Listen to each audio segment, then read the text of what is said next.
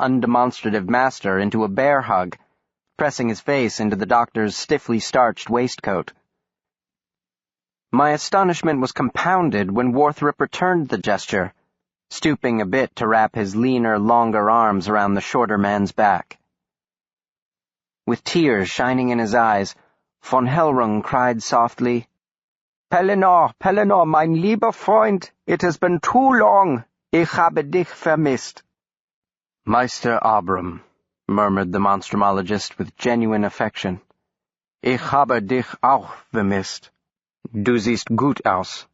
"Oh, no," remonstrated the thick-set Austrian.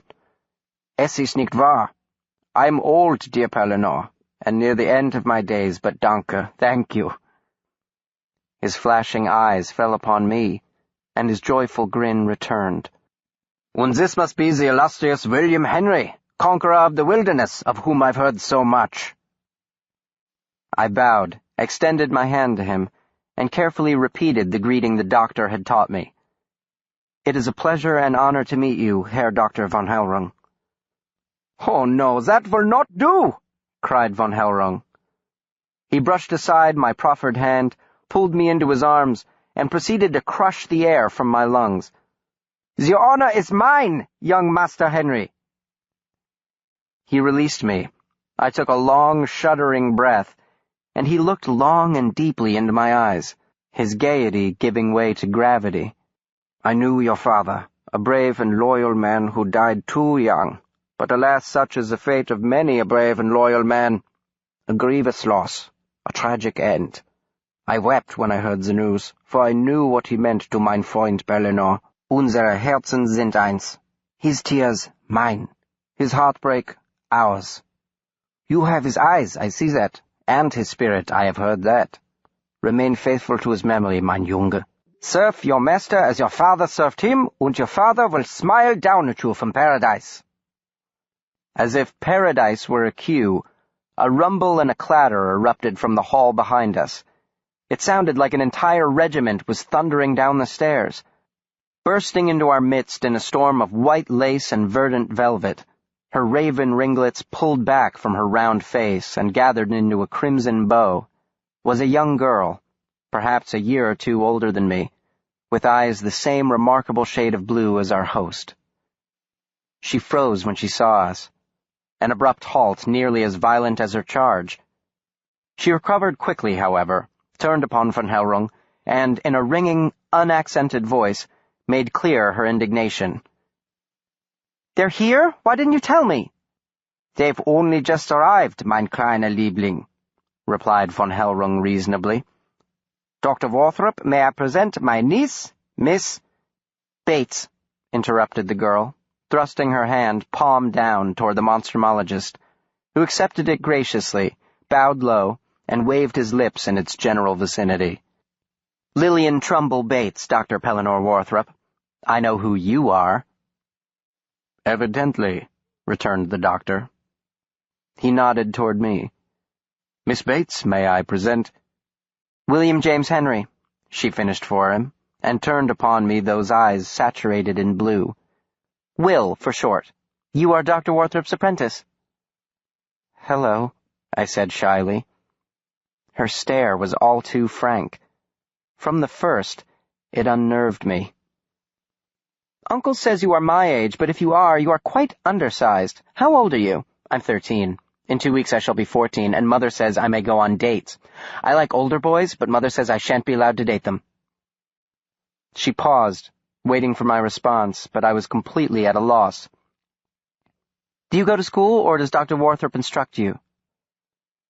"Neither," I replied, in a kind of squeak that sounded embarrassingly bird-like to my ears. "Really? Why? Are you thick-headed?"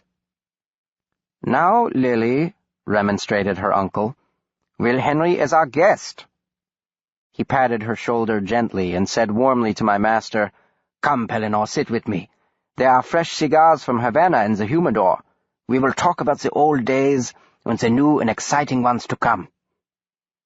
Then, turning back to his niece, he said, "Lily, mein kleiner Liebling, why don't you take William to your room and show him your birthday present? We'll ring up when dinner is served."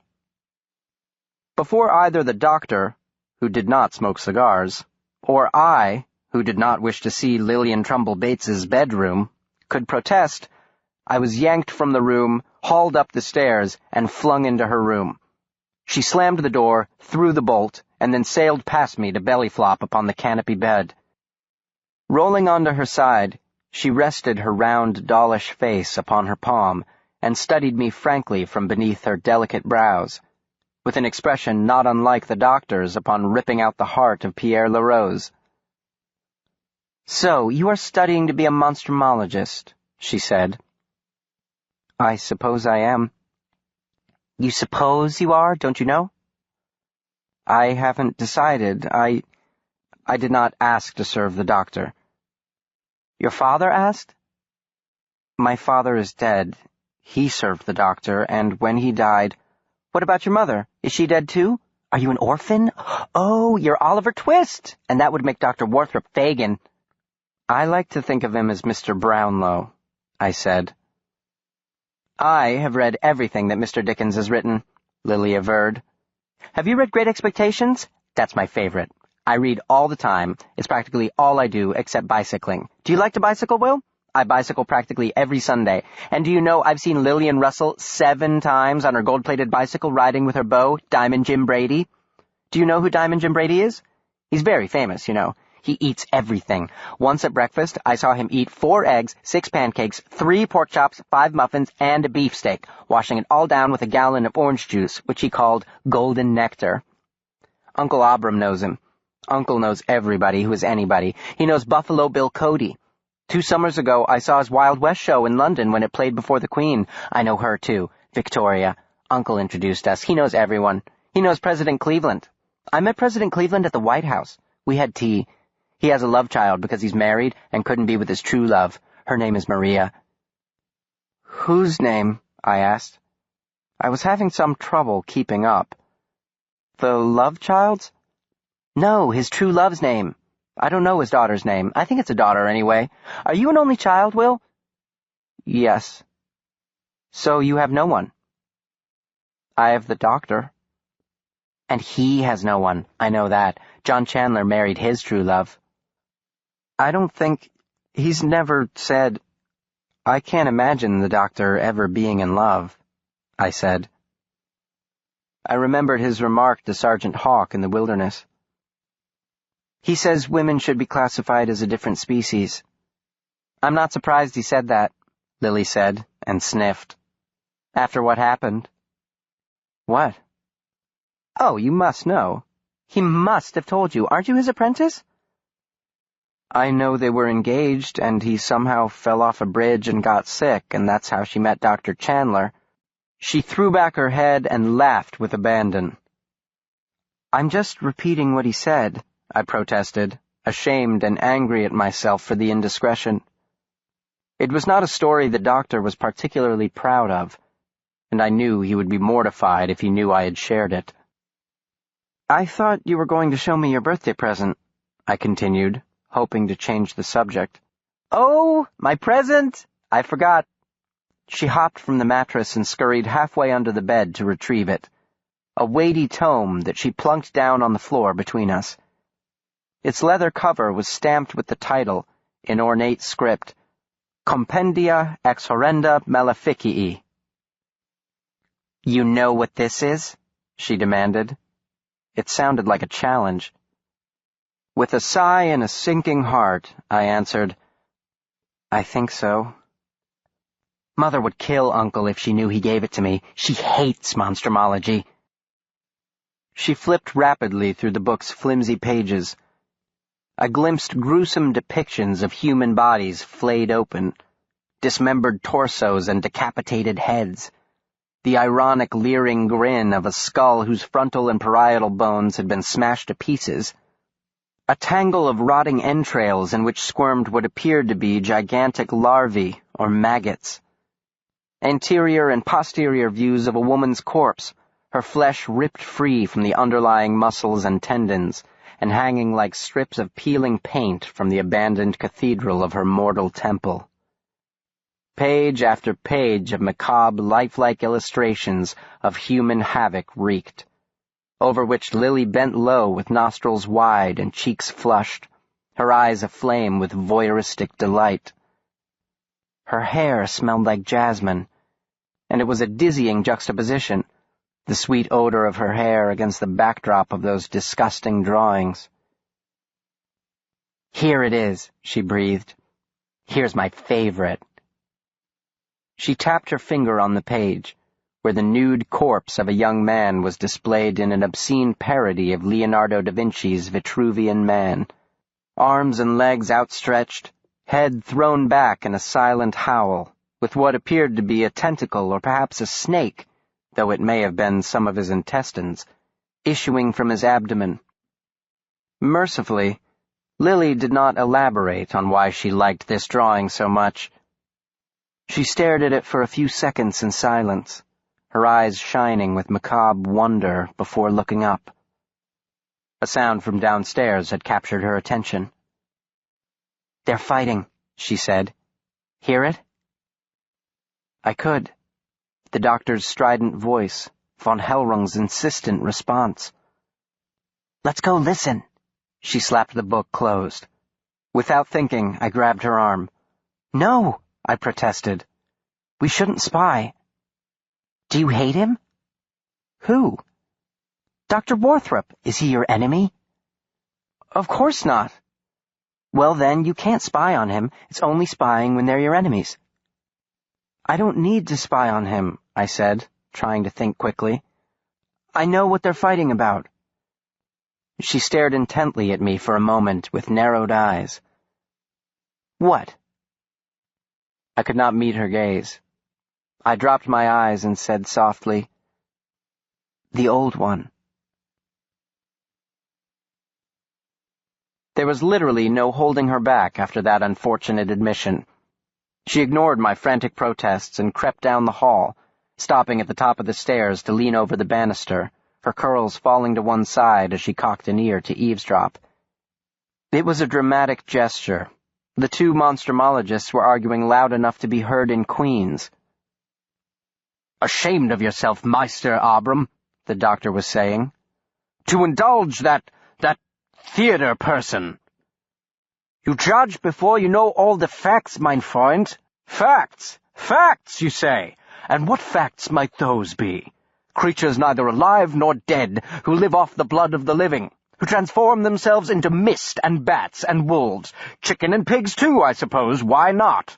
Who sleep in coffins and rise each night with the moon? Are those the facts to which you refer, Meister Abram? Pellinore tales of the vampire stretch back hundreds of years. So do tales of leprechauns, and we do not study those. Or are they next? Are we to include magical sprites in the canon? We might as well. Henceforth let us devote ourselves to determining how many fairies can dance upon the head of a pin, or perhaps in the vacuum that exists between your ears. You wound me grievously, mein Freund. And you insult me, mein Meister. If I had proposed such a thing when I was your pupil, you would have boxed my ears. Why is it? Have you gone daft? Are you drunk? What in the name of God would compel you to pursue this madness? You credit me too much power, Pellinore. I can only suggest it is up to the society to decide. I credit you with the death of 2 innocent men, and the attempted homicide of another. I do not count Will Henry and myself. We took that risk with no compunction from you. I did not tell John to go. He offered. You didn't have to tell him, you wicked old fool. You knew he would go if he thought it would please you. He said the case had never been fully explored. He insisted. The doctor cursed loudly, and I heard the hard thud of something being slammed to the thick carpet. Instinctively, I started down the stairs, and Lily pulled me back. "Wait," she whispered. "It is nothing," I heard von Hellrung say. "It can be replaced." "I hold you fully responsible for what happens to him," returned the doctor, refusing to be mollified. "And I freely accept that responsibility. I shall do all within my power, though I fear it is too late." "Too late? What do you mean?" "He is in the state of becoming." "Oh, for the love of— Has the whole world gone mad? Am I the sole sane person left in the cosmos? The state of becoming what? No, don't you dare say it. If you say it, I shall break the other one over your thick Austrian head. You are understandably distressed. So what is your plan? Keep him alive long enough to present him as a leptolaconus specimen, then shove a silver dagger through his heart? Burn his body upon a bloody pyre? I shall turn you over to the police. I shall see you prosecuted for cold-blooded murder and watch you hang. You must come to terms with certain facts. Facts! Oh, wonderful. We are back to the facts. Warthrop laughed harshly. The first of which is, regardless of what you think of my proposal, that John will die, probably well before I can present my paper. And why do you say that? Because he is starving to death. For a moment there was no reply.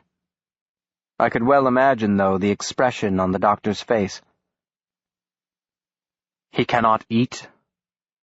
He will not eat, because what is offered is not what satisfies. Lily hissed between her teeth and yanked me backward, for the doctor had appeared below, practically running toward the front door.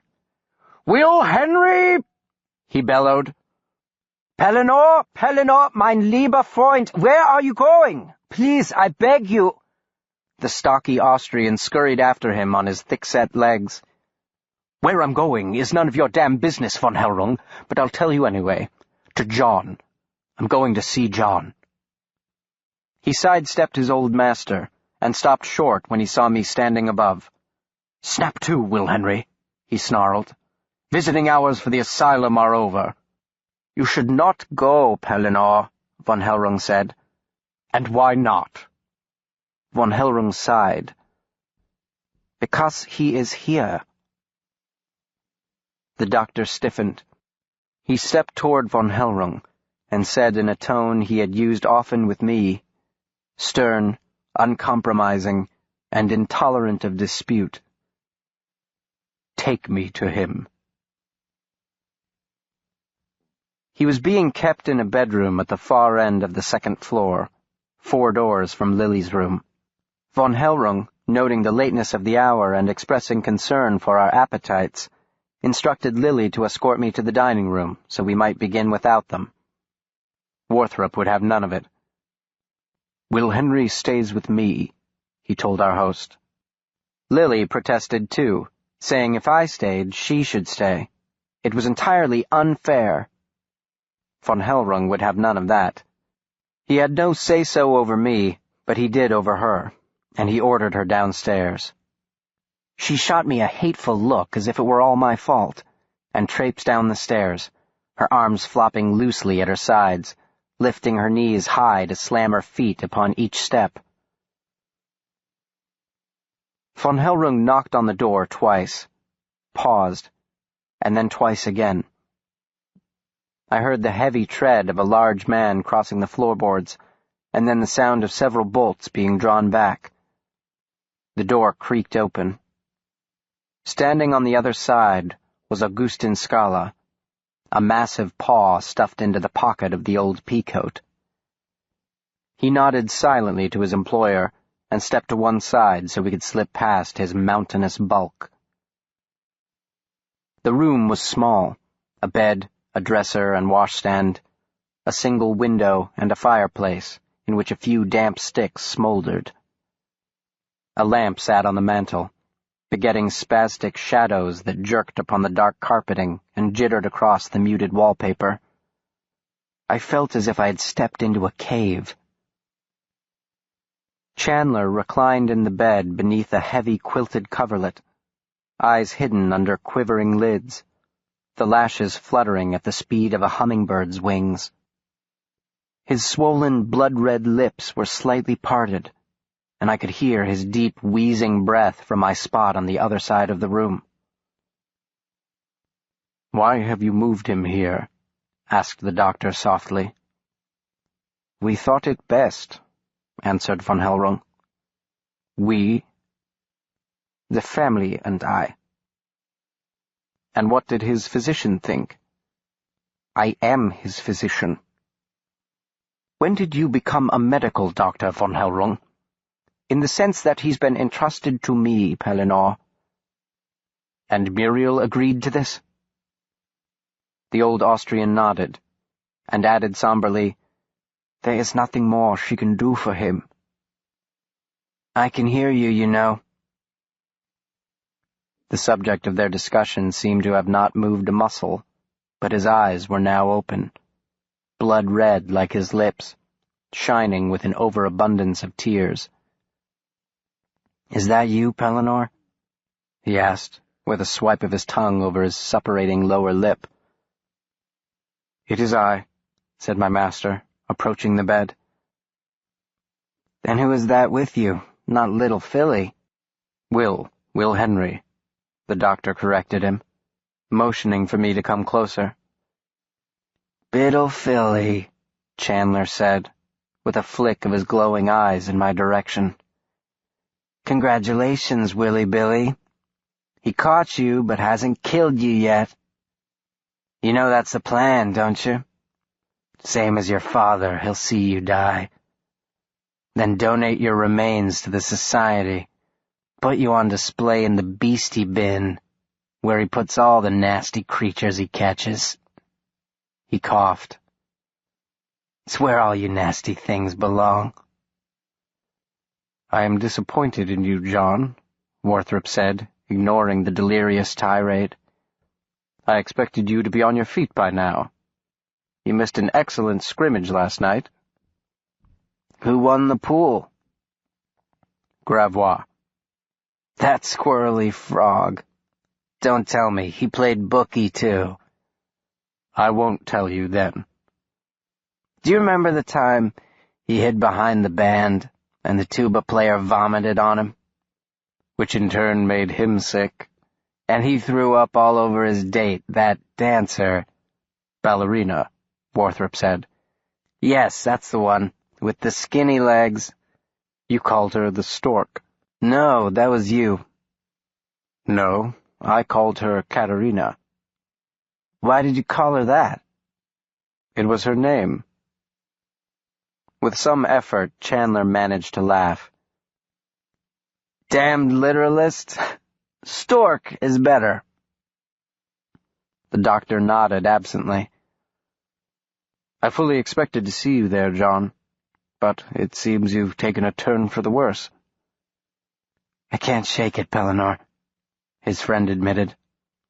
I felt a little better for a while, and then I fall back again, like Sisyphus and the rock. How do you expect to get better, though, if you refuse to eat? A look of anger flashed across Chandler's face. Who told you that? Warthrop glanced at von Hellrung, who was studying his patient with an expression of intense concern. Why can't you eat, John? Persisted the doctor. I would eat. I'm hungry enough, so hungry I can hardly stand it, but they won't give me anything. Now, John, von Hellrung scolded him, you know that isn't true. Tell you me true, shouted Chandler. Tell me you true. He closed his eyes and grunted in frustration. He spoke with great deliberateness, plucking each word clean from the tangled undergrowth of his thoughts before allowing it past his lips. Don't tell me what's true. Anything you'd like. Anything. Only name it, and I will see that you get it within the hour, said Warthrop. Chandler was trembling. Fluid dripped from the corners of his eyes. The doctor reached down to wipe away the tear, and his friend jerked violently beneath the covers. Don't touch me, Pellinor. Name it, John, the doctor insisted. Chandler's head rocked from side to side. His eyes continued to leak tears. The pillowcase was stained with them. I can't.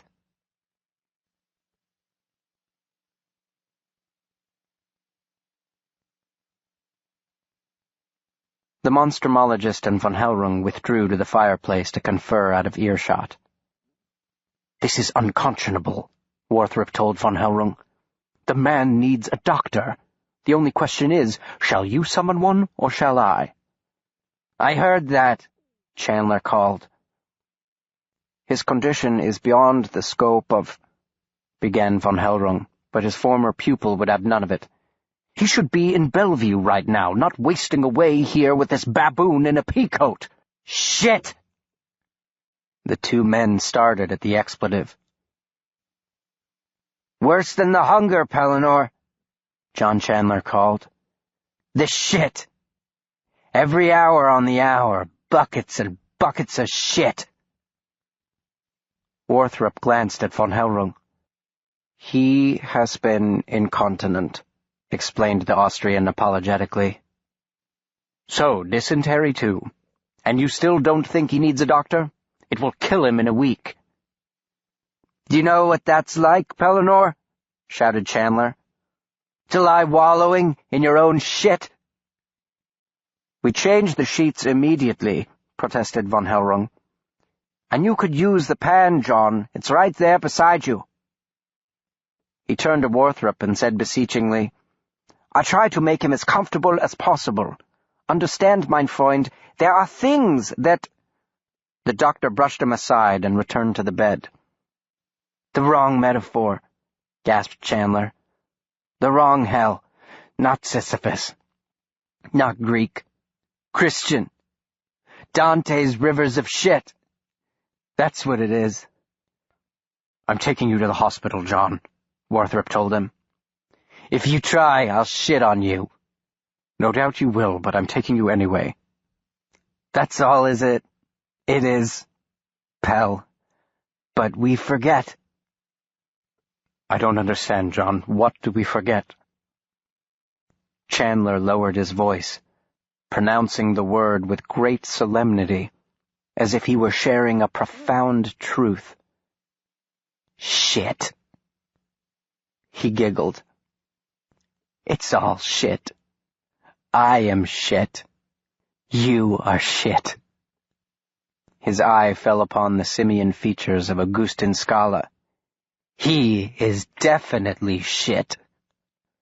Life is shit. Love is shit." Warthrop started to speak, and von Hellrung cut him off. "Don't, Pellinor. It is not John who speaks now. It is the beast." "You don't believe me," said Chandler. "You haven't bathed in it yet, that's all. The minute it sullies your unadulterated ass, you jump into a river, don't you?" He coughed, and thick green bile broiled in his mouth and bubbled over his lips. His Adam's apple bobbed as he swallowed it back down. "You disgust me," Chandler said. "Everything about you is repulsive, nauseating. You sickening, mealy-mouthed piece of snot." The doctor said nothing. If he remembered that he himself had spoken these words before, he did not show it. But I remembered. Pellinor, being perfect is such a chore. Do you remember that one?" Chandler asked. "Yes," answered the doctor. "One of the kinder ones, as I recall." "I should have let you drown." Warthrop smiled. "Why didn't you?" "Who would I have played my jokes on, then? It was all for show, anyway. You didn't really mean to drown yourself." "How do you know?" "Because I was with you, you stupid bugger. If you'd really meant it, you would have waited till you were alone." "An error owing to inexperience." "Oh, don't worry, Pell, you'll get there. One of these days. All of us. Suffocating in shit." His eyes rolled toward the ceiling. The lids fluttered. The doctor looked at me and nodded. He'd heard enough. He pointed toward the door. We'd crossed halfway to the exit when Chandler called out in a loud voice, "It won't do any good, Pellinor. He'll finish me before the ambulance leaves the gates." The doctor turned.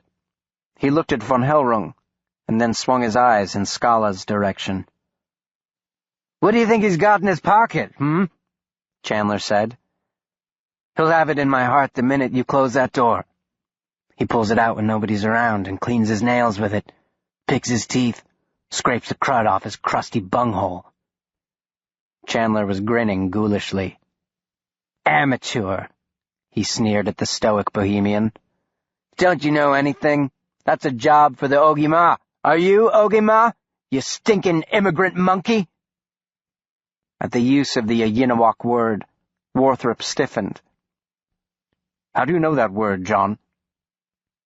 Chandler's head lolled upon the pillow. The eyes rolled back in their sockets. "Heard it from the old man in the woods."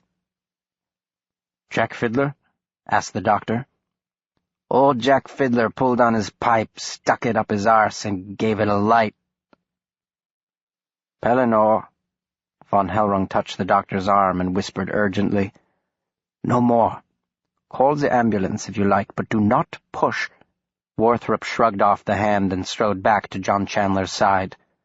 "You remember Fiddler?" he said to him. Grinning, Chandler answered, "His eyes see very far, much farther than yours." "And LaRose? Do you remember Pierre LaRose?" I heard a snatch of the same nonsense he'd spouted in the wilderness. "Gatsnathnesht, Gebgung Grudge Petch Krishank." In a loud voice, Warthrop repeated the question, adding, "John, what happened to Pierre LaRose?" Chandler's demeanor abruptly changed. A look of profound dismay, eyes welling with tears, the fat lower lip quivering like a child's when confronted by inexpressible loss, transformed his vaguely bestial appearance into one of heart-wrenching pathos. "You don't go doing it, Mr. John," he told me. "You don't go peeking up the grand lady's skirts. You don't look in them woods for the things that are looking for you." "And he was right, wasn't he, John?" asked von Hellrung, for Warthrop's benefit more than his own. My master shot him a withering look. "He left me," Chandler wailed. "He knew, and he left me." Blood-flecked tears trailed down his hollow cheeks. "Why did he leave me?" "Pellinor, you've seen them. The eyes that do not look away. The mouth that cries on the high wind. My feet are on fire. Oh, good Christ, I'm on fire." "It called your name," murmured von Hellrung encouragingly. "LaRose abandoned you to the desolation, and the desolation called to you." Chandler did not reply.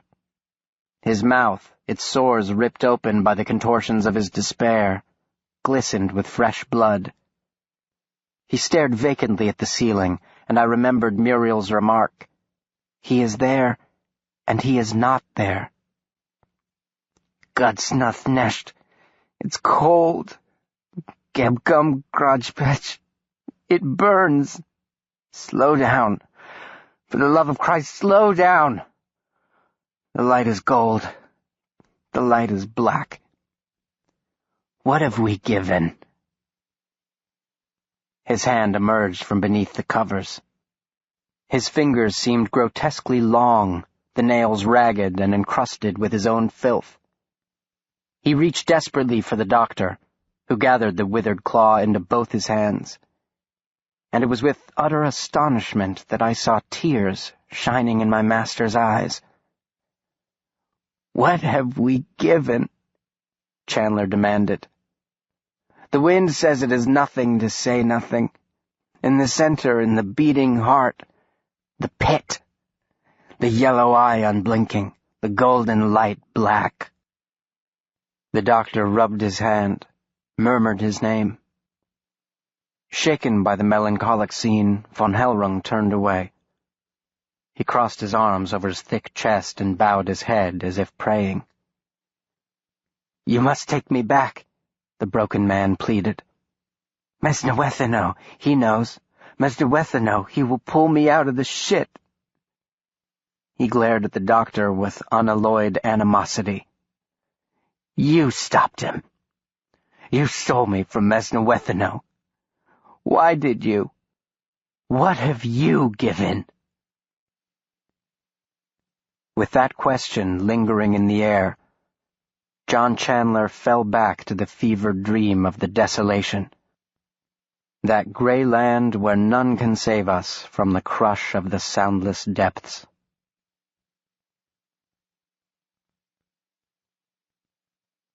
Warthrop did not take him back to Mesnawethano. He took him by ambulance to Bellevue Hospital, leaving me in the care of von Hellrung, with instructions, as if he were boarding his horse, that I should be fed and given a proper bath before being put to bed. I will come by for him later tonight, or in the morning, if not. I want to stay with you, sir, I protested. I won't hear of it. Then I'll wait for you at the hotel. I'd rather you not be alone, he said, with a perfectly straight face. The man who left me alone for hours, sometimes days at a stretch.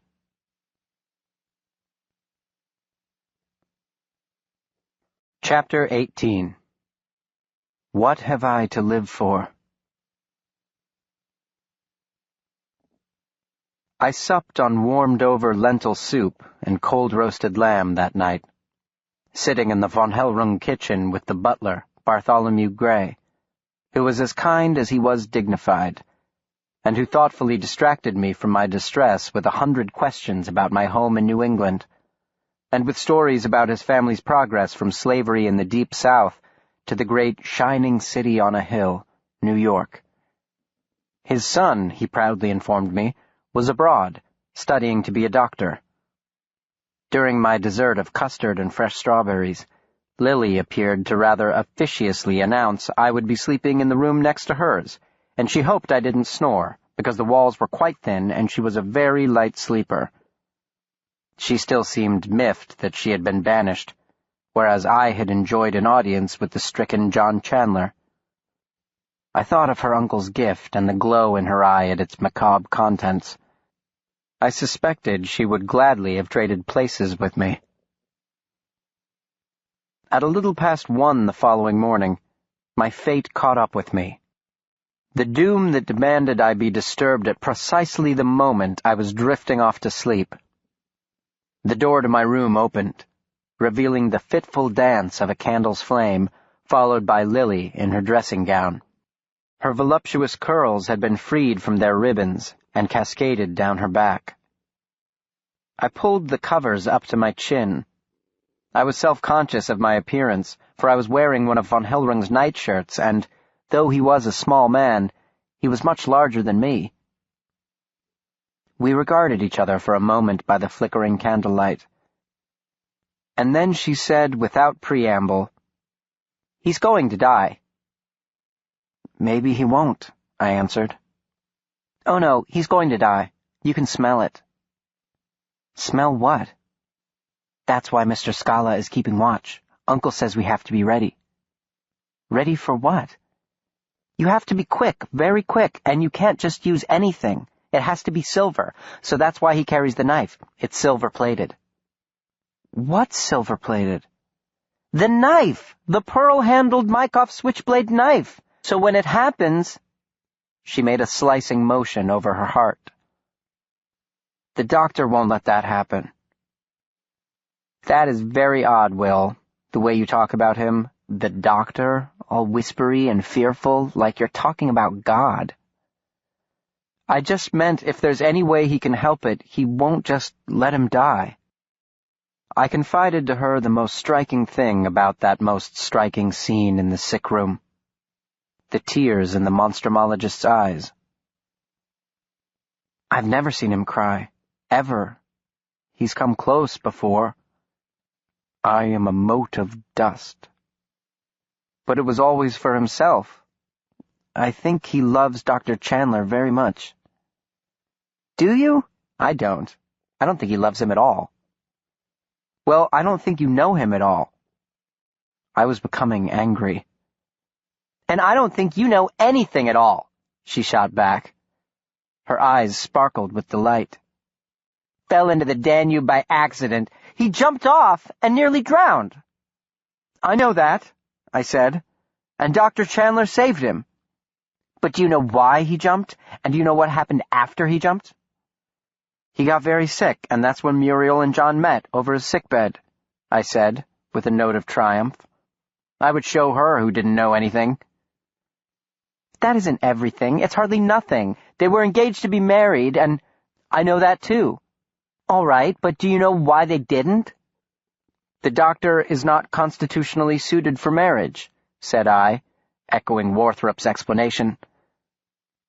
Then why did he propose in the first place? I don't know. See? You don't know anything. She smiled broadly. Her cheeks dimpled. Okay, I sighed. Why did he propose? I don't know, but he did, and then the next day he jumped off the Kronprinz Rudolf Bridge. He swallowed a gallon of the Danube and got pneumonia and a case of putrid sore throat, coughing up blood and vomiting buckets of black bile. He nearly died, Uncle said. They were madly, desperately in love. They were the item, here and on the continent. He is quite handsome when he cleans himself up. And she is lovelier than Helen, so everybody thought it was a perfect match. After Dr. Chandler fished him out of the river, she came and sat by his bed day and night. She called to him, and he called to her, though they sat right beside each other. She ran her fingers through her thick fall of curls and stared dreamily into the distance. Uncle introduced Pellinor to Muriel, so he blamed himself for what happened. When your doctor didn't get any better after 2 weeks in Vienna, Uncle shipped him off to a balneologist in Teplitz, and that's when things got really bad. She paused for dramatic effect. I found myself fighting the urge to grab her by the shoulders and physically shake the rest of the tail out of her. How often does our desire spring upon us unawares, and from what unexpected hiding places? There was so much about the man that was hidden from me. Hidden to this day, I will confess. To now have even the smallest of peeks behind the heavy curtain. He stopped eating, she continued. He stopped sleeping. He stopped talking. Uncle was desperate with worry. For a whole month this went on, Pellinor in silence wasting away, until one day Uncle said to him, "You must decide, will you live or will you die?" And Pellinor said, "What have I to live for?" And Uncle answered, "That only you can decide." And then he decided. "What?" I whispered. "What did he decide?" "He decided to live, of course." "Oh, I'm beginning to think you are thick-headed, William Henry. Of course he decided to live, or you wouldn't be here, would you?" It wasn't the perfect ending. The perfect ending would have been him deciding the opposite, because it's the best kind of love that kills. Love isn't worth anything unless it's tragic. Look at Romeo and Juliet, or Hamlet and Ophelia. It's all there for anyone who isn't so thick-headed he can't see it.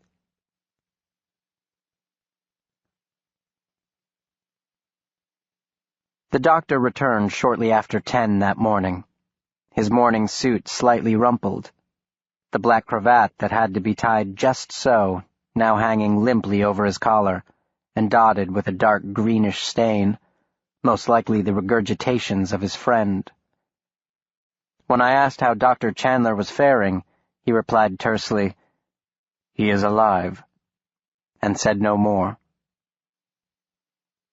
The day had dawned overcast with a blustery wind from the north that brought a plethora of bad memories with it. Von Hellrung and Lily walked us to the curb. Warthrop turned to his old mentor upon seeing Bartholomew Gray in the driver's seat of the hansom. "Where is Scala?" he demanded.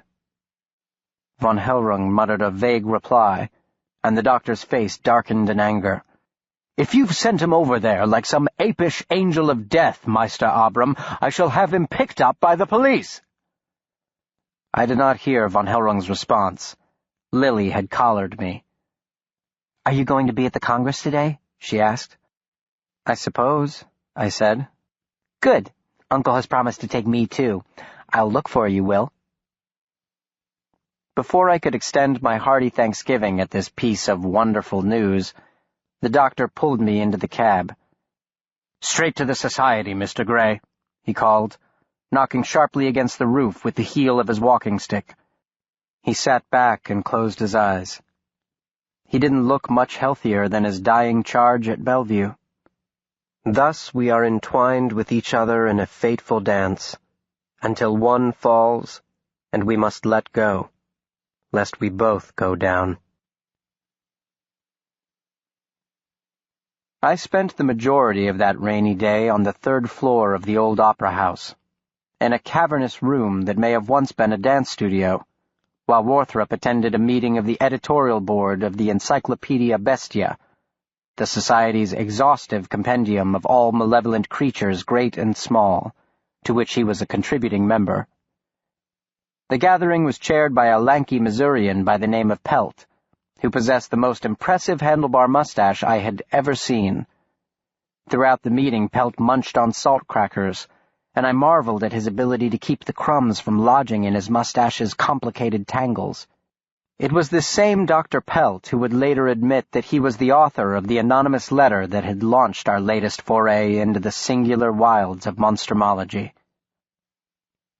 Having hardly slept the night before, I dozed off in my chair to the droning of the learned men, while the latest treatises were discussed, debated, and dissected against the pleasant background music of the drumming rain upon the high-arched windows. It was in this state of sweet semi-stupor that I received a sharp jab to my shoulder. Jerking awake, I looked up to see Lily Bates beaming down at me. "Here you are," she whispered. "I've been looking everywhere for you. You might have told me where you'd be." "I didn't know where I'd be," I said honestly. She plopped onto the chair beside me and watched glumly as a phlegmatic little Argentinian with the rather remarkable name of Santiago Luis Moreno Acosta Rojas droned on about the poor composition skills of monstrumologists in general. "I understand they are not men of letters, but how can they be such unlettered men?" "This is dreadfully boring." Lillian stood abruptly and held out her hand. "I can't leave the doctor," I protested. "Why? He might need a footstool?" she asked sardonically. She pulled me to my feet and dragged me toward the door.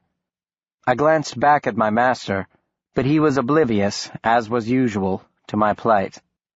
"Quiet now," she whispered, leading me to a door across the hall, over which a sign had been posted. Absolutely no admittance, not an exit. The door opened to a flight of stairs that dove downward, the darkness beneath swallowing the pitifully small light of the jets that burned on each landing. "I don't think we should be going down there," I said. "The sign—" She ignored me, pulling me behind her as she descended this little-used shaft, hardly concerning herself with the narrow treads or the fact that there was no railing. The walls, moist and festooned with long strips of peeling black paint, pressed close on either side. Another door confronted us at the bottom landing, 2 stories beneath the street, and another sign. "Members only. No unauthorized admittance." "Lily," I began. "It's all right, Will," she assured me. "He falls asleep every afternoon around this time. We just have to be very quiet." Before I could ask why it was all right, despite the signs that gave every indication it was not, or ask who fell asleep every afternoon around that time, she forced open the door with her shoulder and flapped her hand impatiently at me to follow, which, for reasons still inexplicable to me, I did. The door clanged shut, plunging us into absolute darkness. We stood at the threshold of a forgotten hallway that led directly to the Holy of Holies of natural history's abhorrent darker side.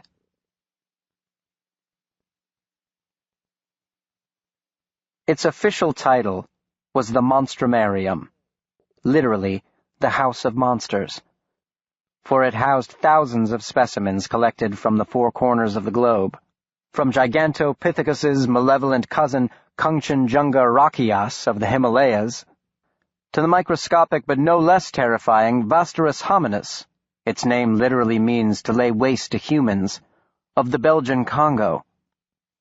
In 1875, a wag had nicknamed the monstrumarium, in a fit of sottish wit, the Beastie Bin, and the name had stuck.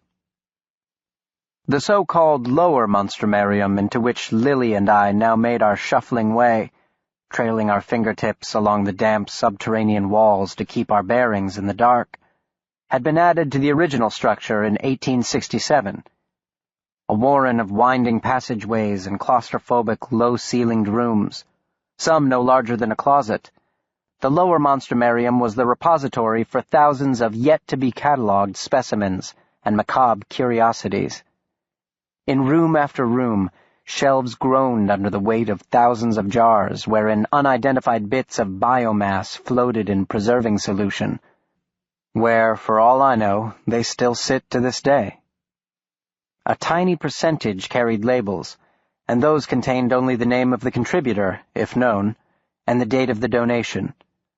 The rest were innominate reminders of the vast constituents making up the monstrumological universe, the seemingly inexhaustible panoply of creatures designed by an inscrutable God to do us harm. We entered a small antechamber, where Lily grabbed a lamp that was hung upon an iron pike embedded in the concrete wall. The atmosphere was cool and musty. Our breaths pooled in the lamplight. "Where are we going?" I asked. "Quiet, Will," she said, raising her voice slightly, "or you'll wake Adolphus." "Who is Adolphus?" Immediately I was convinced that the dungeon was guarded by some gargantuan man-eating creature. "Hush, just follow me and be quiet." Adolphus, as it turned out, was not in the lower monstrumarium that day. His business rarely brought him down there, for he wasn't a monstrumologist and didn't consider himself a zookeeper. He was, rather, the curator of the monstrumarium proper. Adolphus Ainsworth was a very old man who walked with a cane, the head of which was fashioned from the skull of the extinct Ocelli carpendi, a nocturnal predator about the size of a capuchin monkey, possessing 6-inch razor-sharp fangs protruding from its upper jaw, and a partiality for the human eyeball, if that of other primates was not available, particularly the eyes of children, which the ocelli would rip from their sockets while they slept. Adolphus had named the skull Oedipus, and thought himself quite clever, despite the inconvenient detail that Oedipus had plucked out his own eyes. Adolphus Ainsworth was well into his 40th year underground in that fall of '88, and the sunless years had taken their toll upon his complexion. His eyes were weak and rheumy, magnified threefold by his thick spectacles, and his coat was threadbare, the sleeves an inch too short and tattered. He trudged about the narrow corridors in a pair of old open-toed slippers, his toenails glimmering like polished bronze in the dim light. A maxim emerged during his tenure as curator of the monstrumarium: "You can smell Adolphus coming," referring to a development or event easily predictable, along the lines of "as surely as night follows day." The aroma of those subterranean floors, a foul mixture of formaldehyde, mildew, and decomposition, seemed to seep from his very pores. A certain monstrumologist who was close to him politely suggested the smell was being absorbed by his profusive mutton chops, and perhaps he should shave. Adolphus rebuked the man, protesting that, since he was as bald as a billiard ball, he intended to maintain what hair he could, and, moreover, he cared not how badly he smelled. Though he was well into his 8th decade, his memory was prodigious.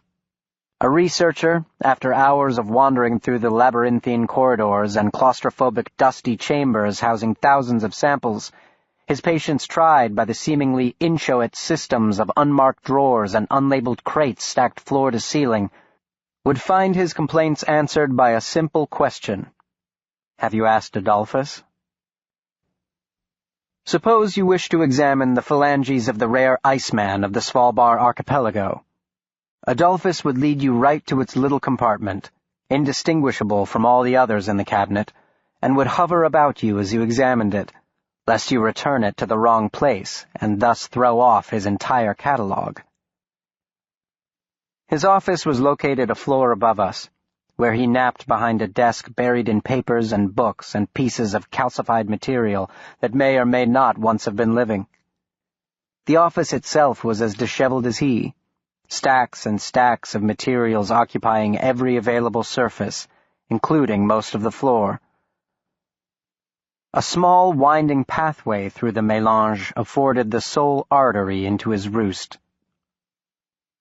One floor beneath where he snoozed that rainy November afternoon, Lily's lamp supplied what little light there was to navigate the forbidding snarl of dusty, narrow halls of the lower monstrumarium, with their faint odor of formaldehyde, their patina of dust, and the occasional fitfully waving cobweb.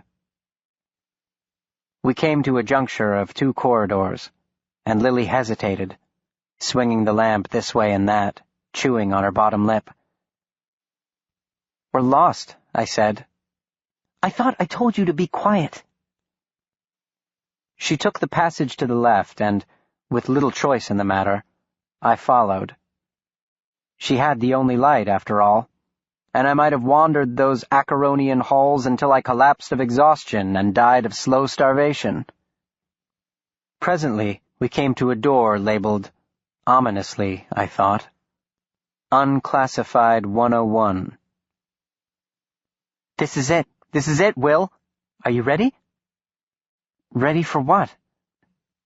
I asked for this for my birthday, and instead I got a stupid old book. She pushed open the door, and a very familiar smell charged into the narrow hall. I'd been assaulted by it many times in my service to the Monstrumologist, the unmistakable evidence of biological functions, the smell of animal waste and rotting meat. Lining 3 walls of the small chamber were steel cages stacked on top of one another, most of which were empty, but for a bit of damp straw and a dry watering dish in each. But a few had occupants that scurried to the comforting shadows of their prisons, or pressed their snouts hard against the mesh, slobbering and snarling with bestial rage at our intrusion. What manner of organisms they were, I could not say.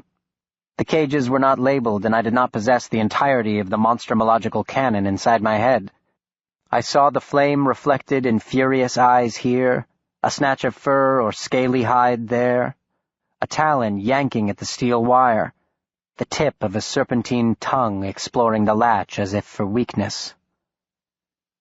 Lily ignored the clamor and made straight for a table placed against the far wall, upon which sat a rectangular container made of thick glass. She set the lamp down beside it and motioned for me to come closer. Within the terrarium I spied a 3-inch layer of fine sand, a saucer filled with a viscous liquid that resembled blood, and several large rocks, a desert landscape in miniature. I could not see, however, anything living, even after she removed the heavy lid and instructed me to look closely. It's just a baby, she said, forced by the din to bring her lips to within an inch of my ear. They grow as big as 5 feet, Uncle says. That's it there, that big lump. He likes to do that, bury himself in the sand. If it is a he. Uncle says they're very rare and worth a great deal of money, especially alive. They don't do well in captivity. There, did you see him move? He hears us. The hidden thing undulated under its blanket of ochre grains. What is it? I breathed.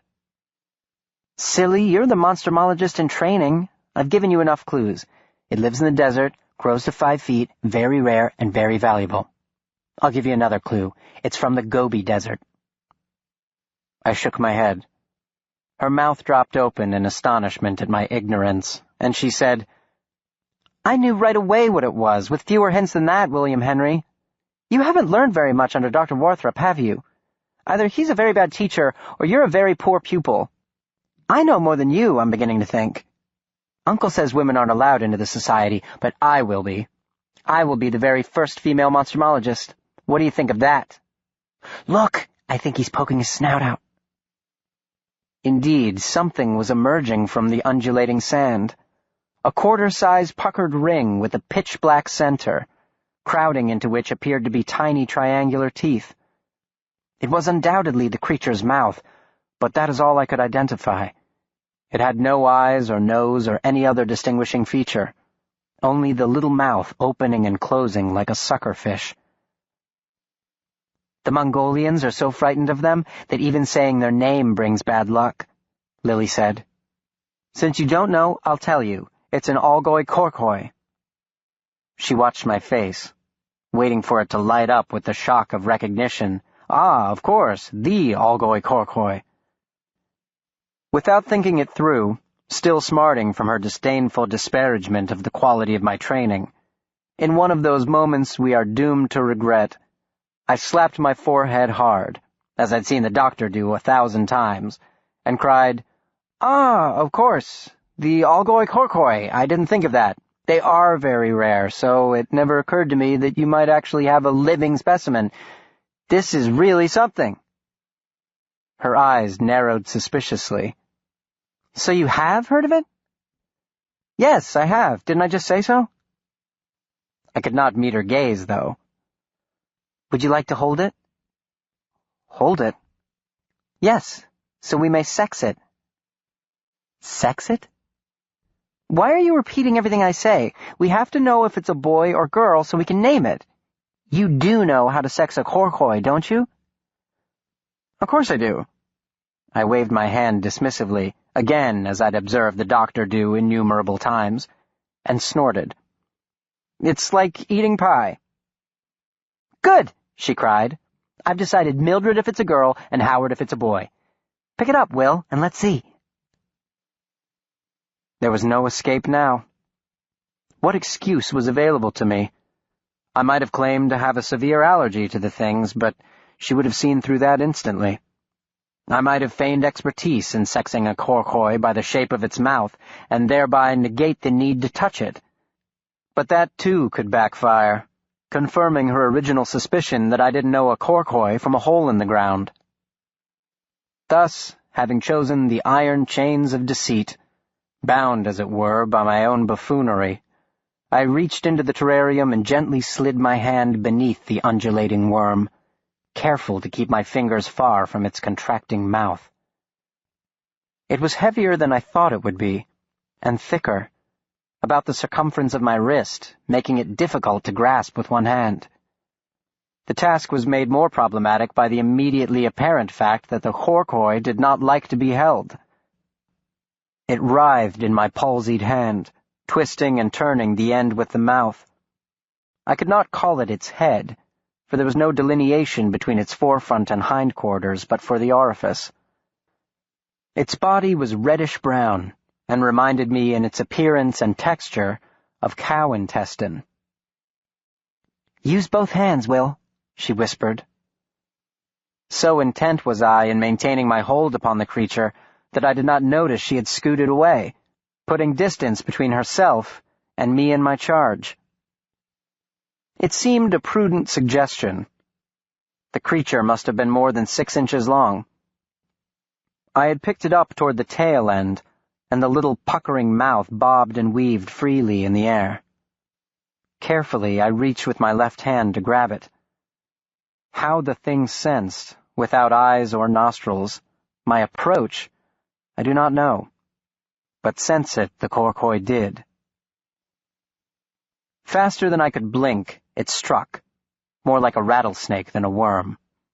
Only later would I discover it was indeed a member of the reptile family. It coiled and then snapped whip-like directly at my face, the diminutive mouth expanding to twice its original size, revealing row upon row of tiny teeth marching backward into the lightless tunnel of its gullet. Instinctively my head snapped back, which saved my face, but exposed my neck. The last thing I saw before it attached itself were the teeth emerging from the recesses of the yawning pit of its mouth. I did not feel the bite at first. Indeed, I felt an enormous pressure as, by means of its rubbery lips, it affixed itself with leech-like determination. And then there was the slap of its body against my chest, for it had pulled free from my hand. It coiled itself part way around my neck and immediately began to squeeze, cutting off my air, as simultaneously something fire-hot scorched the spot beneath its anchored mouth. A Khoikhoi, I would later learn, does not eat the flesh of its victims, nor does it, in the strictest sense, drink their blood. More like the spider, it uses its toxic saliva to liquefy the flesh of its prey. Its teeth are vestigial relics from its evolutionary past. The choking behavior is used, like the web of the arachnid, to immobilize. Goes without saying that it is very difficult to defend oneself while unconscious. Mad with panic, I clawed at the monster. Lily recoiled in horror. Her little game had spun out of control, and now she seemed paralyzed by its denouement. I stumbled against the table, lost my balance, fell. Dark flowers blossomed in my field of vision. She screamed, her cries coming to me as if from a great distance. And it was through the veil of that spinning, ever-growing garden of raven blooms that I watched her run from the chamber, taking the light with her, leaving the darkness and the crazed residents of Unclassified 101 of the Lower Monstrumarium with me.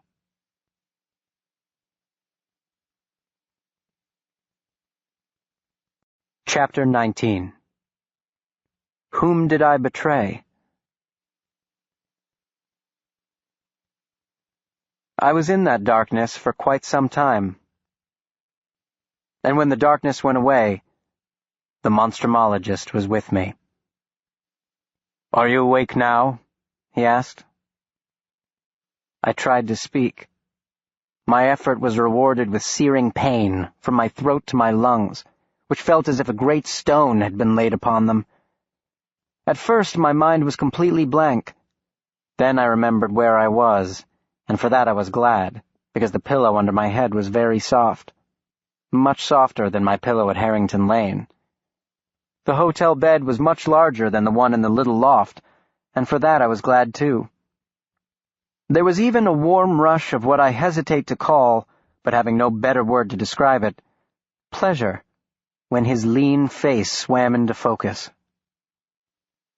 "Hello, sir," I croaked. "Tell me, Will Henry, do you think you are in a little trouble or a great deal of trouble?" "A great deal, sir." "And you're fortunate that your luck is not commensurate with the amount of trouble. By all accounts, you should be dead." "It would not be the first time, sir."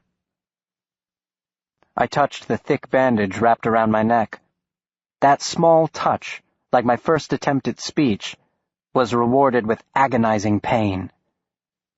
"I wouldn't touch that if I were you," he said. "Yes, sir," I managed to gasp. "Why is it that every time I leave you to your own devices you end up seriously injured? I'm beginning to think I shall have to cart you around with me like an Indian babe in a papoose." "It wasn't my idea, sir." "No? Miss Bates placed the Khoikhoi around your neck?" "No, sir, she didn't touch it. I picked it up." "And can you tell me why in the world you would pick up a Mongolian deathworm?" "To sex it, sir." "Dear Lord, Will Henry, don't you know Khoikhoi are hermaphroditic? They are both male and female." "No, sir," I choked out. "I didn't know that." "By now I'm sure it's occurred to you that the price of ignorance in monstrumology can be quite steep." "Oh, yes, sir." "Ignorance could cost your life. Did you weigh that cost against the exigency of sexing the worm?" He did not wait for my answer. "I think not. Why did you do it, Will Henry? Why did you go somewhere you clearly had no business being?" Lily... Lily! What, did she bop you over the head with a chair and carry you down to the monstrumarium? She said she wanted to show me something. A word of advice, Will Henry. When a person of the female gender says she wants to show you something, run the other way. The odds are it is not something you wish to see. Thank you, sir. I didn't know that. He nodded gravely, but through my tears of pain, did I see his eyes dancing merrily in the lamplight? There is still much you do not, he said, about science and more esoteric phenomena. Esoteric phenomena? Females. In this instance, the same girl who brought you to the edge of death also yanked you back. If not for her quick thinking, your indispensable services would have been quite dispensed with. She ran straight to Professor Ainsworth and roused him, with no small amount of effort, and to his subsequent annoyance from missing his nap on account of two silly children playing where no child should ever play. It was Adolphus who saved your life, Will Henry, and to whom you owe all gratitude, which I suggest you express to him at your earliest convenience, at a safe distance, for I believe it is his intention to wrap his cane around your neck if you step foot in his dominion again. I nodded, and winced, for the motion caused a hot bolt of pain. The doctor fished a cloth from the wash-basin on the bedstand. He wrung out the excess water and began bathing me, starting with my sweating forehead and working his way down. He bent to the task with his usual level of intense concentration, as if there existed the absolute ideal of giving a recalcitrant apprentice a sponge bath, a precise procedure he was determined to follow to the letter. "The next few days are critical," he began in that lecturing tone I'd heard 100 times before. "Your good fortune includes the fortuitous fact that Adolphus keeps a supply of the absolute ideal of giving a recalcitrant apprentice a sponge bath, a precise procedure he was determined to follow to the letter. "The next few days are critical," he began in that lecturing tone I'd heard 100 times before. "Your good fortune includes the fortuitous fact that Adolphus keeps a supply of Corcoy anti-venom on hand in the heretofore unlikely event of 2 children sneaking into the lower monstrumarium for the purpose of sexing something that by its nature cannot be sexed. However, the extent of that good fortune is mitigated by the nature of the venom. It is extremely slow-acting. In the wild, the death worm may go for months without eating, so it relies on its venom to keep its prey more or less immobile while it feasts, for days, upon its living flesh. The venom is a narcotic, Will Henry, known for its hallucinogenic attributes. Native tribesmen harvest it and ingest it in small doses for its opium-like effects, sometimes by diluting it in distilled liquor or, which is more common, by smoking rabbit weed that has been treated with it. You must tell me immediately if you start to see things that by all reason should not be there, and I will have to keep a close eye on you for indications of paranoia and delusional thinking. The latter poses the greater threat, since one might argue it's your normal mode of operation. You'll be fine one moment, and the next you may be convinced you can fly, or that you've sprouted a second head, which in your case would not be a particularly bad thing. Another brain could not hurt." He was examining the earlier wound, the spot on my chest where John Chandler's teeth had bored into me. "What else?" he asked rhetorically. "Well, you may experience an intense burning sensation when you urinate. In particularly sensitive individuals, circulation is lost to the extremities, gangrene sets in, and the appendage must be amputated. You may lose your hair. Your testicles might swell. There have been cases of spontaneous hemorrhagic bleeding from the orifices, particularly the anus. Your kidneys could shut down, your lungs could fill with fluid, and you could literally drown in your own mucus. Am I leaving anything out?" "I hope not, sir." He wrung out the cloth, pulled down my nightshirt, and arranged the covers around me. "Now, are you hungry?" "No, sir." "Do you think you can manage to stay out of trouble while I check on my other patient?" Lily? For some reason, my heart fluttered with dread. As is so often the case, the instigator of the misdeed has escaped unscathed. I was speaking of Dr. Chandler. Oh, no, sir, I'll be fine. If you do get hungry later, ring the front desk and have them send something up. Soft foods, Will Henry, and nothing too spicy. The phone in the outer room rang, startling him. He was not expecting a call. He left to answer it and returned a moment later, running his fingers through his hair. I'm closing the door, Will Henry. Try to sleep now. I promised I would try. I closed my eyes dutifully. Presently I heard voices coming from the sitting room. Were they real? I wondered. Or was this the venom talking? One was low-pitched, a man's. The others register higher, clearly a woman's. Muriel, I thought. Muriel has come to see the doctor. Why? Had something happened to Dr. Chandler? Had he finally succumbed? I fancied I heard the sound of her crying. The end has come, I thought, my heart going out first to her and then, with a stabbing rush of grief, to my master. I saw him in my mind's eye trudging for mile after mile in the unforgiving wilderness, cradling her husband in his arms. I heard the desperate existential cry shouted in the sound-crushing atmosphere. Why did you come here? What did you think you would find? Why had he gone into the wilderness? In Rat Portage he had seemed to mock von Hellrung's proposal, and the man he claimed was responsible for it.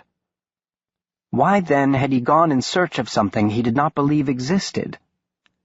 Had it been, as the doctor had theorized, a sycophantic act, or an overly zealous show of filial devotion to a beloved teacher?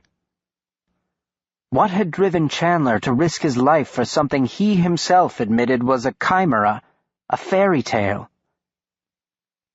The voices without rose and fell, like the currents of a spring-fed mountain stream.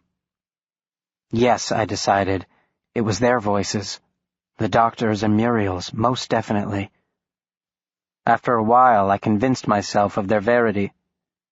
They did not exist solely between my ears, but outside them. I am not proud of what I did next. A short hall led from our rooms to the living quarters. Thankfully, the jets here were not lit, and I navigated the distance in semi-darkness.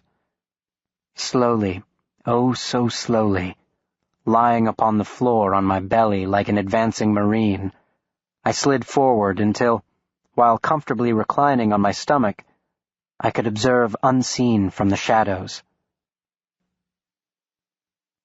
She was sitting on the divan, wearing a fashionable riding cloak over a lavender gown of taffeta and velvet.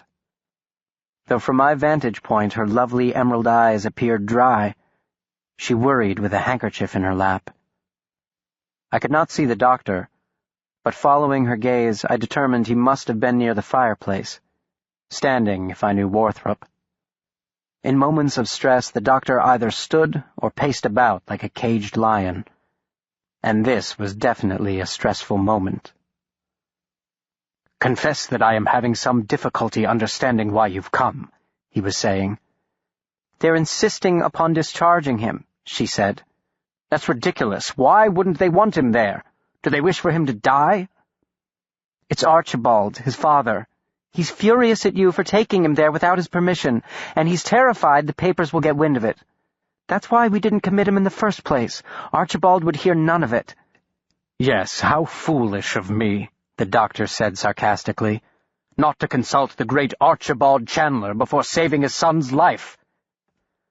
"You know how he's always felt about John's profession. It embarrasses him, brings shame to the family. He's very proud, not a man who takes ridicule easily. You should be able to understand that, at least." "It would be prudent of you, Muriel, to avoid insulting me while on a mission to enlist my aid." She forced a smile, But you make it so easy to do. No, you find it too easy to do. If I retract it, will you help me? I will do, as I have always done, everything within my power to help my friend. That's all I can ask. Is it? His voice dropped. Is that all you can ask? Perhaps not. But it is all that I will for now. His long shadow stretched over her, falling across her face. The downcast eye, the slightly lowered chin, the broken look of loss. She rose. Shadow met the man, and I saw him approach her, stop. With his back to me, he obliterated her from my sight. Are you prepared, Muriel? They may not be able to save him. I have been prepared since Rat Portage. I do not say since he came back, because he never came back, Pellinore. John never came back. She fell into him. He rocked back on his heels, not expecting it, and his long arms enfolded her instinctively. He looked down at her. He could see her upturned face, of course. I could not, and wished that I could. "Where is he?" she asked. "Where is John?" "Muriel, you know Oh, I do. I know exactly what you're going to say. You're going to say, I'm being hysterical, that I'm a hysterical female, and I shouldn't worry my pretty little head, that I should let the strong and capable man take care of things. You're going to tell me there is a perfectly rational scientific explanation for why my husband has become a monster. Your husband is suffering from a well-documented form of psychosis, Muriel, named for the mythical creature he was foolish enough to go hunting after. It has been exacerbated by physical hardship and deprivation, perhaps even torture." She pulled from his arms, straightened her hat, and said with a laugh, "See, I knew you would say that. You're so damn predictable that I wonder how I ever thought I loved you." "Millions love the sun. The sun is predictable." Was that an attempt at humor? I was merely being logical. You should take care with that, Pellinore. Your logic may kill someone one day. She was pressed between the divan and Warthrop. As she stepped to one side to make her escape, he shifted with her, blocking the way. "What are you doing?" she demanded. "Acting unpredictably." She laughed nervously. "I can think of only one other time when you did that." "John accuses me of putting on a show. That I jumped in order to be rescued." Still, it surprised me. I was shocked when I heard the news. "Which part, my jumping or his saving me?" I never understood why, Pellinore. "We share in that, Muriel. I still don't understand why." He stepped to one side, and I could see her again. Though her exit had been unblocked, she remained. "Should I leave?" she asked. I could not tell if she was asking him or herself. She was looking toward the door as if it stood at the end of a 1,000-mile journey. "It probably would be best," he answered softly. "It's something you would do," she said with a note of wistfulness. "Entirely predictable. And perfectly logical." I missed who moved first. Whether a trick of the light or the result of my poisoned anatomy, it seemed that neither moved first. Their hands did not touch, and then their hands touched. She remained half-turned toward the door, Warthrop half-turned toward the window opposite, and her hand lightly brushed the back of his. "I hate you, Pellinore Warthrop," she said without looking at him. "You are selfish, and you are vain. Even rescuing him was an act of vanity. He is twice the man you are. He risked his life because he loved you. You risked yours merely to prove him wrong." The doctor did not respond. He stood ramrod straight, head slightly bowed, in an attitude of prayer. "I pray every night that there is a God, that there is judgment for our sins," she went on in a level voice, now running her fingers, feather light, up and down his arm. "So you might spend an eternity in the deepest pit of hell with all the other betrayers." "Whom did I betray?" he wondered aloud. He did not sound angry, only curious. "I brought him out." Her hand fell away. He stiffened as if the loss of her touch were a blow. "You sent him there. If not for you, he never would have gone." "That's ridiculous. I didn't even know about it until you told me." "He always knew there would be a reckoning. He wouldn't admit it to himself. He was not an introspective man like you. But in his heart, he knew there would be a price, and that he would be the one to pay it." "A price, you say? A price for what?" "For love, for you loving me, and—" her voice faltered. "And for my loving you." "But you hate me. You just said so." She laughed. "Oh, Pellinore, how can a man so intelligent be so utterly dense? Why is John Chandler my husband?" He did not answer. She moved closer. He still would not look at her. "John knew the answer to that question," she said, "and John is not half as bright as you." "I can think of a better question. Why are you his wife?" She struck him across the cheek. He received it with more stoicism than he had when she'd withdrawn her touch. He barely moved. "I wish you had died there," she said matter-of-factly. "You nearly got your wish." "Not in Canada, in Vienna. If you had died in Vienna, I could have played the grieving fiancé and prostrated myself upon your premature grave. John would now be happily married to some bird-witted New York socialite, and I would have fallen in love again. I would not be in this hell of loving a man whom I despise. For as long as you walk this earth, I shall love you, Pellinore. As long as you draw breath anywhere, here or 10,000 miles from here, I will love you. I can't help loving you. So I choose to hate you, to make my love bearable." You should not. Muriel, there are certain things we should never. For the first time in my memory, the monstrumologist struggled for words. "You should not tell me these things." "No, I want you to hear them. I want you to know I still love you. I want you to think about it for the rest of your pitiable life.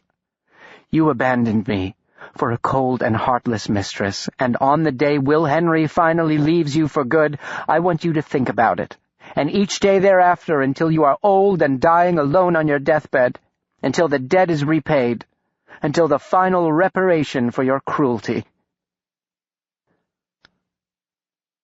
Like a falling man who grabs whatever might be nearby, no matter how flimsy, he said, "Will Henry will never leave me."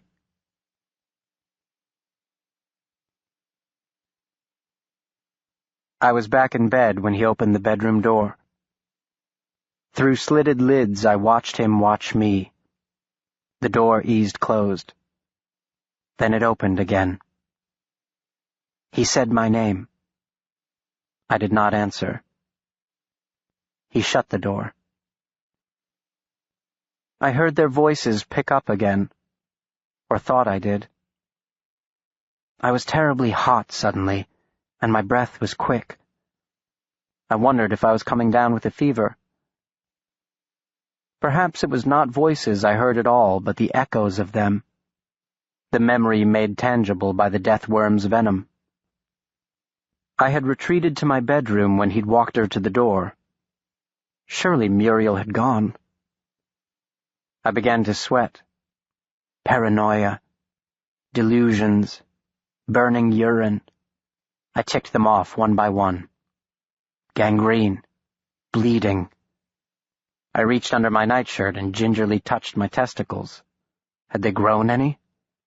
How would I know if they had? It was not as if I measured them every morning. In the outer room, the murmuring gently swelled, receded. Closing my eyes, I had the sensation of something slipping, a loosening, like a poorly tied knot unraveling, and the voices undulating in what had been loosed in me, a sensuous undercurrent beneath the surface of the vast sea in which I found myself floating. The latter poses the greater threat. You'll be fine one moment, and the next you may be convinced you can fly.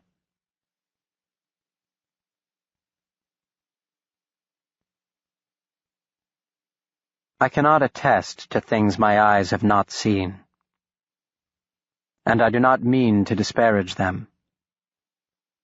I know I was not myself. I know in my blood swam the poison. But in the outer room there were voices, and then there were none. There was no closing of the door or the bidding of good night.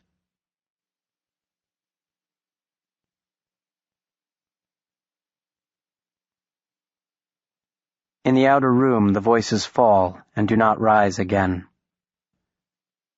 In the empty space where they had been, a woman lifts her emerald eyes. In them, the mirror that defines him, that gives him shape and substance. Without their light, his shadow has more substance than he. What have we given? He stumbles alone through a broken landscape. The wind whistles in the dry bones. There is no water. In her eyes, the spring. What have we given? He has seen what the yellow eye sees. He has prayed in the abandoned cathedral among the dry bones, kneeling in the ruins. He has heard his name spoken by the high wind, by the dry limbs strumming the sterile air. He has known these things. He is the monstrumologist. Too long he has been in the desolation. Now, in her eyes, the abundance.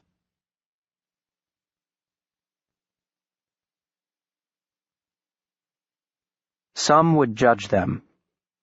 I do not. If it was a sin, it was sanctified. The trespass consecrated by the act itself. He met himself in the purity of her eyes and obtained absolution upon her altar.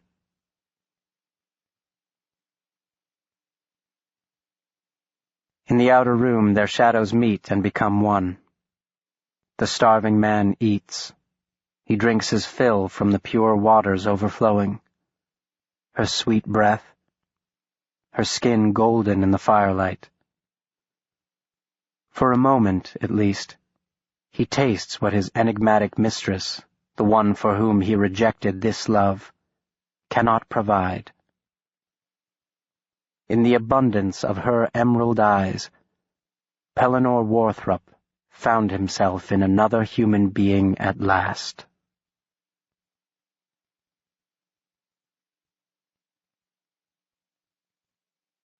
Folio 6.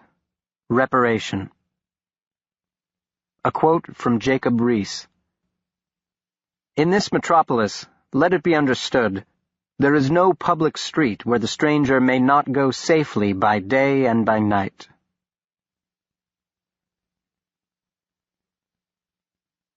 Chapter 20. A beautiful day. He burst into my room early the next morning, bearing a tray burdened with eggs, toast, pancakes, sausages, cranberry muffins, apple cobbler, and orange juice. My startled expression upon this completely unexpected and uncharacteristic display of largesse did not go unnoticed. He laughed aloud and placed the tray before me with a flourish. He even snapped the napkin open and arranged it with great formality around my bandaged neck.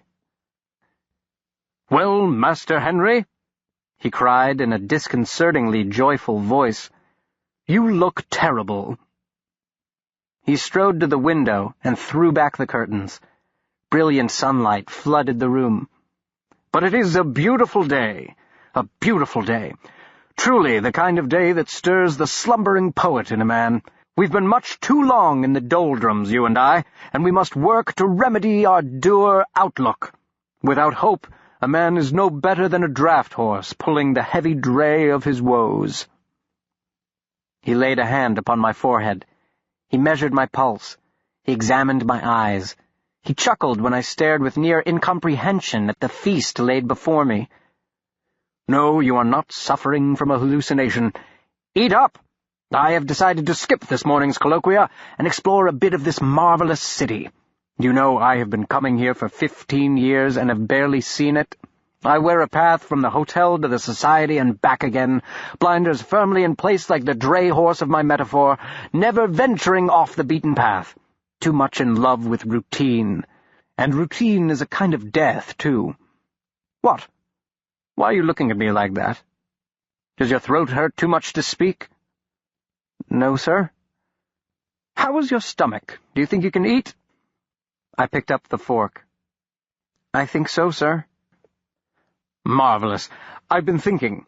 First, we should take the ferry over to Liberty Island to have a look at Monsieur Bartholdi's statue. You know, he is a friend of mine. Not Bartholdi, the builder, Eiffel. Well, not precisely a friend, more of an acquaintance. An interesting little story about Eiffel. As you know, the international exhibit is next year in Paris, and the government wants to commission a suitable monument to commemorate the centennial of the Revolution. Well, Eiffel wrote to me about his plans to—" The ringing of the telephone interrupted him. He dashed from the room. I sipped my orange juice, golden nectar, Lily had called it, and heard him say, Yes, of course. I shall be right down." He appeared in the doorway, his entire being transformed. Gone were the uncharacteristic sparkle in his eye and the rare spring in his step. "I must go," he said. "Why?" I asked. "What's happened?" "It is— You should stay here, Will Henry. I don't know how long I'll be." I placed the tray to one side and threw back the covers. He watched impassively as I struggled out of bed and stood swaying in my stocking feet. "I feel fine, sir. Really, I do. Please take me with you." A young officer of the Metropolitan Police Department came forward as we stepped off the elevator. Short of stature, dressed in a freshly starched uniform, with a shock of red hair and a round baby face sprinkled with freckles, he looked much too young for the role, like a child playing dress-up. He saluted Dr. Warthrop smartly and introduced himself as Sergeant Andrew Connolly. We followed him to a brougham carriage waiting at the curb. Warthrop had been right. It was a beautiful day, chilly but cloudless, the bright morning sun etching sharp shadows and chiseling the buildings into exquisite relief.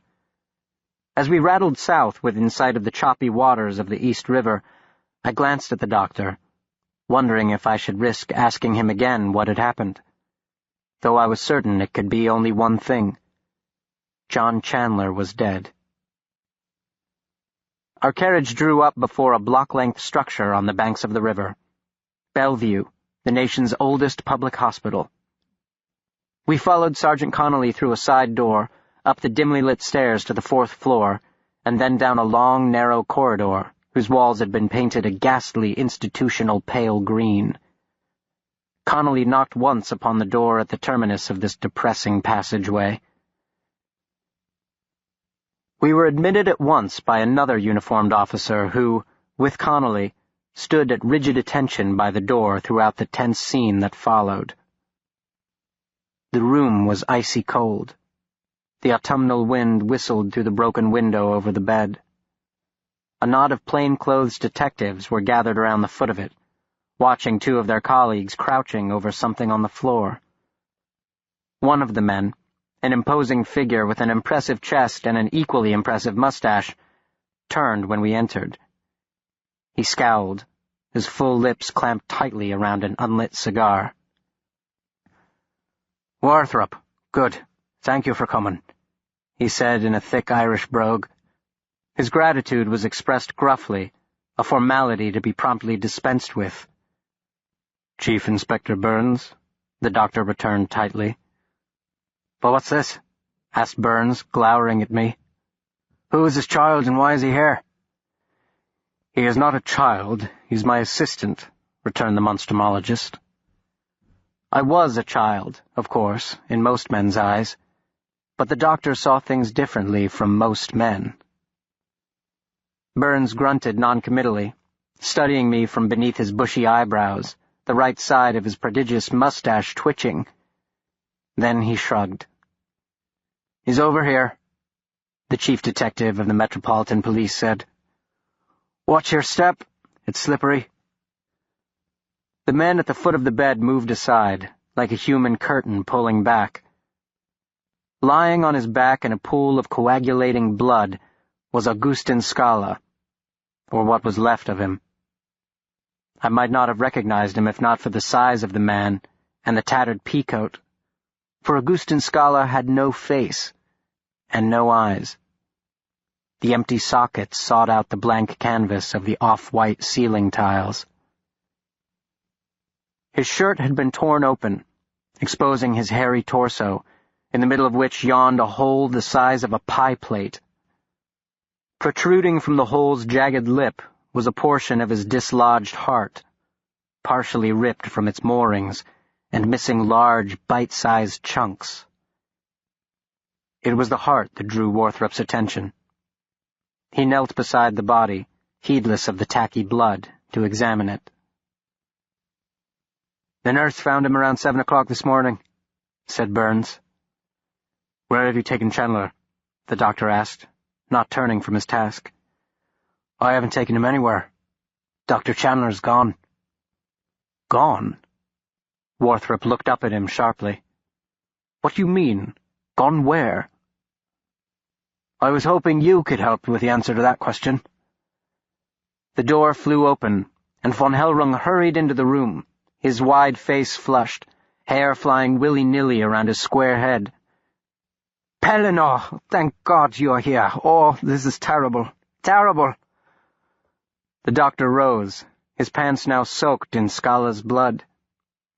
"Von Hellrung, where is John?"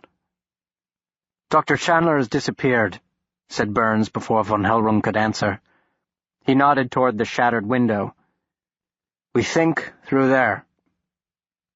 Warthrop stepped over to the window and looked down 4 stories to the ground below. "Impossible," he murmured. "The door was locked from the inside," Burns rumbled. "Chandler's gone. There's no other explanation."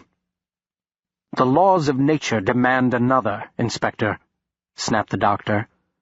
"Unless you propose that he sprouted wings and flew away." Burns glanced at von Hellrung, and then curtly told his men to wait outside, leaving the 4 of us alone with the remains of Augustin Scala. "Dr. von Hellrung has informed me of the particulars of Dr. Chandler's case." Warthrop threw up his hands and said, "John Chandler is suffering from the mental and physical effects of a particular dementia, Inspector, called the Wendigo psychosis. It has a well-documented history in the literature." "Yes, he mentioned this Wendigo business." "It is finished," von Hellrung put in gravely. "He has gone fully to Utica now." Warthrop groaned. "Inspector, I beg you not to listen to this man. I appeal to your reason.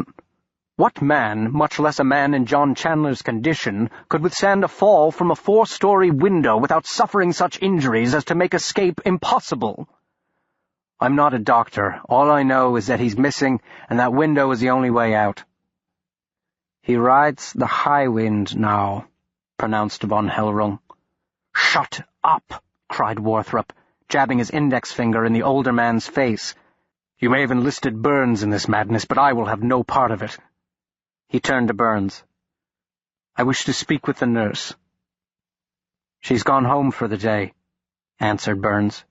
"She's quite shaken, as you might imagine." "He must have walked out." "Then he made himself invisible," countered the chief inspector. "There's always a nurse on this floor, and doctors and orderlies going about besides. He would have been seen." "There may have been some eyewitness accounts of—" von Hellrung began. "Not another word," Warthrop growled at his old master. He turned back to Burns. "Very well. I will allow for the moment that he somehow managed to endure the fall without losing the ability to ambulate. I assume you have men searching for him. He could not have gotten far in his condition." A man came into the room at that moment, around von Hellrung's age but taller and more athletic of build, well dressed in a tailcoat and top hat, with piercing eyes and a thrust-forward chin. "Warthrop!" he cried, marching straight to the doctor and striking him with the back of his hand. The doctor touched the corner of his mouth and found blood. The blow had opened up his bottom lip. "Archibald," he said, "delighted to see you again, too." "You brought him here," John Chandler's father shouted. The sole policeman in the room did not try to intervene. He seemed to be enjoying the show. "This is a hospital," replied the doctor, "the usual spot for the sick and injured." "And your spot as well when I'm finished with you. How dare you, sir? You had no right." "Don't speak to me of rights," Warthrop shot back. "Your son had the right to live." The elder Chandler snorted angrily and whirled on Inspector Burns. "I want him found post-haste, with as little fuss and bother as possible, Detective. The quicker this matter is resolved, the better. And under no circumstances are you or anyone in your department to speak to the press. I will not have the Chandler name dragged through the muck-raking penny dailies." Burns concurred with a brief nod, his lips curling around the dead stogie with disgust. "I'll shoot any man who even whispers a name, sir." Chandler confronted the doctor again, saying, "I'm holding you fully responsible, Warthrop. I've already spoken to my attorneys about your unconscionable negligence in regard to my son's treatment, and I can assure you, sir, there will be a reckoning. There will be reparations paid." He turned on his heel and stormed from the room. Warthrop gave an exaggerated sigh. "His concern is touching." He turned to von Hellrung. "Does Muriel know yet?" "I sent word through Bartholomew," answered von Hellrung. "He's bringing her to my house. She should be safe there." "Safe?" the Monstrumologist echoed. "Safe from what?" He didn't wait for an answer. "Detective, I shall for the moment accept the ludicrous proposition that John walked away from a fall out that window, and suggest you confine your dragnet to the immediate vicinity. He could not have gotten very far." "There are certain other measures we should discuss first," von Hellrung put in urgently, "for the well-being of your men." "Abram, this is not the time," began Warthrop. "It cannot be brought down by ordinary bullets," von Hellrung said, speaking over him. "They must be silver, and then only by a shot to the heart. You may fill its skull with 20 rounds and still fail to drop it. It has gone into hiding till nightfall. Look to a high place well away from human traffic, but don't confine your search to the immediate vicinity. It could be miles away by now. Spare no man. Enlist every able-bodied officer in the hunt. I would suggest you contact the state militia as well." Burns grunted. "I cannot very well mobilize the entire state of New York, Dr. von Hellrung. You heard, Mr. Chandler. I'm to keep this as quiet as possible." "Oh, for God's sake!" Warthrop cried. "You can find him in 5 minutes with a single policeman and a bloodhound." "I defer to your judgment, Inspector," said von Hellrung, as if Warthrop hadn't spoken. But you must prosecute the matter with all alacrity. These hours are critical. It must be found before night comes." Burns's eyes widened at the injunction. "Why? What happens when night comes?" "It will begin to hunt. And it will not stop hunting. It cannot stop, for now the hunger drives it. It will kill and feed until someone kills it." The doctor shook his head vehemently and spoke to Burns. "But before you do any of that, Detective, I suggest you speak with his attending physician and enlighten yourself as to John's physical condition." "Not so frail he couldn't overcome Augustin Scala," von Hellrung noted triumphantly. "And how with such speed? Scala was alive and well when the night nurse checked on John at the end of her shift. 7 minutes later, her relief walked into this." "It proves nothing, von Hellrung." "Does it not? Mortally wound a man twice his size, cut free the heart, remove the eyes and the face? All in 7 minutes? I could not do it. Could you?" "I most certainly could." "That's very interesting," Burns put in, smiling dangerously around his cigar. "Quite talented, you monstrumologist, aren't you?"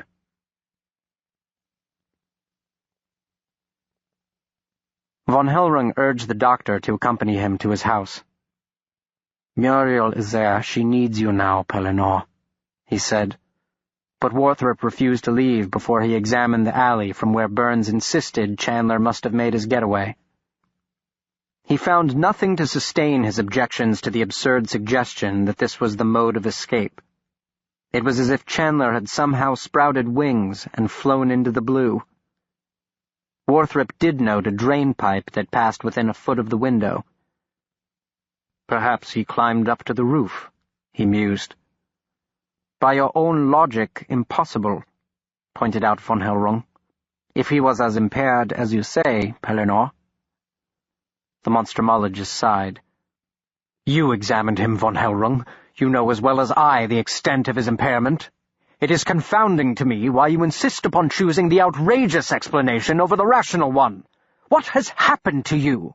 Have you suffered some kind of brain injury? Are you under the influence of a narcotic? Why do you persist, Meister Abram, in this bizarre and wholly disconcerting behavior? It's quite embarrassing to hear you prattle on to the authorities about silver bullets and men riding the wind like swallows." "As the times change, so must we, Pellinore, or face certain extinction." "Science is about progress, von Hellrung. The things you are talking about belong to our superstitious past. It is a step backward." "Let us just say there are more things in heaven and earth than are dreamt of in your philosophy." The monstrumologist snorted. He scrubbed the bottom of his shoe upon the pavement. The broken glass from the shattered window crunched beneath his foot. "My philosophy does not extend that far, Meister Abram. Heaven I leave to the theologians." "If so, I do pity you, mein lieber Freund. If the theologians are right, and if I am in this, you will live to regret it." Warthrop looked at him sharply, but he smiled ruefully. "I already live with that," he said.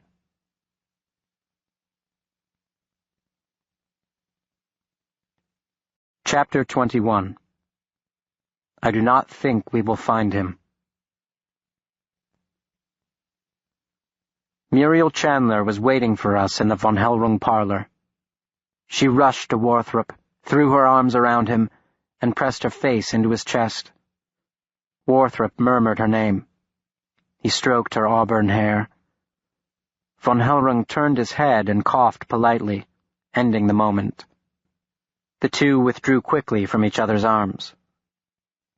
"Have they found him yet?" she asked. "If not, it will be soon," the doctor said firmly. "In his condition, he could not have gotten far." "Muriel, Liebchen, perhaps you would like to find little Will something to eat?" suggested von Hellrung. "He is looking very pale to me." "I'm not hungry," I said. I was, I will admit, deeply concerned about the doctor's mental state. I'd not witnessed him this close to breaking since those awful days in the wilderness. "I hope you're right," Muriel was saying to him now. "And I hope Meister Abram is wrong. I hope it was someone else who murdered Scala." "He is in the wrong about practically everything," the doctor allowed. "Except that." She turned her lovely face away. Warthrop raised his hand as if to console her, then allowed it to fall. "I'll see to it he has the best defense possible, Muriel," he promised. "And of course I will testify on his behalf. I'll see to it a proper place is found for him." "An asylum," she whispered. "Please, please, you must be strong, Muriel. You must be strong for John," said von Hellrung, taking her by the elbow and guiding her to a chair. "Here, sit. You will listen to your Uncle Abram now, yes? There is a time to grieve, but that time is not yet. What shall Bartholomew bring you? Would you like some brandy? A glass of sherry, perhaps?" She looked past him to Warthrop. "I want my husband."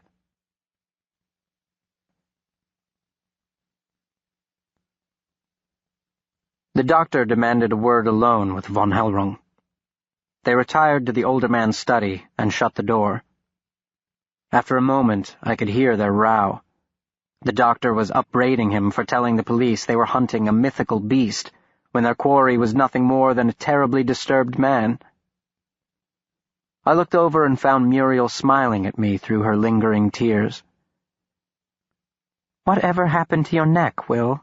she asked. I avoided those penetratingly beautiful eyes, casting my own upon the Persian carpet and mumbling, "It was an accident, ma'am." "Well, I didn't think it was something deliberate." She laughed in spite of herself. "It isn't easy, is it, serving a monstrumologist?" "No, ma'am, it is not.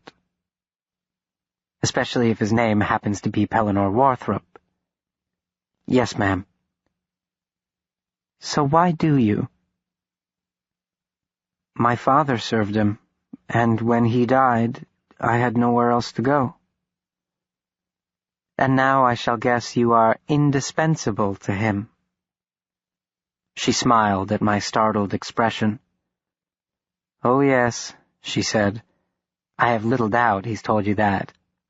He used to tell me the same thing, but that was a very long time ago." "Do you love him, Will?" The question rendered me speechless. Love? The monstrumologist? "I shouldn't ask that," she went on. "It is none of my business. I know he is all that you have. He was once the same to me. But a house cannot be built upon sand, Will. Does that make any sense to you? Do you know what I mean?" I shook my head slowly. I did not. It used to comfort me to think he was incapable of love, that in no way should I take what happened between us personally. But I think I understand now. It isn't love he lacks. He loves more fiercely than any other man I've ever known. It is courage. "Dr. Warthrop is the bravest man in the world," I said. "He's a monstrumologist. He's not afraid of anything." "I understand," she replied gently. "You're just a boy, and you see him through different eyes." I had nothing to say to that. For some reason I heard his voice, echoing in a snowbound clearing. "You disgust me." I lowered my head and felt the memory of his arms pulling me close, his warm breath on my neck. She sensed my distress, and her heart was moved with pity. "He is quite fond of you, you know," she said. I searched out her expression. Was she teasing me? Oh, yes, she continued, smiling. Worries about you like a mother hen. It's quite sweet, and quite unlike him. Just last night he was saying... She stopped herself. She looked away. I saw that she was blushing.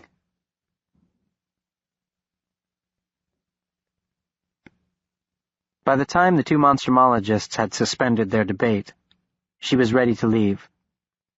Though von Hellrung pleaded, there was nothing he could say that would change her mind. I will not hole up here like a frightened kitten, she said. If they don't catch him first, he'll find his way home, and I want to be there when he does. I will come with you, the doctor said. She avoided his eyes. No, she said simply. But Warthrop would not let it go. He followed her to the door, pressing his case urgently while he helped her with her wrap. You should not go alone, he said. Don't be silly, Pellinore. I'm not afraid of him. He is my husband. He is not in his right mind. A defect not uncommon among you monstrumologists, she teased him. She spoke to his reflection. She was adjusting her hat in the hall mirror. Can we be serious for a moment? Describe a moment when you were not. You will be safe here. My place is at home, Pellinore. Our home. He was taken aback by this. He did not attempt to hide it. He said, Then I am coming with you. To what purpose? She demanded. She turned from the mirror, the color high in her cheeks. To protect me from my own husband? If he is as sick as you say, why should you feel the need? He had no ready answer. She smiled and lightly touched his wrist with her gloved hand. I am not afraid, she repeated. Besides, it would not do, a married lady in my position entertaining a gentleman without my husband present. What would people think? I don't care what they think. I care about... He would not, or could not, finish the thought. He raised his hand as if to touch her cheek, quickly dropping it again when he saw me out of the corner of his eye. Will Henry, he snapped, why are you constantly hovering about me like Banquo's ghost? He turned back to her. Very well. Your blasted stubbornness has worn me down, madam. But surely you can't protest to Bartholomew staying with you. Von Hellrung thought it was a capital idea, and Muriel relented to mollify them. She seemed amused by their concern. And you will ring me when you've arrived. Don't make me worry, Liebchen, Von Hellrung called to her from the doorway. He waited until the hansom had melted into the traffic, before closing the door. With a heavy sigh, he ran a pudgy hand through his hair. My heart is troubled for her, Pellinore. Dear Muriel is in shock. The truth has not yet sunk in that John is lost to us forever. I do wish you'd stop with that melodramatic drivel, my master said. It grates on my nerves. He may be lost, as you say, but it will be for considerably shorter than forever. I expect Inspector Burns will be calling within the hour to notify us of his death or capture. The call did not come that hour, or the next, or the next. Shadows crept across Fifth Avenue. Von Hellrung smoked cigar after cigar, filling the room with the noxious fumes, while the doctor paced, obsessively flipping open his pocket watch. Warthrop would occasionally pause before the window to scan the street for the chief inspector's brougham. At 4:15, with the sun slipping toward the Hudson, the maid poked her head into the room to inquire if the doctor and his ward would be staying for supper. Warthrop shuddered at the question. It seemed to break inertia's hold upon him. I think Will Henry and I will head over to Mulberry Street, he said. We can wait for word at police headquarters as well as here. Ring for us there if you hear anything, my Sir Abram." The cigar fell from the old man's mouth and rolled across the expensive carpet. "What?" he cried, leaping out of his chair. "Lieber Gott, what is the matter with me? How could I be so stupid?" He rushed to the front door, calling for the maid to have Timmy, the livery boy, bring around the calash. He patted his pockets frantically, finally withdrawing from some inner recess of his jacket a pearl-handled derringer. "What is it?" Warthrop demanded. "It may be nothing, or it may be everything, Pellinor. In my distracted state I completely forgot, and now I pray it means nothing. I do pray so. Here." He pulled a long-bladed knife sheathed in leather from another pocket and pressed it into the doctor's hands. "Remember, aim for the heart, and never, never look into its eyes." He flung open the door and raced to the curb, where a boy not much older than me sat holding the reins to a low-slung calash. We hurried after him. "Tell me what you forgot, von Hellrung," Warthrop demanded. "Muriel, mein Freund, Muriel! She never called."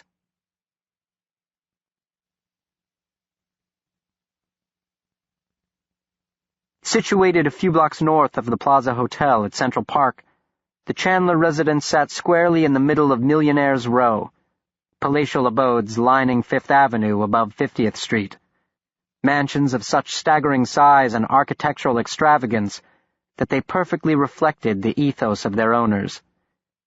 Here lived the titans of American capitalism and avatars of the Gilded Age, families with such names as Gould and Vanderbilt, Carnegie and Astor, to whom Muriel was now, by marriage, distantly related.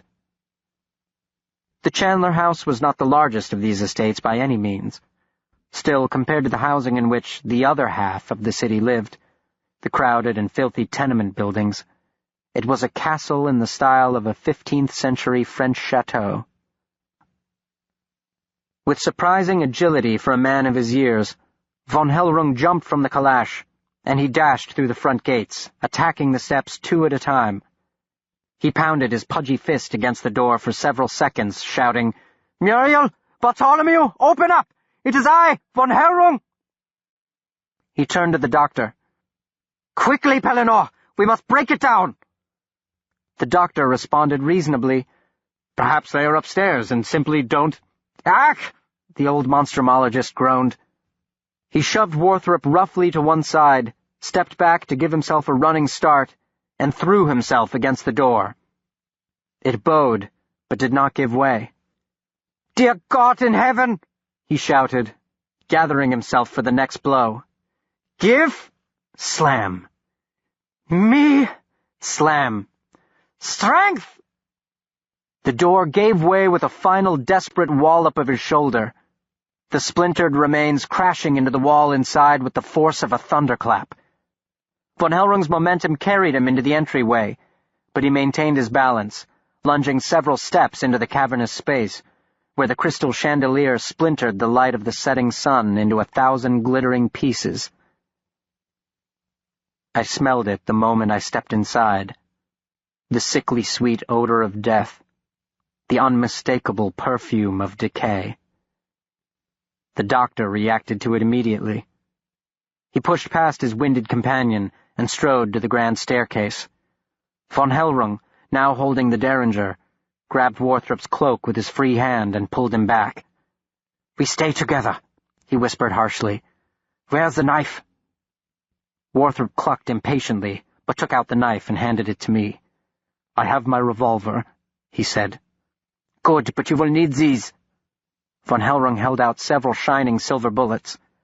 They clinked softly in the eerie silence. Warthrop pushed the offering away. "I think my ordinary ones will do, thank you." We followed Warthrop up the grand staircase, past portraits of the Chandler clan's progenitors, the occasional marble statue of a Greek god, and the bust of some anonymous personage glaring down from its perch upon the pedestal. Upon the first turning of the stair, we found the body of a young girl in a chambermaid's uniform, lying face up, but she was upon her stomach. Someone had twisted her head completely around. Her eyes and face were gone. Her skirt was pushed up around her waist, exposing her naked backside. There was nothing but a gaping wound where her buttocks should have been, and the air was saturated with the smell of excrement. Von Hellring recoiled in shock, but Warthrop hardly took note of the gruesome find. He hopped over the pitiful creature and continued up the stairs, shouting Muriel's name at the top of his lungs, his eyes wide with panic. Von Hellring and I took more care in our ascent, carefully squeezing around her before continuing after him. I told myself not to look down, but I did, and I nearly swooned with disgust. For what I saw exceeded everything I'd ever witnessed in my tenure as a foot soldier in the service of Warthrop's exacting mistress. Someone, or something, had carefully arranged her facial mask, including her bright brown eyes, inside her evacuated bowels, so she appeared to stare up at me from the violated depths. "Stay back, Will," whispered Von Hellring. I nearly ran into the doctor upon the second turning of the stairs. Another body lay in our path, lying on its back with legs together and arms spread wide, the same position in which we'd discovered Sergeant Hawk. He had been eviscerated. His organs, still shimmering with bodily fluid, lay in disarray, as if they had been rummaged through to find a special prize, which might have been the heart. I could see its half-eaten remains, or perhaps the intestines, which had been cleaved from his abdomen and wound about his faceless head like a crown. It was Bartholomew Gray. The Monstrumologist barely paused. He barreled onto the second floor, bellowing her name, kicking open doors with such force that their hinges splintered. Von Hellring caught up with him, touched his shoulder, and cried out when Warthrop swung around and jammed the end of his revolver against his forehead. The older scientist pointed to a door at the end of the hall, over which someone had scrawled this, perhaps with blood, perhaps with the contents of the poor girl's bowels. Life is. Von Hellring called softly, "No, Pellinor," but the doctor was already at the door, which stood slightly ajar, his revolver held at the level of his ear. He pushed open the door, and something fell from its hiding place above, a chamber pot brimming over with a sludgy mass. The pot had been balanced between the top of the door and the wall, a trap my master had fallen for years before. Only this time, the joke wasn't a pail filled with the Tanzanian Ngoliko's blood. It was a chamber pot filled with human feces. Life is. Warthrop stumbled backward, gagging and spitting. His mouth had been slightly open. His cloak and hair saturated in stinking excrement. He recovered himself quickly, however, and rushed into the room. Von Hellring and I followed close behind. Reposed upon the bed was a third body, wearing the same green dress she had worn when I danced with her, legs obscenely spread, arms folded over her head. On the headboard had been scrawled the words, "Good job." Warthrop rushed toward the bed with a strangled cry of despair, and abruptly stopped, a look of nearly comical bewilderment upon his haggard features. "Oh no," he murmured. I peered over his shoulder, and into the face of Bartholomew Gray. The beast had stripped it off and laid it over her face. Beside me, Von Hellring gave a small, horrified sob. The doctor took a deep breath, set his jaw, and pulled the makeshift mask away. The beast had left the face beneath intact. "Regina," whispered von Hellrung. "It is Regina, the cook." Warthrop turned, and his eyes were flint-hard. He pushed past us and strode to the opposite side of the room, to the remains of a window. The frame still held a few wickedly gleaming broken shards. He gazed past them, down to the small courtyard below. "We'll search the rest of the house," he said, "but I do not think we will find him." He turned around to face us. I looked away. The expression in his eyes was unendurable. "His business here, I think, is done."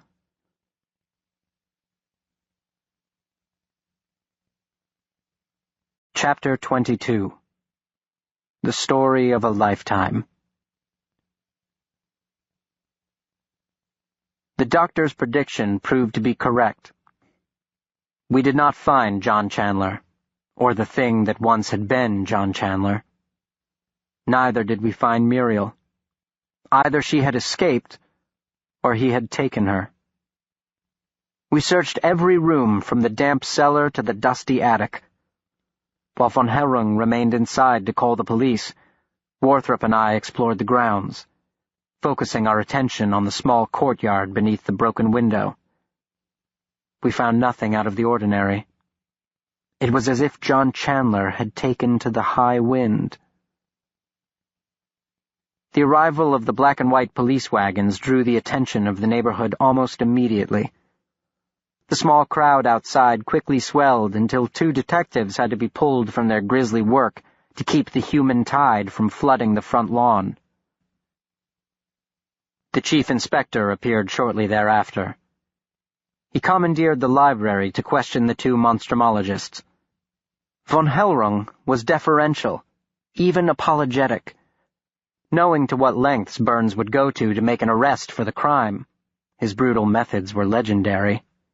The older monstrumologist understood his interrogator better than Warthrop, who was surly and combative, asking more questions than he answered.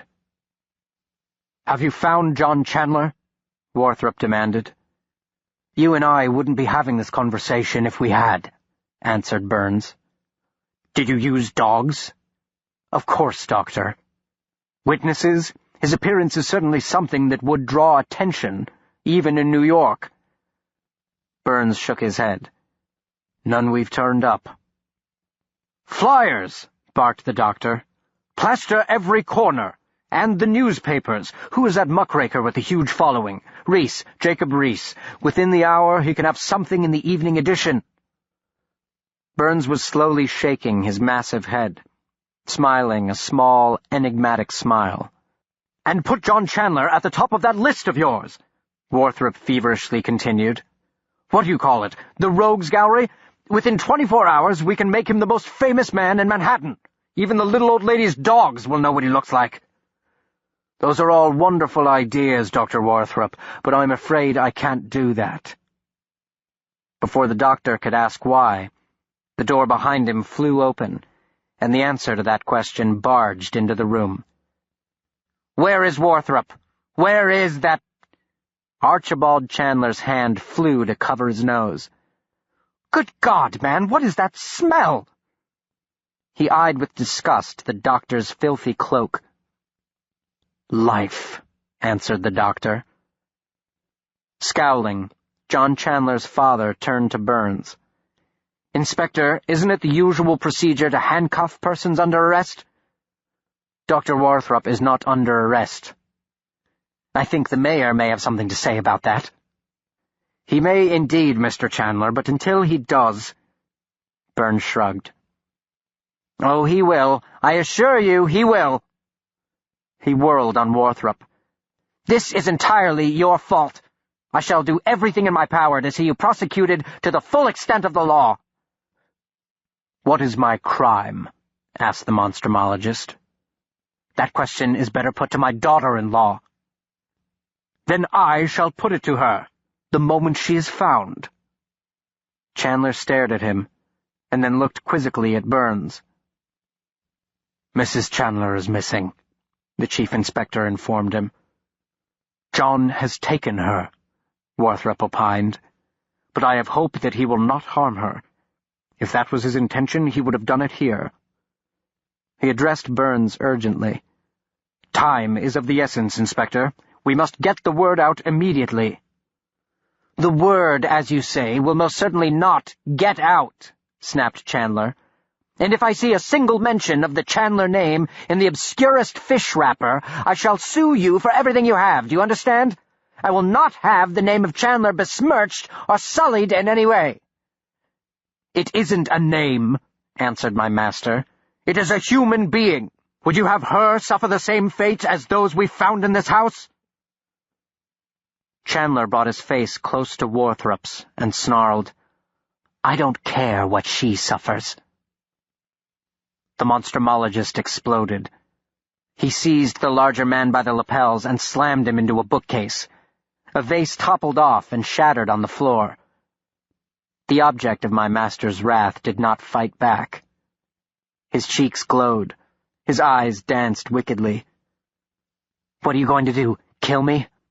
That's what you so-called monster hunters do, isn't it? Kill what frightens you?"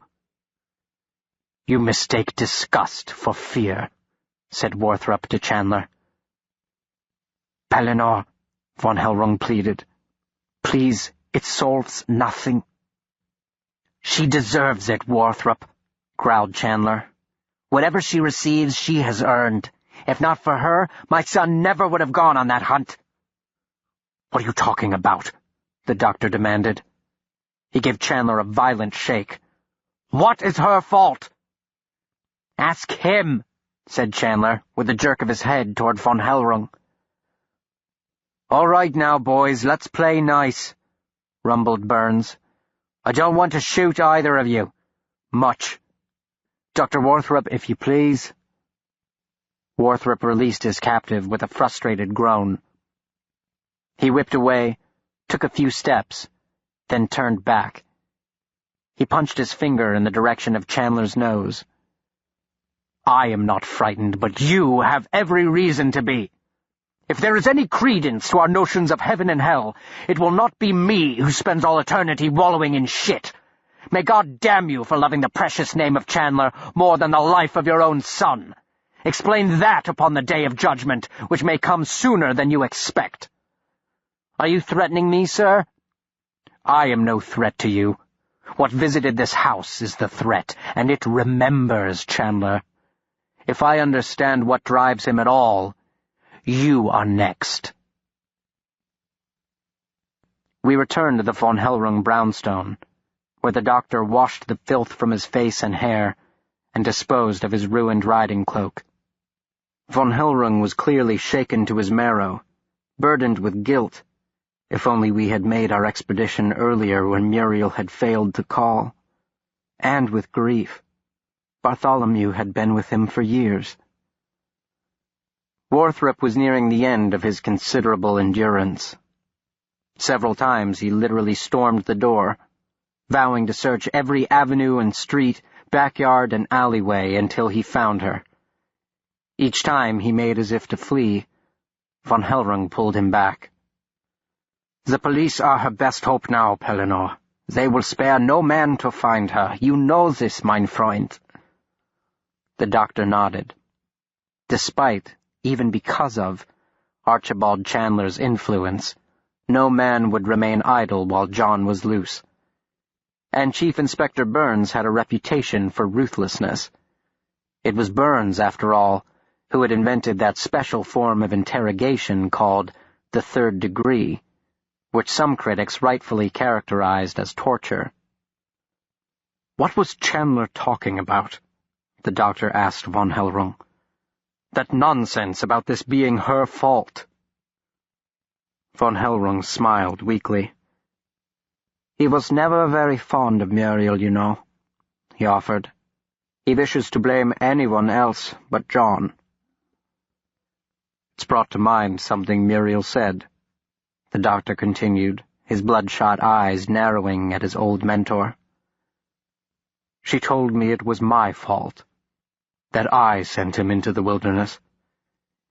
It is exceedingly odd to me, Meister Abram, how everyone involved in this matter blames someone other than the person who actually did send him there. I did not tell John to go. It was entirely his idea. He volunteered to risk his life in search of something that he had no faith existed. I showed him my paper, but I never suggested— Good God, von Hellrung, can we quit these silly semantic games and speak frankly to each other? Is our friendship unworthy of the truth? Why would Muriel blame me, and why would Archibald blame Muriel? What do either of us have to do with John's madness? Von Hellrung folded his arms over his thick chest and bowed his head. He swayed on his feet. For a moment I feared he might keel over. "All seeds must take root in something," he murmured. "What the devil does that mean?" "Pellinore, my old friend, you know I love you as my own son. I should not speak of these things." "Why?" "It serves no purpose but to cause pain." "That's better than no purpose at all." Von Hellrung nodded. Tears glistened in his eyes. "He knew, Pellinore. John knew." Warthrop waited for him to go on, every muscle tense, every sinew taut, steeling himself for the blow. "I do not know all the particulars," his old master went on. "On the day he left for Rat Portage, I asked him the same question you now ask me. Why? Why, John, if you do not believe?" Tears now coursed down the old monstrumologist's cheeks. Tears for John, for the doctor, for the woman between them. He held out his hands beseechingly. Warthrop did not accept them. His own hands remained clenched at his sides. "It is a terrible thing, mein Freund, to love one who loves another. Unbearable to know you are not the beloved, to know the heart of your beloved can never be free from the prison of her love. This is what John knew." In a rare moment of disingenuousness, Pellinore Warthrop feigned ignorance. "I am surrounded by madmen," he said in a tone of wonder. "The whole world has gone mad, and I am the last sane man alive. Muriel came to see me before she left. She said, 'Do not allow him to go. It is spite that drives him. He would humiliate Pellinore, make him the fool.' And then she confessed that she had burdened him with the truth." "The truth," echoed Warthrop. "What truth?" "That she loves you still. That she loves you always. That she married him to punish you for what happened in Vienna." "Vienna was not my fault," Warthrop cried, his voice shaking with fury. Von Hellrung flinched and drew back, as if he feared the doctor would strike him. "You were there. You know this to be the truth. She demanded that I choose marriage or my work, when she knew my work was everything to me. And then, in the ultimate act of treachery, she ran to the arms of my best friend, demanding that he sacrifice nothing." "It was not treachery, Pellinore. Do not say that of her. She chose the one who loved her more than he loved himself. How can you judge her for this? She had been scorned by the one she loved, for a rival against whom she could never prevail. You are not a stupid man. You know Utico is not the only thing that consumes us, Pellinore. It is not the only spirit that devours all mankind. Her broken heart drove her to John, and John's drove him into the wilderness. I think now he went never meaning to come back. I think he sought out the yellow eye. I think he called to it before it called to him." He fell into his chair, giving way to his sorrow. Warthrop made no move to console him.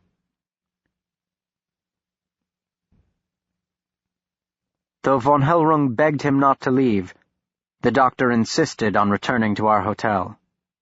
His logic was brutally efficient. If he is, in fact, exacting some kind of twisted reparation for the past, he will look for me next. Better to be in the place he expects to find me. I will come with you, von Hellrung said. No, but if you're concerned about your own safety— Nein, I am an old man. I have lived to the fullness of my days. I am not afraid to die. But you cannot be both bait and hunter, Pellinor. And Will Henry? He should stay here. I can think of no worse idea, shot back my master. He would brook no more arguments or entreaties. Timmy brought the calash around, and in short order we were disembarking at the plaza. Warthrop stopped abruptly outside the lobby doors, his head down and cocked slightly to one side, as if he were listening to something. Then, without a word, he took off, leaping over a hedge and tearing down the lawn toward the 58th Street entrance to the park, running as fast as his long legs could carry him, which was very fast indeed. I raced after him, convinced he had spotted his quarry lurking along the low stone wall. I fell farther and farther behind. He was simply too fast for me. By the time I entered the park, he was 100 yards ahead. I could see his lanky silhouette darting between the arc lights. Warthrop's prey veered off the path and into the woods. The doctor followed, and I lost sight of both for a moment. The racket of their scuffle led me to where they rolled on the ground, locked in each other's arms. First the doctor on top, then his opponent. I stopped a few feet away from the tussle and drew the silver knife von Hellrung had given me. I did not know if I would be able to actually use it, but it gave me comfort to hold it. I would not need it for anything other than comfort, for I quickly— First the doctor on top, then his opponent. I stopped a few feet away from the tussle and drew the silver knife von Hellrung had given me. I did not know if I would be able to actually use it, but it gave me comfort to hold it. I would not need it for anything other than comfort, for I quickly discerned the man was not John Chandler, but the same raggedy figure who had been stalking us since our arrival in New York. He fought bravely enough, but he was no match for the Monstrumologist, who had by this point managed to straddle him, one hand clutching his scrawny neck, the other pushing down on his narrow chest. "Don't hurt me!" the man squealed in a high-pitched English accent. "Please, Dr. Warthrop!" "I'm not going to hurt you, you fool!" gasped the doctor. He released the man's neck and sat back upon his chest with his legs thrown on either side of his torso. The doctor's catch turned his light gray eyes beseechingly in my direction. "I can't breathe," he wheezed. "Good! I should squeeze the life out of you, Blackwood," said the doctor. "What in the devil do you think you're doing?" "Trying to breathe." The doctor heaved an exaggerated sigh and pushed himself to his feet. The man clutched his stomach, sat up, cheeks ablaze, sweat shining on his high forehead. His nose was extraordinarily large. It dominated his pinched face. "You've been following me," the doctor accused him. Blackwood was staring at me, or rather, at the deadly object in my hand. "Could you ask the young man to put away the knife?" "He will," said the doctor, "after he runs you through with it." The Monstrumologist held out his hand to Blackwood, who accepted it, and Warthrop hoisted him to his feet. Then the thin man's face split open into a wide, unabashed grin, as if they had dispensed with some kind of bizarre preliminaries. He thrust his hand toward the doctor's chest. "How have you been, Dr. Warthrop?" Warthrop ignored the gesture. "Well, Henry, may I introduce Mr. Algernon Henry Blackwood, a reporter who masquerades as a spy when he isn't a spy masquerading as a reporter." "Not much of either, really." "Is that so? Then why have you been lurking outside my hotel since I got here?" Blackwood grinned sheepishly and lowered his eyes. "I was hoping for the same thing I always hope for, Dr. Warthrop." The doctor was nodding slowly. "That's what I suspected, and what I hoped. Blackwood, you look terrible. When was the last time you had something decent to eat?" The monstrumologist had an idea. And so it was that I found myself, a half-hour later, sitting on a sofa of rich velvet in the lavishly adorned sitting room of a private gentlemen's club, as such organizations were called in that day, situated within sight of the more famous Knickerbocker Club. Like the Knickerbocker, the club to which Warthrop belonged prided itself on its exclusiveness. The membership was limited, exactly 100, not one more, not one less, and the identities of its members were a closely guarded secret. No man in my memory ever publicly acknowledged his membership in the Xeno Club, and its existence, as far as I know, was never exposed or advertised. Normally, guests were not allowed within the rarefied atmosphere of the club, but certain members, Warthrop among them, were a bit more equal than others. His knock was answered by the doorman, who glared down his nose at us through the small trap-door situated beneath the brass plaque with the initials Z.C. He took in Blackwood's ill-fitting suit, and it was clear he was not pleased. But without a word he turned and escorted us into the deserted sitting room, where Blackwood seemed to shrink before my eyes, intimidated, perhaps, by the Victorian excess of the decor. Our orders were taken by another member of the staff with the same moribund attitude as the doorman: a gin and bitters for Blackwood, and a pot of Darjeeling tea for the doctor. Our waiter turned to me, and my mind went blank. I was thirsty, and a glass of water would have been most welcome, but, like Blackwood, I was somewhat intimidated by the surroundings, and the barely disguised disdain of the staff. Warthrop rescued me, whispering something into the waiter's ear. The man glided silently away with a tread as measured and sedate as an undertaker's. A few moments later he returned with our drinks, setting before me a tall, clear glass in which a caramel-colored liquid bubbled. I eyed my drink doubtfully. Why would someone serve a boiling beverage in a glass? And the doctor, who missed nothing, smiled slightly and said, "Try it, Will Henry." I took a tentative sip. My attendant delight must have been evident, for Warthrop's smile broadened, and he said, "I thought you might like it. It's called Coca-Cola, invented by an acquaintance of mine, a gentleman by the name of Pemberton. Not to my taste, really. Too sweet, and the inclusion of carbon dioxide is an inexplicable and not altogether pleasant addition." "Carbon dioxide, did you say?" asked Blackwood. "Is it safe to drink?" Warthrop shrugged. "We shall observe Will Henry carefully for any negative effects. How do you feel, Will Henry?" I told him I felt very good, for I, with half of the fizzy concoction already in me, was feeling very good indeed. Blackwood's gray eyes darted about. His hands moved restlessly in his lap. He was waiting for Warthrop to take the lead. The great scientist had never so much as granted him the time of day, and now here he sat across from him at the most exclusive club in New York. It was a wonder, and a riddle. "Blackwood, I need your help," the monstrumologist said. The Englishman's eyes widened at this confession. It was clearly the last thing he'd expected Warthrop to say.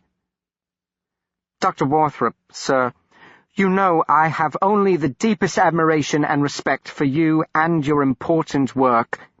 "Spare me the sycophantic drivel, Blackwood.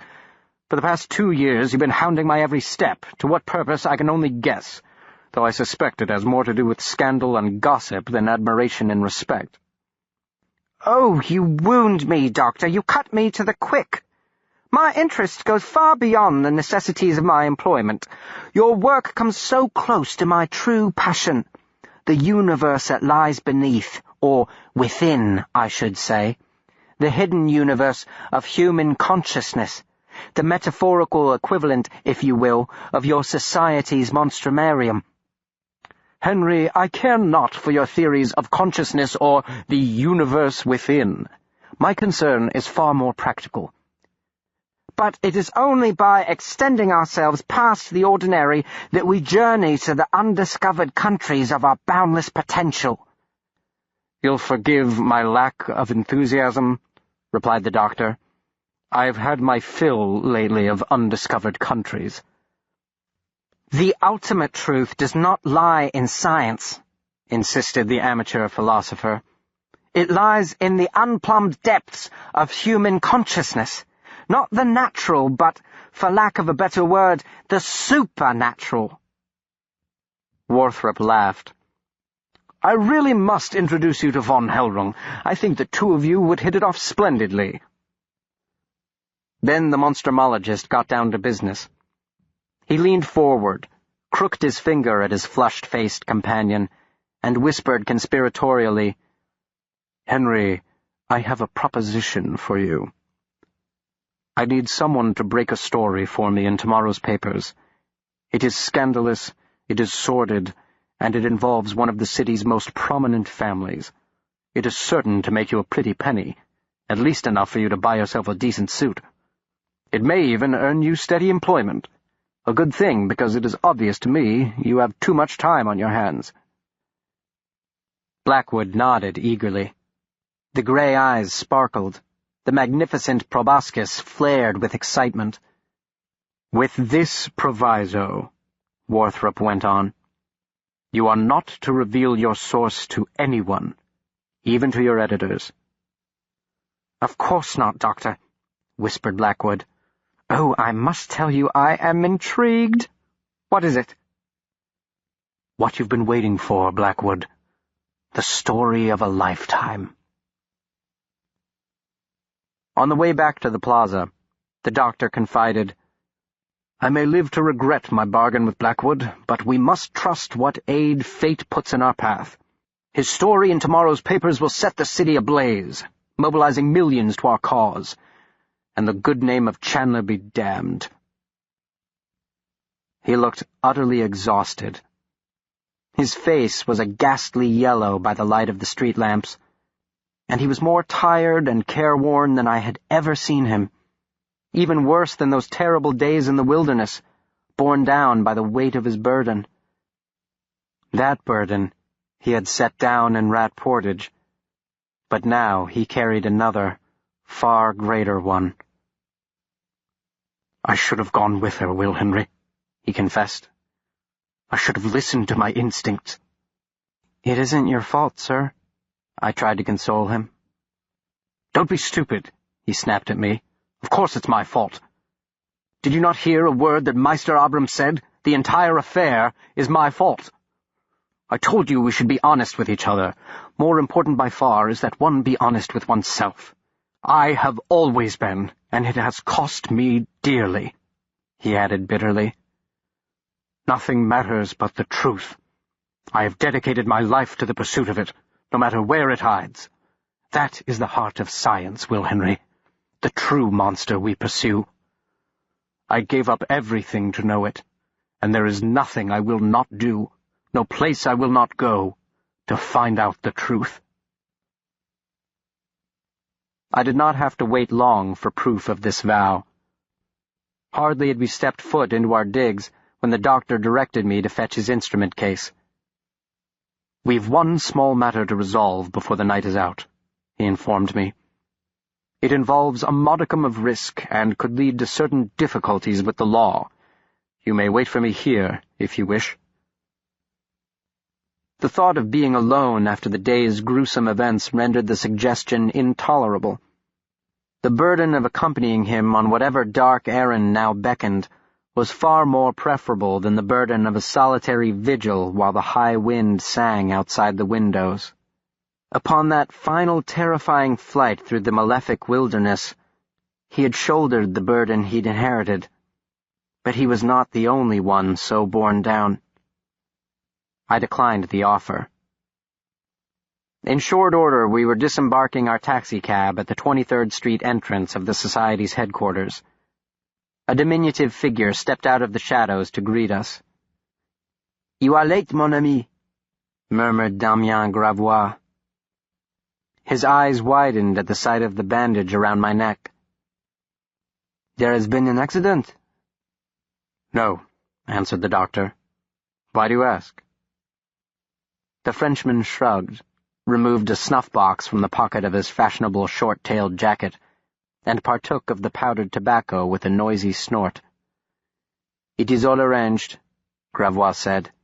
"Except the portage charge. I would have paid it myself, but such was my haste to comply with your request that I completely forgot my purse." The monstrumologist scowled.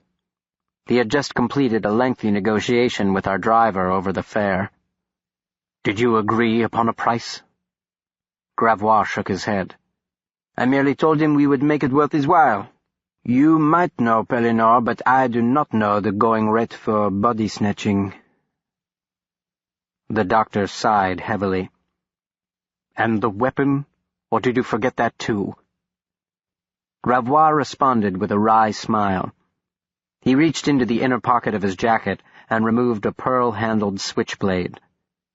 He pressed the button with his thumb, and the 6-inch blade sprang out with a wicked click. "A Makov," he said, "identical to the one wielded by our Bohemian bodyguard." On the second floor of the old opera house, the Society had constructed an operating theater, where lectures, demonstrations, and the occasional dissection were conducted upon a small stage specially built for the latter purpose. The floor was concrete and slightly concave, with a drain installed in the center for the conveyance of blood and other bodily fluids. The room itself was bowl-shaped, the seats arranged on steep risers that surrounded the stage on 3 sides in order to provide the participants unobstructed views of the gruesome proceedings. 2 large metal rolling tables occupied center stage, and upon each lay a body. The 2 cadavers were of nearly identical proportions. Both were male, and both were as naked as the day they were born. I recognized immediately one of the corpses. It was the eyeless, faceless remains of Augustin Scala.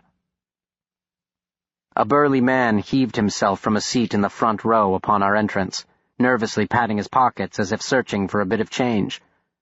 Gravois made the introductions. "Frederico, this is my colleague, Dr. Warthrop. Warthrop, this is Frederico." "Just Frederico, please," the man interrupted. His eyes darted about the theater. He was clearly suffering from a bad case of the jitters. "I brung him." He jerked his head unnecessarily at the stage. "You brung the money?" Had time not been a crucial factor in his investigation, I am sure the doctor would have indulged in a lengthy negotiation over the orderly's fee for the illicit removal of 2 bodies from the Bellevue morgue. Still, Warthrop expressed outrage over the man's asking price, deeming it exorbitant past all reason. The man had not delivered the crown jewels, after all, but a couple of bodies, and on loan to boot. It wasn't as if we expected to keep them. But time was of the essence, so the monstrumologist relented, and the man, once the money was counted and safely ensconced in his pocket, effected his retreat, informing us he had no interest in observing the proceedings. He would wait for us in the hall outside. We began with Scala.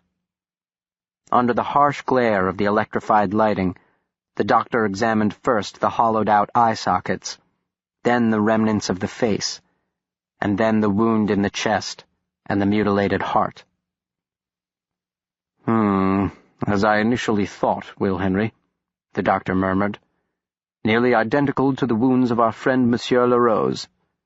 Note the scoring of the ocular bone and the appearance of denticulated trauma to the heart."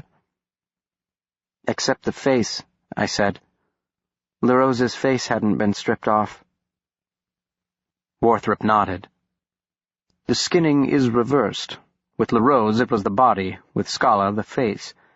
But that could be owing to the factors of location and time. He had to work quickly with this one." "But not with Larose," observed Gravois, who stood a bit to one side, looking somewhat sick to his stomach. So why leave his face? The doctor shook his head.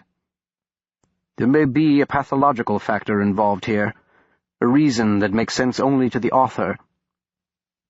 Or La Rose was mutilated by someone else, and Chandler employs his own interpretation upon the theme, Gravois replied.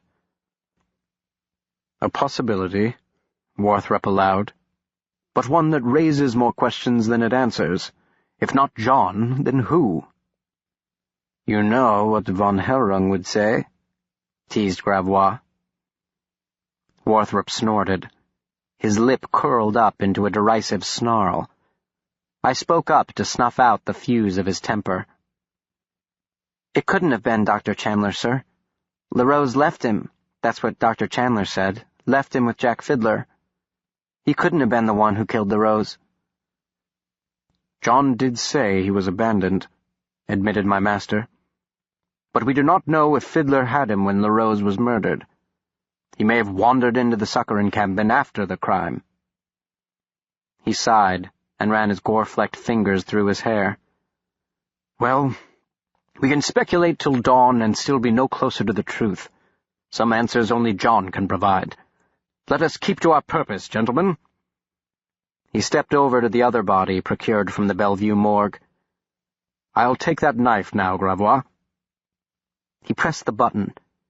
The blade whipped from its compartment and glittered wickedly under the bright lights. How long did von Hellrung say that John had? 7 minutes? Damien, keep time, please. Upon my mark.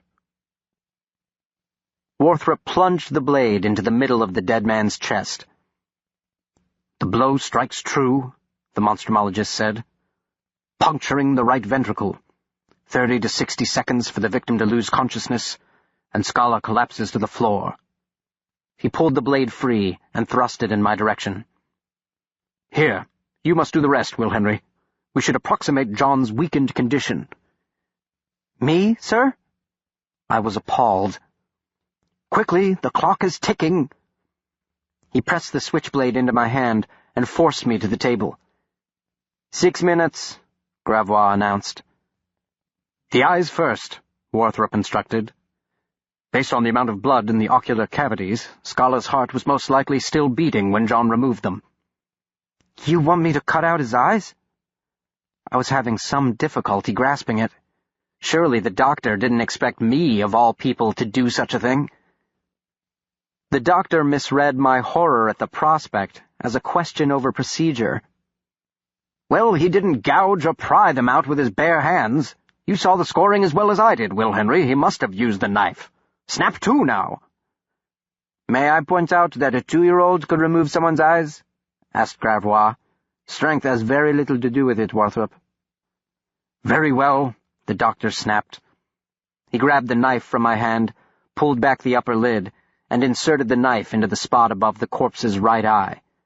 He rotated the blade around, severing the optical nerve, and unceremoniously pulled the eye free with his bare fingers.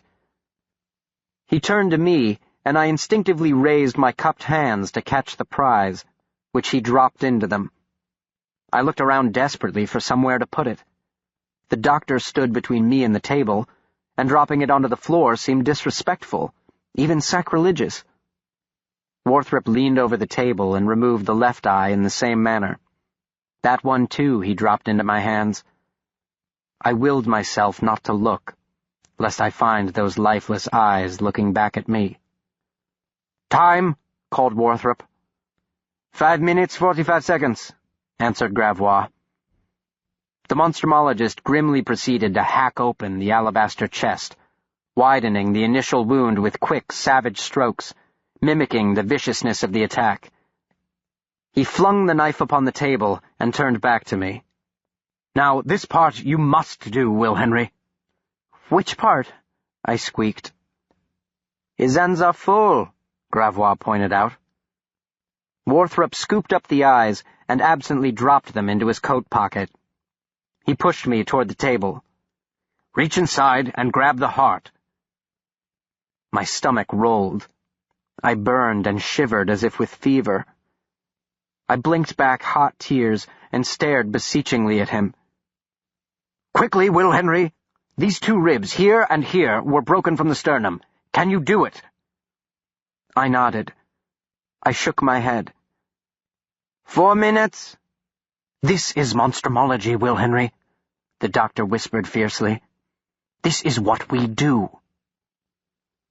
I nodded a second time, took a deep breath, and, willing my eyes to remain open, plunged my hands into the chest.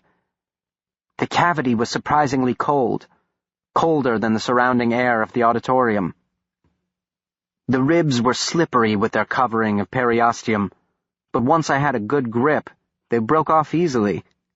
It required no more effort than snapping a stick in 2. "Do you see the heart?" "Yes, sir." "Good. Now, with both hands, it's slippery. Pull it straight toward you. That's it. Stop. Here, take the knife now. No, keep your left hand beneath the heart to support it.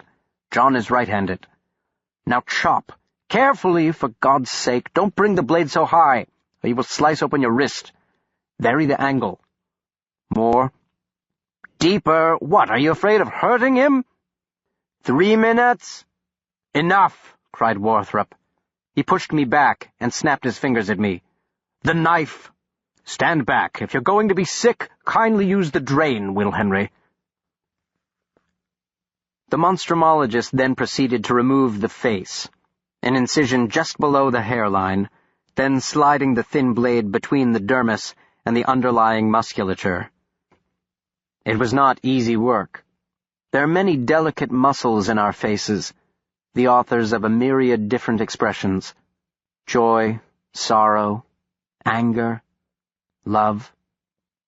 Removing the facial mask while leaving what lay beneath unmolested required the fine touch of an accomplished student of anatomy. A monstrumologist, in other words. 1 minute, cried Gravois. The nurse is coming down the hall. Warthrop cursed softly. He had only cut down to the mandible.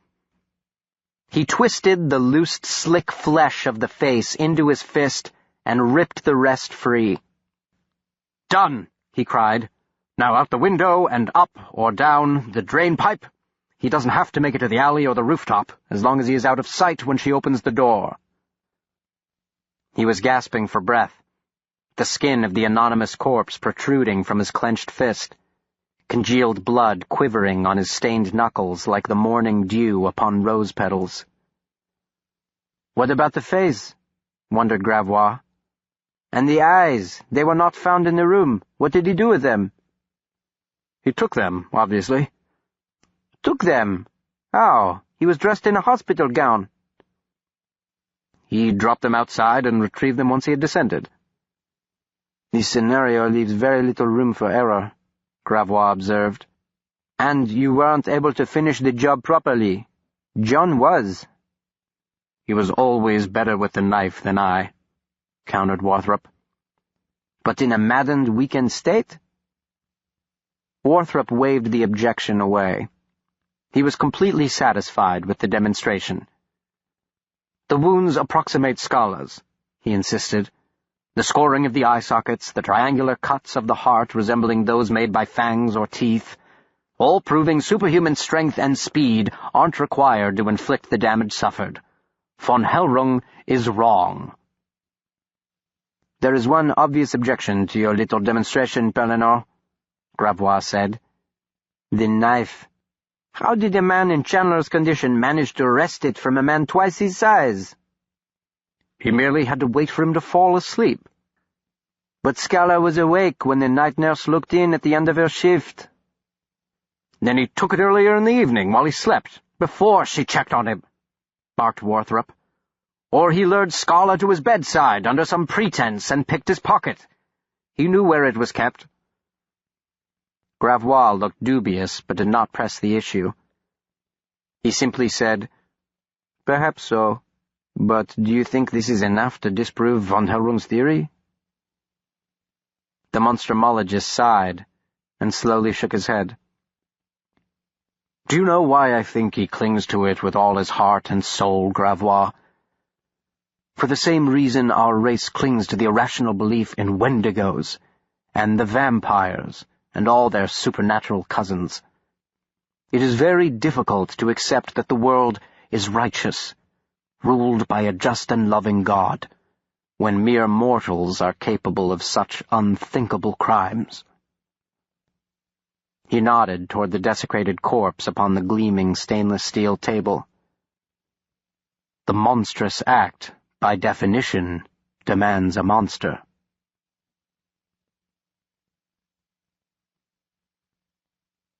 It was well past midnight when we returned to our rooms at the plaza. The doctor seemed on the verge of collapse, and I urged him to rest. He resisted at first, and then saw the reasonableness of it, relenting only after he barricaded us inside. He pushed the divan against the bedroom door and, after contemplating the 8 stories between us and the ground, pulled the large dresser over to block the window. He laughed mirthlessly. "Madness! Madness!" he muttered. "Dr. Warthrop, may I ask a question, sir?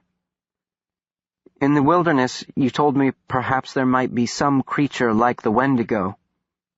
Could it be that Dr. Chandler was attacked by one and perhaps infected with something like I am? Something that gives him great strength and speed and—" He surprised me by taking the suggestion seriously. "It has occurred to me, of course. Certainly some rather mundane organisms can cause madness and homicidal rage. Jungle fever and other maladies that fall well outside the purview of monstrumology. But I reject von Hellrung's interpretation for a simple reason, Will Henry. It spits in the face of everything to which I have dedicated my life. The reason I turned my back upon—" He let the thought die unfinished. "We are doomed, Will Henry, if we do not set the past aside. Superstition is not science, and science will save us in the end. Though some might say it damned John, and not only John." The words caught in his throat. He looked away and added softly, "My faith in it has cost much, but true faith always does."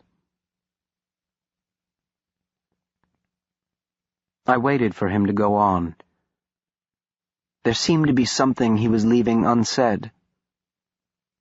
I can only guess what it was. But with great age comes perspective and, if we are lucky, a dollop of wisdom. The Monstrumologist could never have admitted to the transformation of his friend into a supernatural beast. To do so would have been an acknowledgment that the woman he loved was doomed.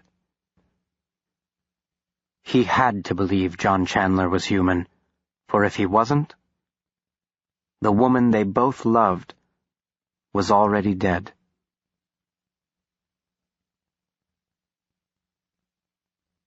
Chapter 23. I should have known. The venom of the Gorges, the doctor had warned me, was slow-acting. A victim might feel perfectly fine one day and plunge into complete delirium the next. It may have been the deathworm's poison. It may have been that I had not slept more than 4 hours in total that night, or that those hours had been devoted to a twilight sleep, adrift in a horizonless sea.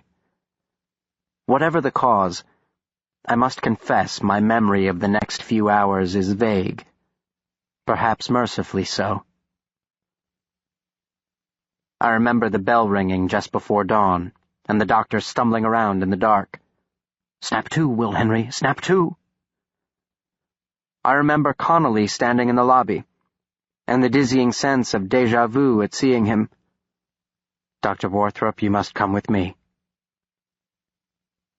The cold pre-dawn air, the stars fading in the indigo sky, the black brougham, the blur of darkened storefronts along Fifth Avenue, the shoveling of the white-coated sanitation workers calf-deep in the sidewalk filth, a noxious mixture of human and animal excrement, deposited daily on the streets of the greatest city on earth.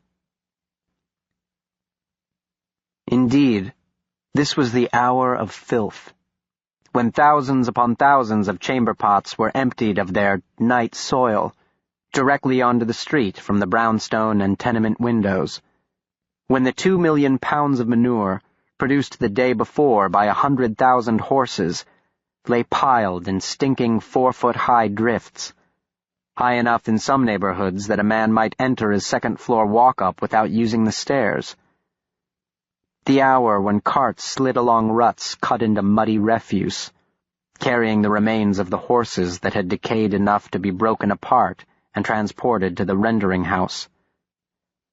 The average horse weighed 1,500 pounds, too cumbersome to remove while whole, and so it would be left to rot on the street where it had died, a bloated, reeking feast for the queen of the dung heap, the typhoid fly, until the horse could be dismembered easily and carted away. It was the hour of filth. The average workhorse produced 24 pounds of manure and several quarts of urine every day. The sheer enormity of that waste threatened the human population with extinction, as the waste bore the poisoned fruits of cholera, typhoid, yellow fever, typhus, and malaria. People literally dropped like flies, 20,000 each year, most of them children, while the flies themselves prospered. Each morning the manure was collected and hauled to special staging areas, called manure blocks, to await transport over the Brooklyn Bridge. The largest manure block was located on 42nd Street, 1 block away from where 100,000 people got their drinking water, the Croton Reservoir.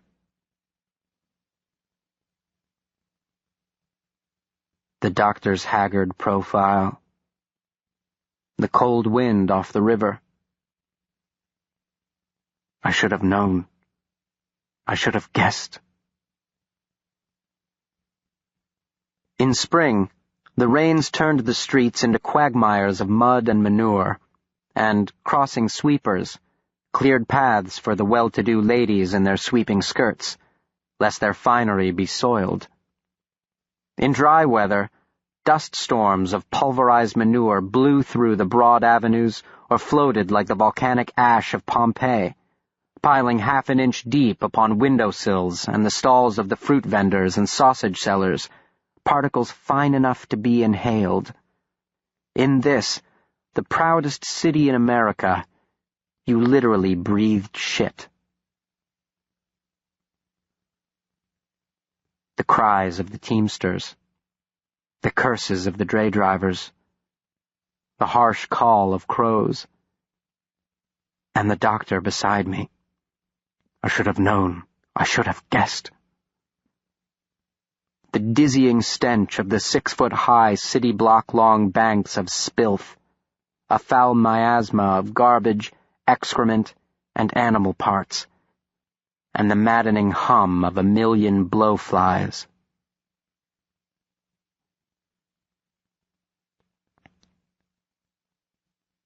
A burly black-clad figure appeared against the backdrop of that worm-infested replica of Dante's Hell, the largest manure block, on 42nd Street. The Monstrumologist leapt from the carriage and accosted Chief Inspector Burns. "Where?" Warthrop demanded. Burns pointed to the top of the hill, and Warthrop started up the slick slope to the top. It was a hard climb. He sunk to his calves in the muck. "No, stay here," he called to me when I started to follow. Burns must have concurred, for he laid a huge hand upon my shaking shoulder, his full lips working the expired stump of his cigar. I saw the doctor's head disappear over the horizon of waste. Only a moment must have passed, but it seemed an eternity before I heard his cry. A sound unlike anything else I have ever heard. It was difficult to imagine a human being producing such a sound. It did not belong to our race, but to the poor beast in the slaughterhouse. That anguished scream was more powerful than the big man's hold upon me. It pulled me toward it, but Burns caught me by the back of the coat before I could get very far, and hauled me back. "Don't worry, boy. He'll come down. There's nowhere else for him to go." And he did come down. Not the same man who had gone up that hill, but a man who looked like him. Not unlike the way John Chandler had retained the vestiges of his humanity, my master's facade was intact. But my master's eyes were empty.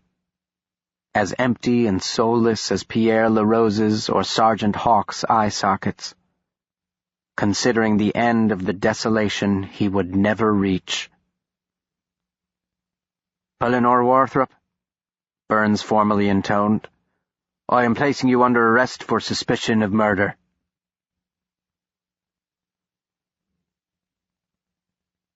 Though I wailed and screamed, kicked and punched, they separated us, throwing me into the brougham carriage, which took off at once for police headquarters. I turned around and saw them leading the doctor away in handcuffs. I did not see him again for some time. The city was coming to life, albeit a life wholly foreign to a young boy from a small New England town. Tramps lingered in doorways or loitered around the smoking ash barrels, eyes glowering beneath ratty hats and hands tucked inside the fraying sleeves of their second-hand coats. Ragpickers pushed wooden carts along the sidewalks, scavenging in the narrow recesses of dark alleys and in the piles of trash that seemed to gather like autumn leaves against stoop and storefront. Here the slouching tenements, with acres of laundry fluttering on lines strung from rooftop to rooftop. Here the stale beer saloons. Drunks passed out in their basement doorways, while urchins knelt beside them, picking their pockets for change. Here the gambling house, eerily quiet at this hour. There the concert hall with posters plastered on its blackened windows, advertising the latest burlesque.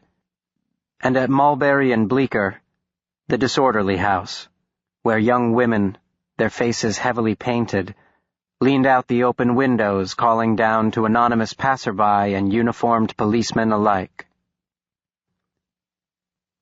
At the station house, Connolly took me to a small, windowless room furnished with a table and 2 rickety chairs. He was not unkind. He offered to find me something to eat, but I declined. Food was the farthest thing from my mind. He left me alone. I heard a bolt being thrown, and I noticed the door had no handle on my side. An hour passed. I wept until I was too weak to weep. I swooned at one point and smacked my forehead on the tabletop. It might not be true, I thought. It might not have been her. But I could think of no other explanation for that inhuman cry. At last, I heard the bolt being thrown back with a loud screech. Chief Inspector Burns came into the room, threatening to overwhelm the space with his prodigious bulk, followed by another large man wearing a bowler hat and an overcoat a size too small for him. "Where's the doctor?" I asked. "No need to worry," said Burns with a patronizing wave. "Your doctor's resting very comfortably." He nodded to the man beside him. "This is Detective O'Brien. He has a boy about your age, I believe. Don't you, O'Brien?" "Yes, sir, I do," answered his subordinate. "His name's William, too, only we call him Billy." "You see?" Burns beamed at me as if a significant point had been made. "I want to see the doctor," I said. "Oh, now we don't want to rush things, do we? All in good time, all in good time. Will you be wanting anything, Will?" "We'll bring you anything you like, anything at all." "What can we bring you, Will?" echoed O'Brien. "The doctor," I answered. Burns glanced at his cohort, and then turned to me. "We can do that. We can bring you to the doctor. We just need you to be honest with us and answer some questions. I want to see the doctor first. Burns's smile faded.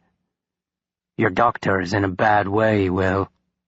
He needs your help now, and the way you can help him is by helping us. He didn't do anything wrong. O'Brien snorted. Didn't he now? Burns laid a hand on his forearm. He kept his small, piggish eyes on me, though. You know who was up on that manure block, don't you, boy? You know what your doctor found? I shook my head. I willed my quivering bottom lip to be still. And now we've got a problem, Will, and so does he. We've got a problem, and your doctor's got a bigger problem. This is serious business, boy. This is murder. Dr. Warthrop didn't murder anyone. Burns dropped a paper sack upon the tabletop. Go on. Look in there, Will. Trembling with dread, I peeked inside the sack, then pushed it away with a soft cry. He had forgotten about them, had dropped them into his pocket in the operating theater and forgotten completely. It's interesting, don't you think, Will? What a man keeps in his pockets. I carry my wallet and a comb, some matches, but it's a rare man who carries eyeballs about. They aren't hers, I gasped. Oh, we know. Wrong color, for one. Burns jerked his head toward the door, and O'Brien opened it, admitting the man I knew as Frederico. His face was deathly pale. Clearly he was terrified. Is this him? Demanded Burns, pointing at me. The big orderly nodded violently. That's him. He was there. Burns said, You see, Will, we know the doctor's been brushing up on his technique. That isn't what he was doing. That isn't it at all.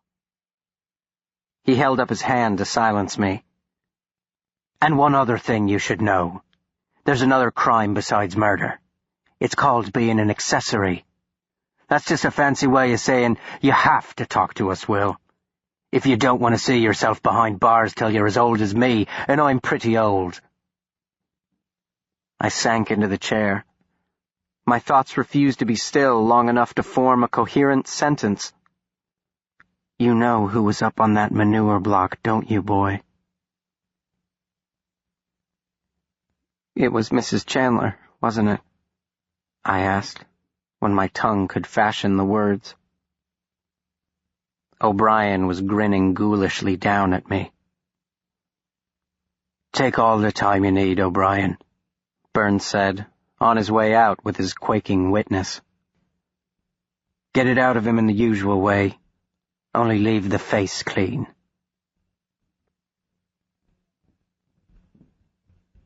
The usual way, before it was abolished by a charismatic young reformer named Theodore Roosevelt, began with verbal abuse, name-calling, cursing, threatening. This then progressed to the physical, spitting, punching, slapping, pinching, hair-pulling. A typical suspect could be expected to break somewhere near the middle of the method's continuum.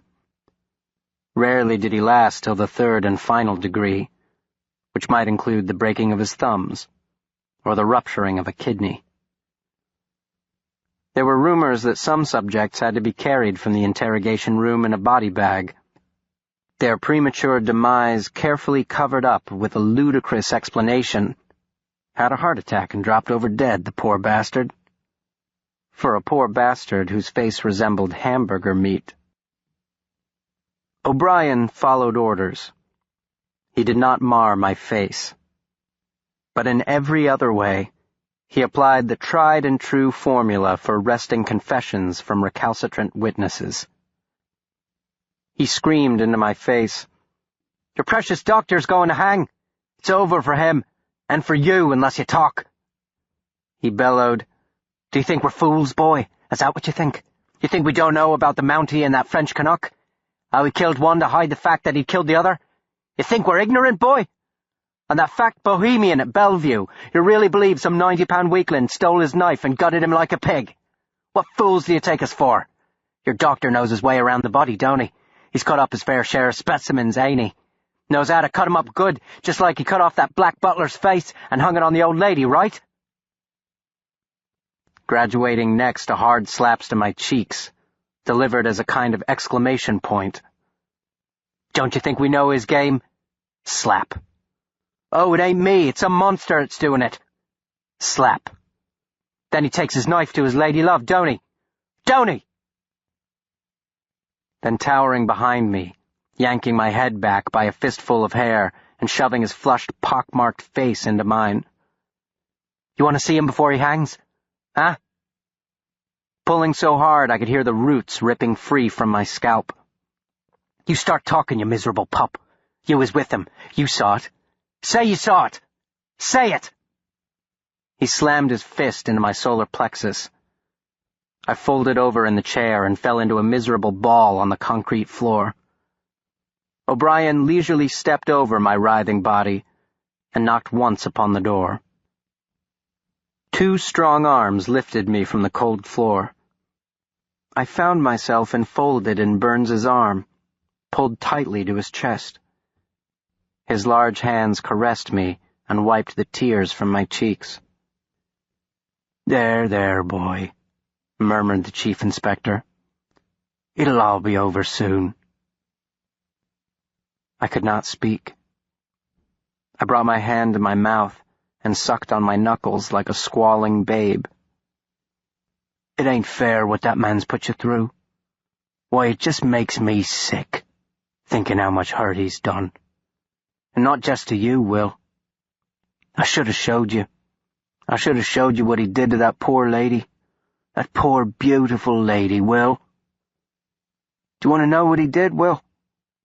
You want to know what your doctor's done?" I shook my head fiercely. He told me anyway.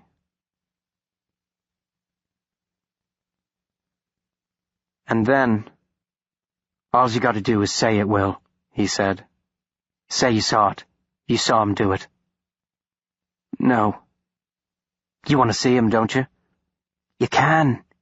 All you got to do is tell me you were with him and you saw it." I was with him." "Good boy. I'm always with him." "That's the lad." I am with him." "And you saw?" "And I saw." I was shaking uncontrollably in the warmth of his embrace. I had seen... But what had I seen? A dead man straining toward the indifferent sky. The ruins of God's temple impaled upon a tree. I had seen the yellow eye and the emerald eye, the desolation and the abundance. What had been given and what was still owing.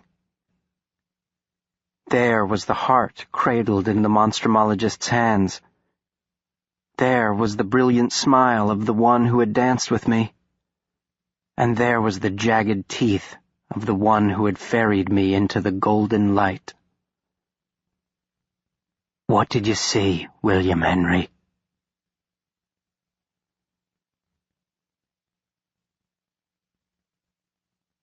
Chapter 24. He wanted me to see. I was taken to a holding room. Not precisely a cell, since there were no bars anywhere, but close enough. There was a cot, a washstand, and a very narrow window of frosted glass that filtered the weakened autumn sun into a kind of mockery of light, light's emaciated cousin. I threw myself upon the cot and fell almost immediately into a deep sleep. So deep, in fact, that it took Connolly several hard shakes to wake me. "You have a visitor, Will?" I must have been staring uncomprehendingly at him, for he said it again, smiling reassuringly all the while, a friendly hand upon my shoulder. "Take your hands off him!" I heard a familiar voice cry. "Is that quite enough of your department's hospitality, my good sir?" Von Hellrung jostled Connolly out of the way and crouched beside me. He cupped my face in his pudgy hands and stared intently into my eyes.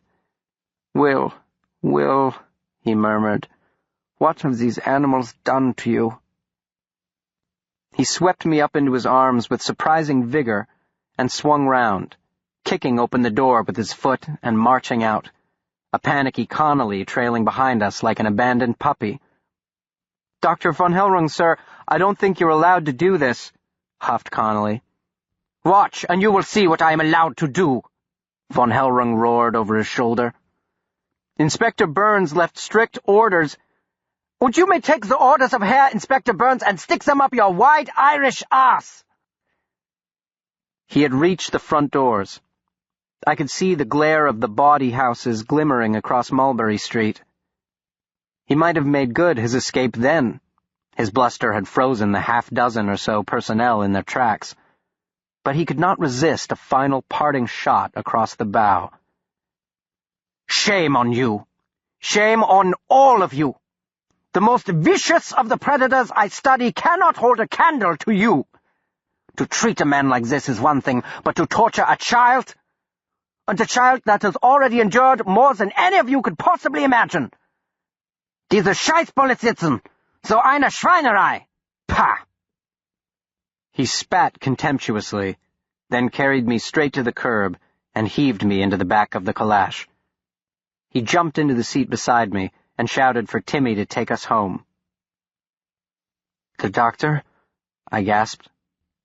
"Safe, Will," answered my rescuer. "Safe. Not well, but safe. And I beg you to forgive me for not extricating you sooner from the clutches of those oafish brutes." "I want to see the doctor," I said. "And you shall, Will. I am taking you to him now." Von Hellrung's personal physician, a young man by the name of Seward, had given the doctor a thorough examination and had found no serious injuries except a painful, and painfully obvious, fracturing of the lower jaw. Seward was concerned about the condition of Warthrop's kidneys. Already ugly bruises had formed along his lower back where the truncheons had been vigorously applied, but there was nothing he could do but wait. The symptoms of renal failure were hard to miss. I found my master propped up in the bed, dressed in one of von Hellrung's nightshirts, which was much too small for him and, to my allegiant eye, added insult to injury. A bag containing ice had been wrapped in a cloth, and the cloth then tied around his head to keep the compress tight against his jaw. He opened his eyes when I stepped inside the room. "Will Henry," he said, wincing from the effort. "Is that you?" "Yes, sir," I said. "Will Henry," he sighed. "Where have you been, Will Henry?" "At the police station, sir." "That cannot be," he said. "My memory is not altogether clear, but I distinctly remember you were not at the police station with me." "I was in another room, sir." "Ah, well, you could have been a little more precise." I took a hesitant step forward, reached for his hand, and stopped myself. "I'm sorry, sir." I could hold it in no longer. It was too much to see him like that. And if it was too much for me, what was it like for him? He motioned for me to come closer and reached for my hand. "You should not be sorry," he said. "You should be glad. You were spared. You did not see what I saw upon that hill." He spoke fiercely through gritted teeth. "What I still see, what I am doomed to see, until I can see no more." He closed his eyes. "He wanted me to see," what he had done to her.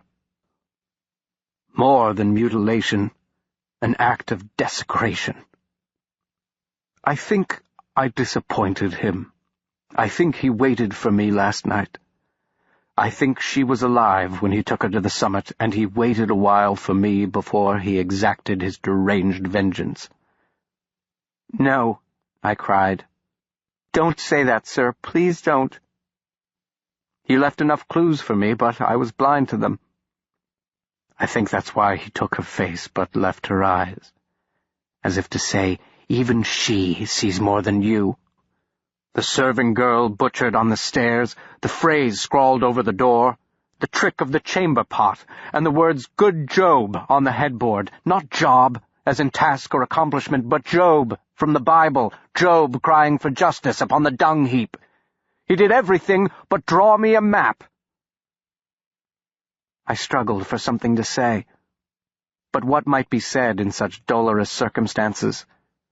What balm existed to soothe his torment? I had nothing to offer but my own tears, which he tenderly wiped away. A measure of his distress, perhaps his concern for my anguish. She had not been dead long, Will Henry. No more than an hour, I would guess. He gave up on me, and then he consummated the transaction.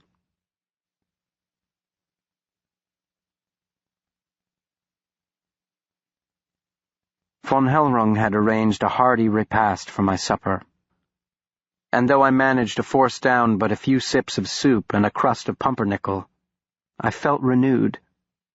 I could not recall the last time I had eaten. I was still dreadfully tired, desiring nothing more than another taste of the dreamless sleep I'd feasted on in the holding room on Mulberry Street. My desire was destined to be thwarted. The kitchen door flew open, and Lily Bates skipped into the room, her cheeks aglow with delight. "There you are! I've been looking all over for you, William James Henry. How's your neck? Can I see it? Your Dr. Warthrop wouldn't let me see it, even though I assured him I'd seen worse things than a bite of a Mongolian death worm, much, much worse. Did it liquefy your flesh? That's what happens, you know. Their spit melts your flesh like butter." I confessed I hadn't examined the wound myself, an admission she found shocking. Why wouldn't I want to look at it? "Perhaps you're ashamed to look at it because you're a liar, and that's what happens to liars. Liquefied flesh. Don't you think that's funny, Will? It's so perfectly metaphorical." She was sitting quite close to me, resting her elbows on the table and cupping her chin in her hands, studying me with her disconcertingly wide sapphire-blue eyes. "Muriel Chandler is dead," she stated matter-of-factly. "I know." "Did you see her? Uncle said you were there." "I didn't." "Uncle said the police beat and tortured you." "They tried to make me confess, or not confess, but say that the doctor did it." "But you didn't." "It wasn't the truth." She would not stop staring at me. I stirred my cold soup. "They're going to hunt him down now," she said. "Who is?" "The Monstrumologists. Well, not all of them, just the ones Uncle has picked specially for the job. They're coming over tonight to draw up their battle plans. I told Mother I'm staying. She thinks it's to keep you company. That lonely little Henry boy, she calls you. That poor little orphan stuck with that horrible man. That horrible man is your doctor." For some reason, the wound beneath the bandage began to itch terribly. It took everything in me not to dig into it with my nails. "It's not altogether a lie," said Lily. "For here I am, keeping you company. You're not angry at me, are you? I didn't mean for it to happen, you know. I'm not wicked. I honestly didn't know until Adolphus told me they couldn't be sexed. He killed it, you know. Not Adolphus, your doctor. Adolphus got it off you, and Dr. Warthrop tore it to pieces with his bare hands, as if he were angry at it, as if it had attacked him. I don't think that's right, do you? I mean, it wasn't the death worm's fault. It was just being what it was." "What?" I asked. As usual with Lily Bates, I was having some trouble keeping up. A death worm! All he had to do was put it back into its crate, but instead he killed it. It's not like Dr. Chandler. They have to kill him, because if they don't, he'll just keep feeding. Uncle says there's no prison on Earth that can hold a Wendigo. He's not a Wendigo, I countered, ever Warthrop's loyal servant. Wendigos aren't real. Tell that to Muriel Chandler. My cheeks burned. I had a sudden, nearly overwhelming urge to strike her. She never stopped loving him, she went on. That's something you don't understand, Will, because you're a boy. Dr. Chandler knew it, and he couldn't stand it, so he went off to Canada, and I don't think he ever really believed he was coming back. His heart was broken. The woman he loved had never stopped loving his best friend. Can you imagine anything more tragic than that? And then his best friend rescues him and brings him back to her, only now he's not even human anymore. Stop it, I cried. Please stop it. I pushed away from the table and stumbled toward the door. She followed, saying, What's the matter, Will? Where are you going? Leave me alone. Some apprentice monstrumologist you are, she called after me. What did you suppose it was all about when he accepted you, William James Henry? What did you suppose it was all about?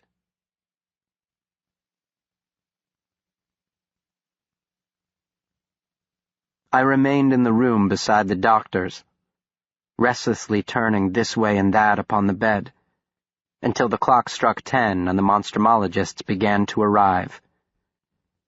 I heard their voices below, low-pitched and somber like mourners in a death house, and that made me angry, for them to behave as if the doctor were already lost. My distress motivated me to abandon my desperate need for rest. I peeked into his room on the way downstairs and found him fast asleep. I decided not to wake him. I would risk another encounter with Lily and join their strategy session, if for no other reason than to represent the doctor. He would want to know what was being plotted in his absence. I found them in the library. Von Hellrung, the diminutive Frenchman Damien Gravois, Dr. Pelt, and 2 other monstrumologists whom I had not met, whose names I came to learn were Torrance and Dobrajanu. The library had been converted to their budding operations command center. A large map of the island had been plastered to one wall. Bright red pins dotted its surface, marking the places where Chandler's victims had fallen. I counted 8 in all, 3 more than I knew of. The beast had been busier than I'd realized. It will not stop hunting, von Hellrung had said. It will kill and feed until someone kills it. Beside the map were newspaper clippings with blaring headlines. Madman stalks city. Massive manhunt underway for American Ripper. And this poignant one from an early edition.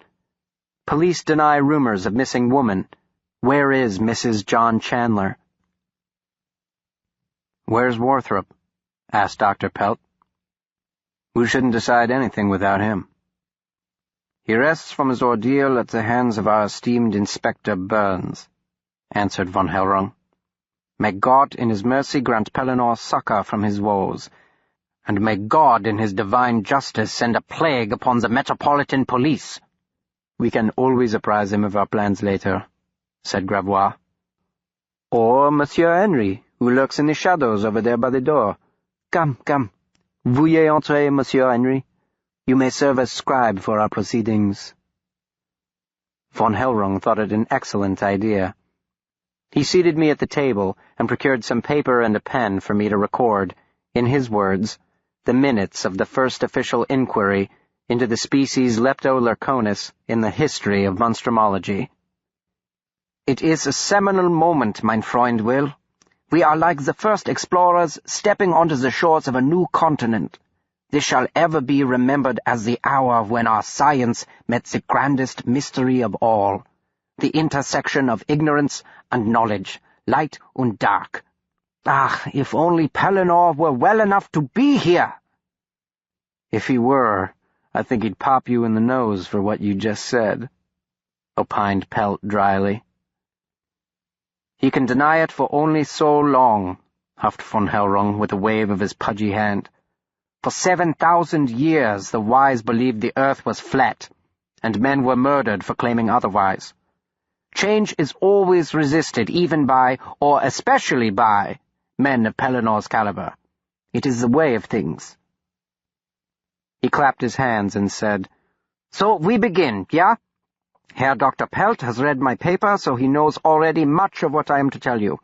He will forgive me, I pray, for ploughing familiar ground, but it must be broken, else no seed may germinate that will yield the fruit of success in this, our most grave undertaking. John Chandler is dead. What has arisen in his place, what animates his lifeless form, is a spirit older than the oldest bedrock. It has many names in many cultures. Wendigo or Utiko are just two of them. There are more, hundreds more. For the sake of clarity, I shall refer to it simply as the beast, for that word describes its nature best. There is no humanity in the thing that was John Chandler." The monstrumologist Dobrajanu raised his hand and said, "I would dispute that claim, Herr Doctor. While his actions have been abhorrent, there is a method to them, a diabolical method, to be sure, but certainly some humanity remains, if we include the darker angels of our nature. No beast plays pranks or acts out of motives of jealousy and revenge. If so, then we all are beasts. Some vestiges of his personality linger," acknowledged von Hellrung. "That is undeniable, but these we may think of as distant echoes of his evolutionary past. It is no more human than a display at Madame Tussauds museum.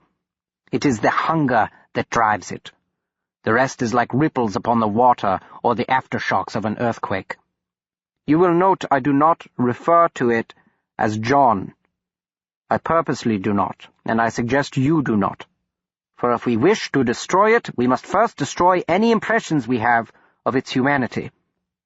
I could not exterminate the man, nor could any of us, I think, but I can, and I will, if God allows, destroy it. I will repeat, gentlemen, John Chandler is dead. It is the beast that remains." "I think we're all agreed upon that goal, Dr. von Hellrung," said Torrance. He was the youngest of von Hellrung's recruits, possessing a powerful physique and a commanding baritone. "I'm not altogether convinced that we're dealing with a creature of supernatural origin, but I concur that where the police have failed to capture him, it is our duty, as Chandler's friends and colleagues, to bring the matter to a satisfactory conclusion." "I pray the police do not try to apprehend him, Dr. Torrance," replied von Hellrung. "For success in that regard would ultimately be a tragic failure. They do not understand that which they hunt. It cannot be captured, and it cannot be killed. Although I have told them how to destroy it, they do not listen." "Well, I'm listening," said Pelt. "How do we destroy it?" "Silver, by bullet or knife, to the heart. Only the heart. Then it must be cut from its chest and burned. The head we must remove and inter in running water. Though it is not absolutely required, the rest should be dismembered and scattered, a portion entrusted to each one of us, and none may tell the others where he has buried that portion." Pelt squinted at him dubiously. "You understand this is quite a mouthful to swallow, Dr. von Hellrung." "Will Henry was there," von Hellrung replied. "He saw the yellow eye. Did you not, Will?" All eyes turned to me. I squirmed uncomfortably in my chair. "What did you see?" demanded Gravois. It was the same question Burns had asked. I had an answer, but it was no answer, really. I cleared my throat. Torrance snorted. "Well, I might still go along with it, sort of like hedging a bet, though we could be prosecuted for desecrating a corpse." "Desecration!" cried Gravois. "Gentlemen, we are conspiring tonight to commit murder." "No," von Hellrung insisted heatedly. "No, not murder, Damien. It is an act of mercy." "Only if you're right, Abram," said Dobrojanu. He was von Hellrung's age, but like the stocky Austrian, in excellent physical condition for a man of advanced years. "If you're not, may God grant us more mercy than we show John." "Assuming we are given an opportunity," put in Torrance. "Murder or mercy killing, it's an interesting philosophical argument, but wholly academic if we can't find him. Sorry, it." "Yes," agreed Dr. Pelt. He nodded to the clippings on the wall. "The entire city has been alerted. I won't say panicked. Every able-bodied man on the force is searching every back alleyway and beating down every door. 4 million pairs of eyes are looking for it. Where do you suggest we direct ours?" "Forgive me, dear Dr. Pelt, but you forget who you are," returned von Hellrung. "We shall succeed where others fail because we are monstrumologists. We have devoted our lives to the study and eradication of aberrant species such as Leptolaconis. Where do we look? Where do we begin? We begin with what it is to discern where it might be.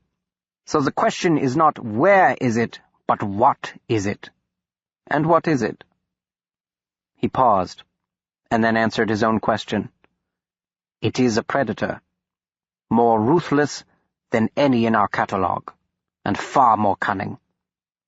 It is wounded in a way, in that it perpetually lingers on the edge of starvation, which forces it to keep moving in search of its prey. Thus, the hunger that drives it is also its greatest weakness. The hunger governs everything it does. And like any other predator, it will go where its victims are most plentiful and most vulnerable. It will choose to attack those the herd is willing to sacrifice, the weak, the unprotected, the easily discarded." He pointed out the locations of the pins on the map. "Disregard for the moment the hospital and the Chandler residence, which are merely aberrations of the more general pattern. Where do we have verified victims of our quarry?" His colleagues crowded around the map. 5 points, said Dobrojanu, squinting through his pince-nez. "Hell's Kitchen," read Torrance. "Blind Man's Alley, Bandit's Roost."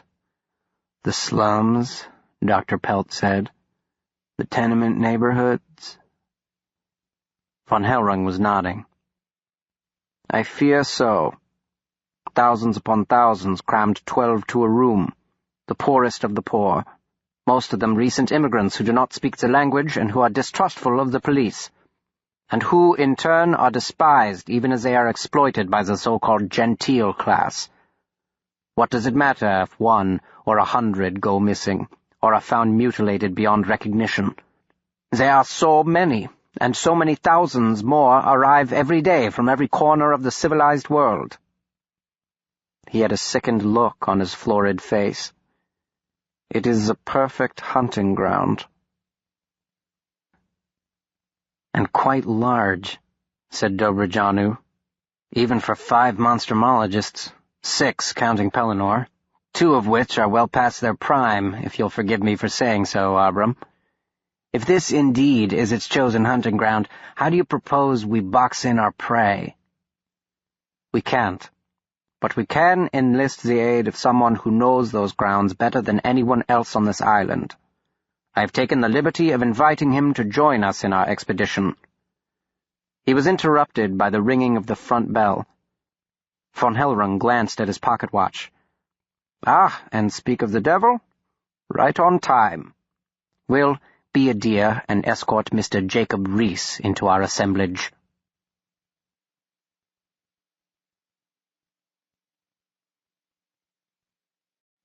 Chapter 25. His Only Hope. Jacob Reese was a short man on the cusp of middle age, and a study in geometry. Everything about his physique, from his small feet to his large head, suggested the rectangle, offset only by his round spectacles, through which he now glared at me. "I am seeking a Dr. Abram von Hellrung," he growled in a thick Scandinavian accent. "Yes, sir, Mr. Reese. He's expecting you. Right this way, sir." "Ah, Reese! Good. Now you are here. Thank you."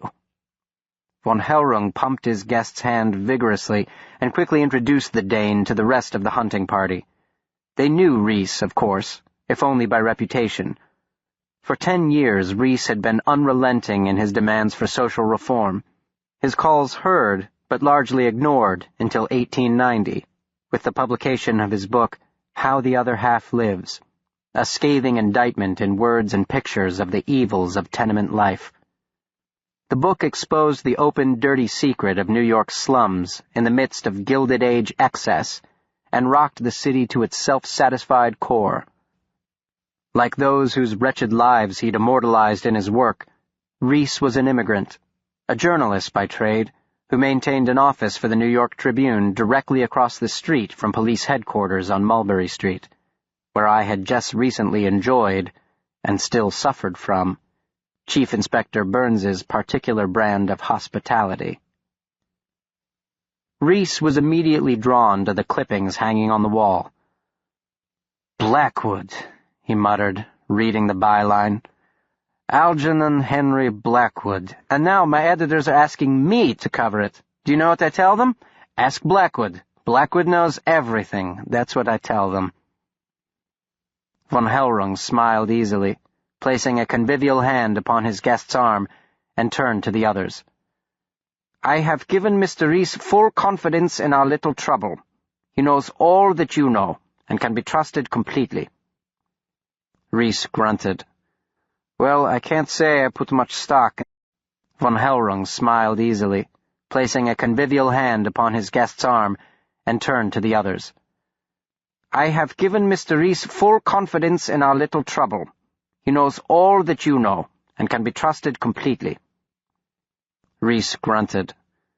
"Well, I can't say I put much stock in this monstrumology business.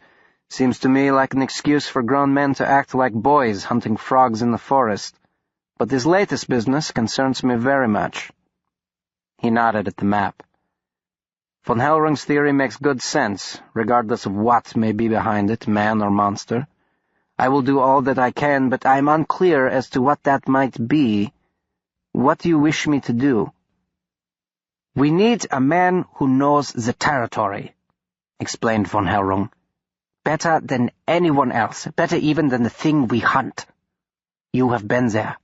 For years you have wandered every side street and alleyway. We have not.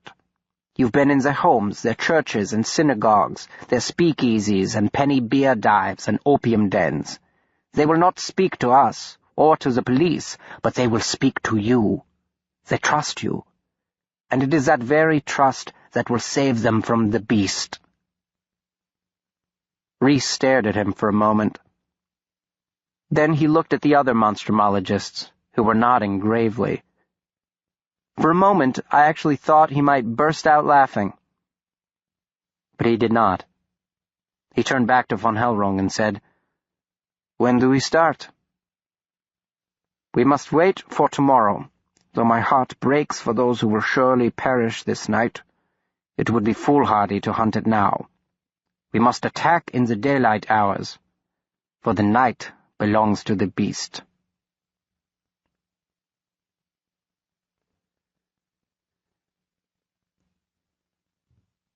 I returned upstairs after the hunting party, or cabal, depending upon one's perspective, had left for the night. I crept past the doctor's room, lest I wake him and be forced to answer questions I'd rather not until absolutely necessary. The hour was late, and I was more tired than I ever remembered being, even during that interminable march in the wilderness. My prayer for a peaceful night with only a downy pillow and feather mattress for companionship was to be denied, however. He called to me the moment I passed his door. "Did you call, sir?" I asked, hovering quite purposefully with one foot remaining in the hall. "I thought I heard voices downstairs." I cocked my head, pretending to listen. "I don't hear anything, sir." "Not now, Will Henry. Earlier. Why do you insist on treating me this way? I'm not entirely imbecilic, you know." "No, sir. I was confused, sir. I'm sorry." "Oh, stop it. Come in here and close that door.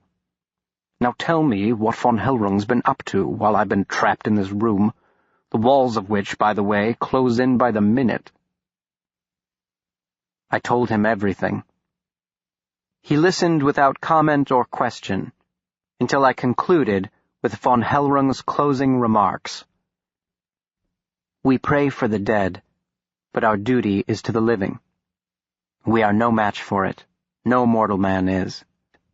But with courage and fortitude, life may conquer death, and all this loss, this unbearable sorrow, will not have been in vain. We cannot bring peace to John. He is past all peace. He is beyond all redemption. Remember that when the test comes. It knows nothing but the hunger. But we know more. Nothing but the hunger drives it, but more than that drives us. We are more than what is reflected in the yellow eye. Remember that always. In the hours to come we may fall into temptation. We may come ourselves to envy the dead, for they are past all suffering, while our suffering, like Judas's in the pit, goes on and on. And if it should take you, if it should call your name upon the high wind, do not despair. Do not give in to fear as John did. His fate reflects the wages of fear. Have pity upon it as you rip out its heart. It is nothing less than the wreckage of God's temple, forlorn and abandoned, the final fleeting echo of Adam's sin." Wearily, the monstrumologist said, "Well, there you have it. He is nothing but marvelously consistent in his madness. The wreckage of God's temple. I'm not surprised about Gravois. He's always been a little bootlicker. Von Hellrung could tell him that the sun rose in the west and that little men lived like monkeys in the hairs of his nose, and Gravois would believe him, or say that he did. Dobrajanu was no surprise either. He and von Hellrung cut their monstrumological teeth together. They are quite close. Torrance is somewhat of a surprise. He always struck me as level-headed, a fine scientist when he wasn't chasing skirts, but he did study under von Hellrung for a time. It could be he's giving his old master the benefit of the doubt. But the presence of Pelt is a bit of a shock.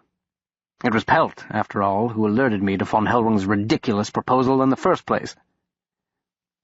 He sighed. "We shall see, won't we, Will Henry? God bless Henry Blackwood, anyway. You must remind me to thank him when all this is finished. I still owe him the tale of our journey through the wilderness." "Are you going to join them in the hunt?" I asked. "What choice do I have? I am his only hope now. If the police find him, I'm not so sure they'll be interested in holding him over for trial. If von Hellrung... well, he's made it clear what he intends to do, hasn't he?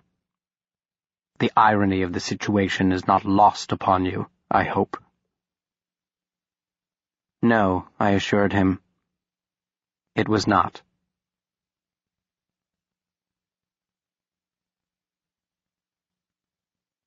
I walked slowly to my room, wondering what sort of man was this monstrumologist, who saw his mission as one to save a friend, not to bring to justice a brutal killer who had slaughtered, desecrated had been his word for it, the woman he loved. Ah, the human heart is darker than the darkest pit, and with more winding paths and confusing turns than a monstrumarium. The more I learned about him, the less I knew. The more I knew, the less I understood. I started when I opened my bedroom door, for sitting on the bed was Lily Bates, wearing a pink dressing gown, an open book lying on the bed next to her. "I'm sorry." I started to back out of the room. "Where are you going?" she demanded. "I'm in the wrong room." "Don't be silly. This is your room. You should sleep with me tonight." She patted the spot next to her. "Unless you're afraid," she teased. "I'm not afraid," I said, with as much firmness as I could muster. "I'm just used to sleeping alone." "So am I, but you are my guest. At least you are my uncle's guest, which makes you my guest once removed. I promise I do not snore and I do not bite, and I only drool a little bit." She smiled gaily at me and patted the covers again. "Don't you want to be close to the doctor's room in case he needs you?" That argument I had difficulty refuting, and for a moment I considered returning to him and asking if I could share his bed. But then I would have had to explain why, and the cost of that answer would have been very high. He might have never shut up and let me sleep. With a sigh, I dragged myself over to the bed and sat upon the very edge. "You're not on," she pointed out. "I'm on." "You're barely on." "Barely on is still on." "How are you going to sleep like that? And you haven't even put on your nightshirt." "I'm going to sleep in my clothes, in case of an emergency." "What kind of an emergency?" "The kind of emergency where you can't be wearing a nightshirt." "You could curl up on the rug there and sleep at my feet like a faithful dog." "But I'm not a dog." "But you're very faithful like a dog." Inwardly, I groaned. What god had I offended to deserve this? "I think you will make a fine husband one day, William Henry," she decided. "For a woman who likes husbands fearful but faithful. You're not the kind at all I'm going to marry. My husband will be brave and very strong and tall, and he will be musically inclined. He will write poetry, and he will be smarter than my uncle or even your doctor. He will be smarter than Mr. Thomas Alva Edison." "Too bad he already has a wife." "You may make jokes, but don't you ever think about what sort of person you will marry?" "I'm 12. "And I'm 13, nearly 14. What has age got to do with it? Juliet found her Romeo when she was my age." "And look what happened to her." "Well, you are his little apprentice, aren't you? What, you don't believe in love?" "I don't know enough about it to believe or disbelieve." She scooted across the bed and brought her face very close to mine. I dared not turn my head to face her. "What would you do right now, this very moment, if I kissed you?" I answered with a shake of my head. "I believe you would fall over in a dead faint. You've never kissed a girl, have you?" "No." "Should we test my hypothesis?" "I would rather we didn't." "Why not?" I could feel her warm breath on my cheek. "Aren't you studying to be a scientist?" "I think I'd rather have a Mongolian death worm liquefy my flesh." I should not have said that. I think she had forgotten up to that point. Before I could protest, she pulled down the bandage to expose my wound. I remained frozen to the spot as her breath traveled down to the sore. "I don't think I've ever seen a scab that big," she whispered. She ran the tip of her finger over the spot. "Does that hurt?" "No. Yes." "Which is it?" I didn't answer. I was shivering. I felt very warm, but I shivered. The mattress squeaked softly. Her weight compressed the springs, tipping me in her direction. Her moist lips pressed against my violated flesh. "There, Now you've been kissed.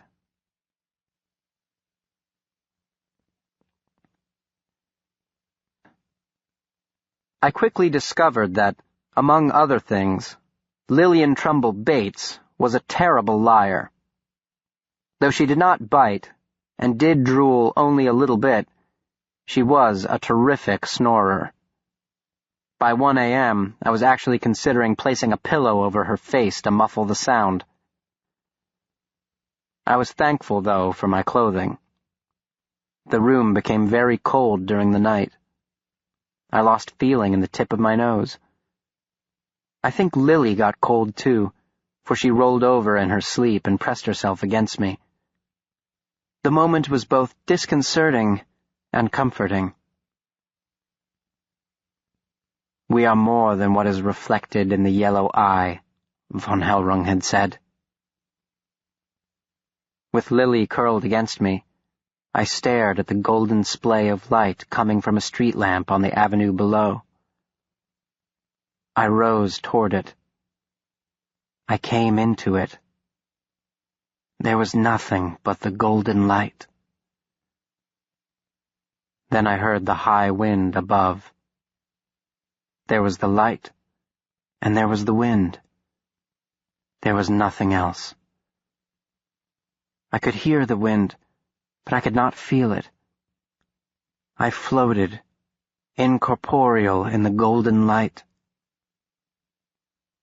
There was a voice there in the wind. It was beautiful. It called my name. The voice was in the wind, and the wind was in the voice, and they were one. The wind and the voice were one. In the empty room, my mother sits, combing out her hair. I am there with her, and she is alone. Her face is turned away from me. Her bare arms are golden in the light. It is not her voice that calls me. It is the wind's voice. The wind has a current like a river rushing to the sea. It pulls me to her. I do not fight against the current of the wind. I want to be with her in the empty room of golden light. There, my mother turns to look at me. She has no eyes.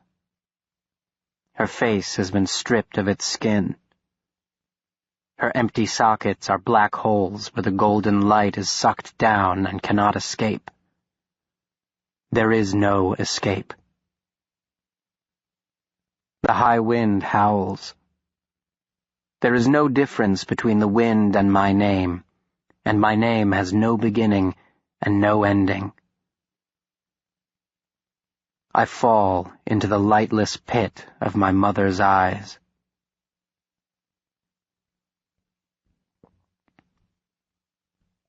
Out of the nothingness, a hand reached out, grabbed my collar, and yanked me backward, away from the open window. I fought against my rescuer, but he had wrapped his long arms around me, and now I could hear his voice, not the wind's voice, calling my name. "Will Henry! Will Henry!" The doctor grunted softly as I strained to free myself, kicking impotently against the smooth floorboards, trying to answer the wind that sighed its cold breath upon our faces. I heard Lily asking again and again in a high-pitched, hysterical voice, "What is it? What is it?" And then I saw Dr. von Hellrung kneeling beside me, holding a lamp close to my face. He was saying to the doctor, Nein, not his name, Pellinor. Do not say his name." He slapped me lightly across the cheek. "Look at me," he shouted. "Listen to me. To me. It is past. Gone." He was right. It was gone. And I started to cry, for I felt so empty without it. I was overwhelmed with shame. I was mortified. I was supposed to answer. The wind wanted me, and I wanted the wind. "Please, Pellinore, please," von Hellrung urged the doctor. Warthrop's grip loosened, and the old man pulled me into his arms. He wrapped one around my shoulders, and with his large hand pressed my ear to his chest. I could hear the beating of his heart. Like the wind upon which my name rode, an irresistible current runs deep in the hidden chambers of our hearts, till human voices wake us, and we drown.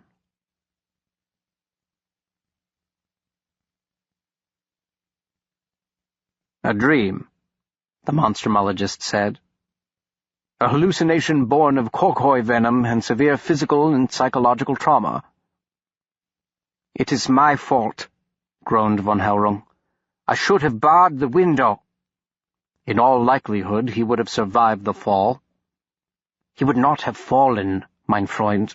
Oh, if that were the only thing to fear! It has come for him. For him! This cannot be. We cannot allow it, Pellinore. He must be sent away immediately." "Don't be ridiculous," snapped the doctor. "On the first train to Boston.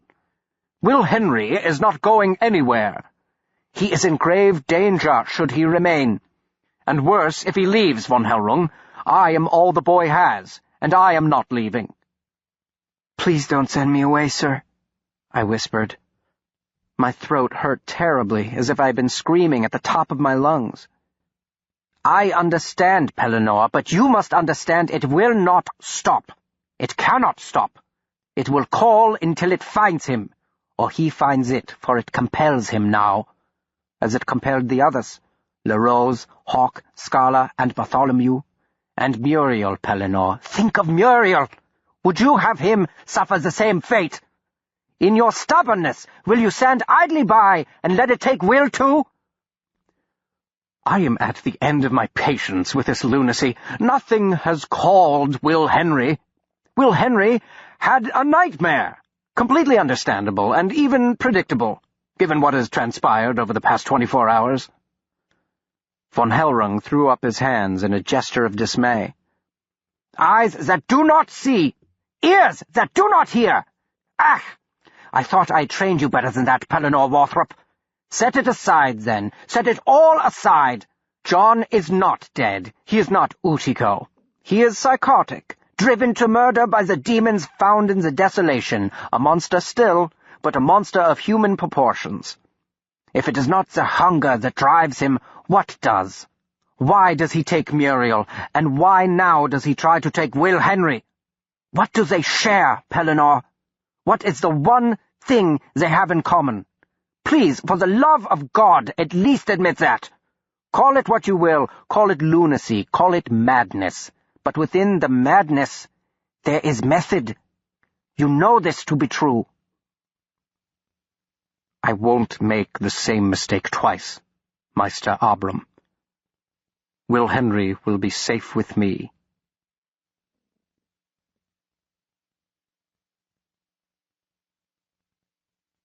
Chapter 26.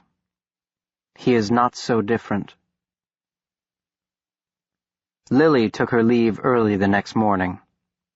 Though shaken by the strange and disturbing events of the previous night, she was well aware of the plan to hunt down the remnants of Dr. John Chandler, and she was not happy to be excluded from the chase.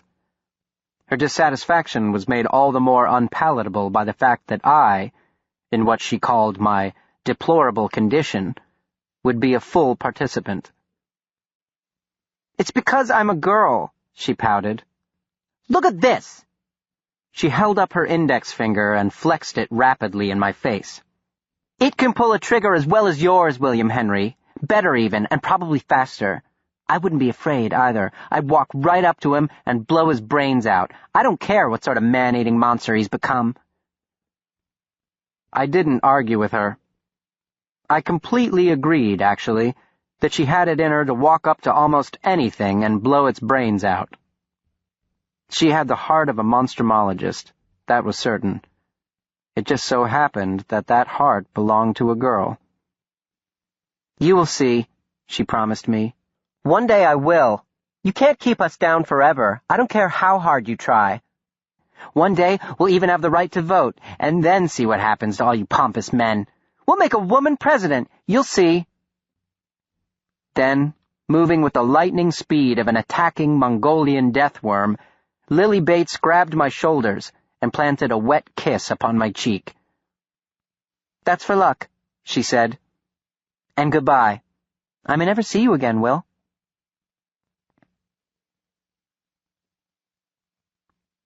Shortly thereafter, the first pair of hunters arrived, the experienced Dobrajanu and the young Torrance, followed a few minutes later by Pelt, his drooping mustache dotted with fine grains of snow. Bad weather was coming, he said, and Dobrajanu agreed, averring that the aching in his knees invariably presaged that. Gravois was the last to arrive. He'd had trouble finding a cab, he explained as he brushed crumbs from his vest. His face lit up at the sight of Warthrop, who winced when Gravois hugged him. The doctor begged off the traditional greeting of a kiss on either cheek. Despite the previous day's compress, Warthrop's jaw was horribly swollen. "It is not so bad," opined the Frenchman of my master's distorted features. "An improvement, in my opinion. What does the physician say? You will be able to join us, yes?" "I am here, aren't I?" Warthrop answered testily. Gravois's eyes grew misty. "Eleanor, words cannot express my grief. The loss, it is inexplicable," said the doctor. "And avoidable. You must not blame yourself." "Who do you propose?" "I am open to suggestions." Von Hellrung called the meeting to order and briefly, for him, welcomed Warthrop into their little band. "Good to see you on your feet, Warthrop," Pelt said. "I must admit I had my reservations until Von Hellrung told me you were joining our party." "You'll be hiring an attorney, I suppose," said Dobrajanu. "I would. Demand a formal inquiry, force the city into bankruptcy, have that terrible man Burns arrested for assault and battery."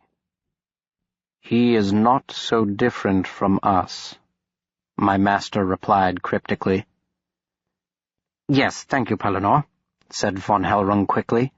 "Now, to the most recent development, which bears directly upon our task."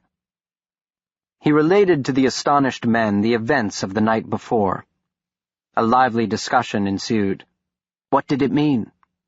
Was it, as the doctor vehemently maintained, merely a nightmare?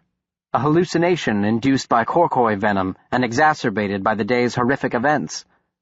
Or was it, as Von Hellrung claimed with equal fervor, exactly what it appeared to be, an attempt by their quarry to snatch me? Torrance proposed the latter possibility should be put aside for now, suggesting that if we failed in locating the beast by any other means, we might turn its desire against it. "Let it come to us," he said. "So your plan is to use the boy as bait," said the doctor, "because he has heard voices inside his head." "Only as the last desperate measure," Torrance replied, his face turning red. Warthrop clearly intimidated him. "There is a flavor of desperation about it," Warthrop returned. "For myself," intoned Pelt in his sonorous voice, "I am heartened by the news of this attack. If it was an attack, I do not say that it was, Pellinor, for it's the only news that I've heard from last night. Have any of you seen the papers this morning?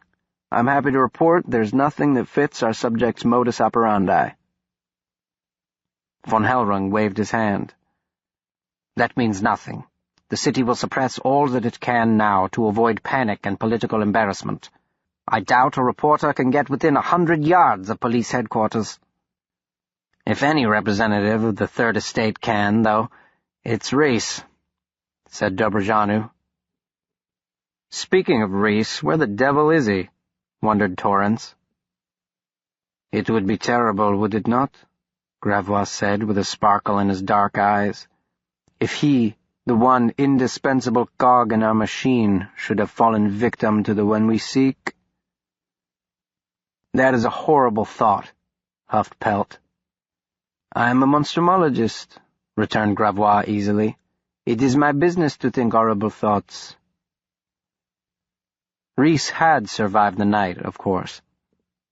He appeared near mid-morning, when the discussion had petered out to an errant comment here and there, with long pauses in between.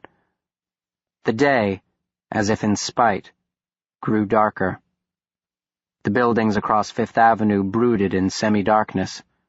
The snow, now half an inch deep, shone gray on the sidewalk. Von Hellrung smoked 2 puffs from his Havana and then put it out.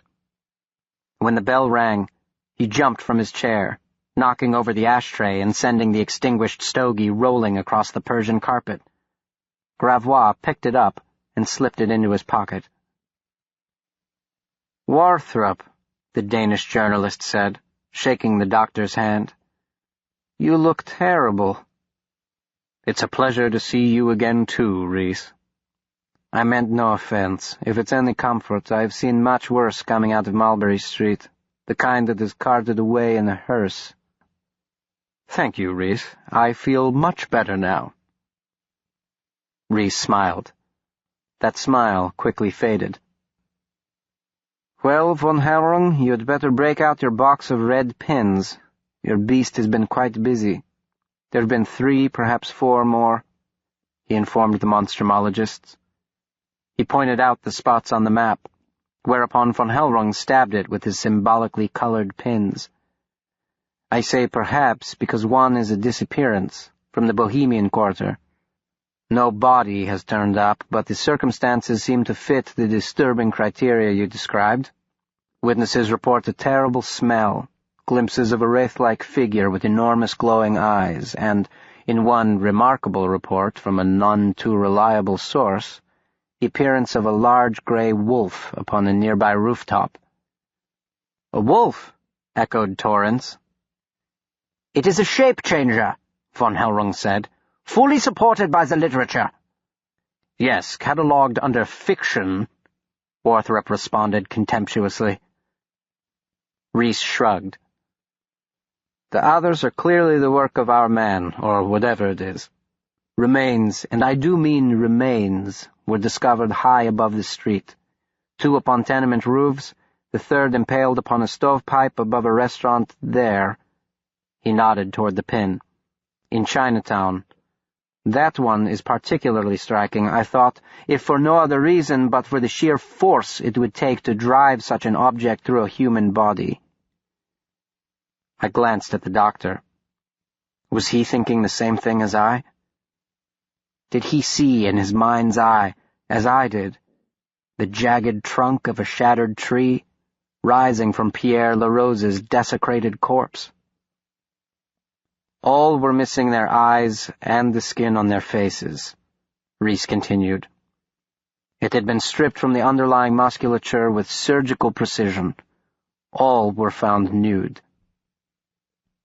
He swallowed, for the first time a bit overcome. He pulled a handkerchief from his pocket and dabbed his brow. "And all 3 were young. The oldest was the only son of a Chinaman who immigrated here last August. The boy was 15, and quite small for his age." "The weakest," murmured Von Hellrung. "The most vulnerable." "The youngest was found at Mulberry Bend, only a few blocks from my office. A girl. She was 7. She suffered by far the worst mutilations. I will spare you the details." No one spoke for a moment. Then Von Hellrung asked softly, "Their hearts?" Yes, Reese nodded. "Ripped from their chests, and when I say ripped, I do mean ripped. Flesh flayed open, ribs snapped in 2, and the hearts themselves—" He did not finish. Von Hellrung placed a consoling hand on his shoulder, a hand that Reese immediately shrugged off. I thought I had seen every horror imaginable in the slums of this metropolis. Starvation, drunkenness, depravity, deprivation and despair that rivals the worst of the most wretched European ghetto. But this... It is only the beginning, von Hellrung said somberly. And only the part of the beginning we know of. More victims will be found this day, I fear. Then we haven't a moment to lose, said Torrance. Reese's report had gotten his blood up. Let's do what we're trained to do, gentlemen. Let's hunt down this thing and kill it. Warthrop's reaction was immediate. He whirled upon the younger man and slammed his cane onto the tabletop, causing Torrance to jerk in his chair. Any man who harms John Chandler will answer to me, the doctor snarled. I will not truck with cold-blooded murder, sir. Nor I, agreed Pelt. Unless we've no choice. Of course, von Hellrung said hurriedly. He avoided Warthrop's icy glare. The line between what we are and what we pursue is razor thin. We will remember our humanity.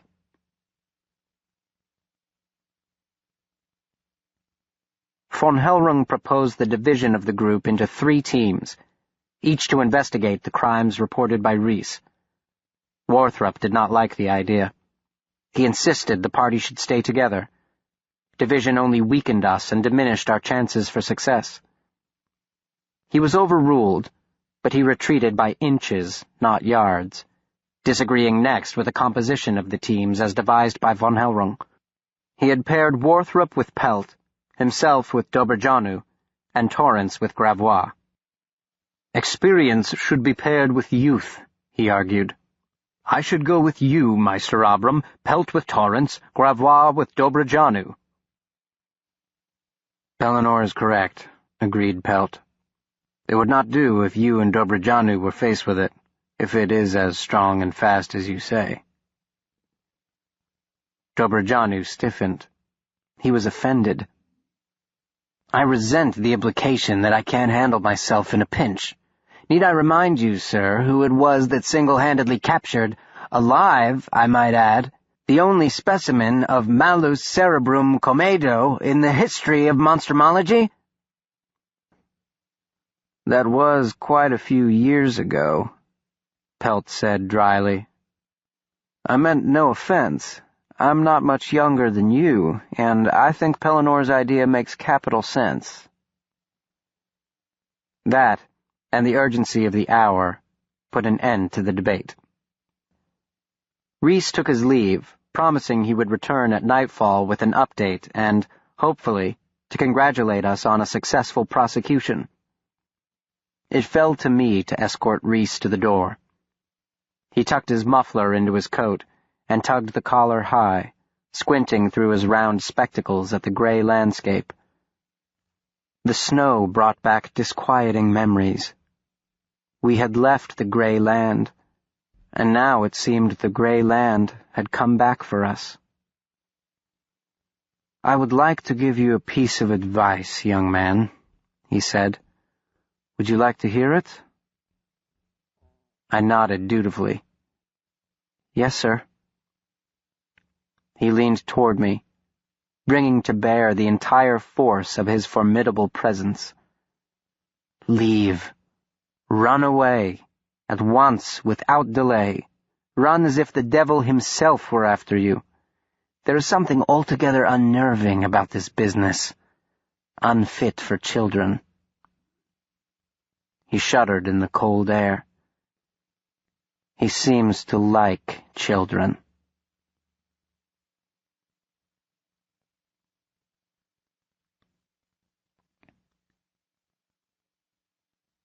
Back in the war room, von Hellrung had laid out 6 boxes and several long silver-plated knives. All, with the exception of Warthrop, were checking their weapons, testing the firing mechanisms and examining with frank curiosity the contents of the boxes, holding the gleaming silver projectiles up to the light. There's nothing in the literature to suggest that leptolaconis requires sleep, the Austrian monstrumologist was saying. And it is my inclination that we will not find it in such a felicitous state. Legend does tell us with what tremendous speed it attacks, and what frightful power is employed in that attack. The Utico uses its eyes to mesmerize its prey. To look into the yellow eye is to perish. Do not forget. Do not waste your ammunition. It is precious. Only by piercing the heart can you destroy leptolaconis. And only as a last resort, put in Warthrop. Von Hellrung cut his eyes away and said, More powerful than its eyes is its voice. Little Will heard it last night and nearly succumbed. If it calls your name, resist. Do not answer.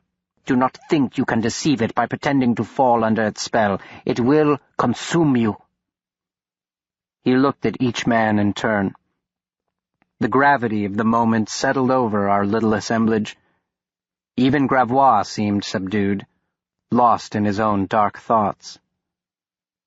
What we seek, gentlemen, is as old as life itself, von Hellrung said, and as constant as death. It is ruthless and cunning and ever hungry. It may be as devious as Lucifer, but in this at least it has been honest with us. It has not hidden from us its true nature.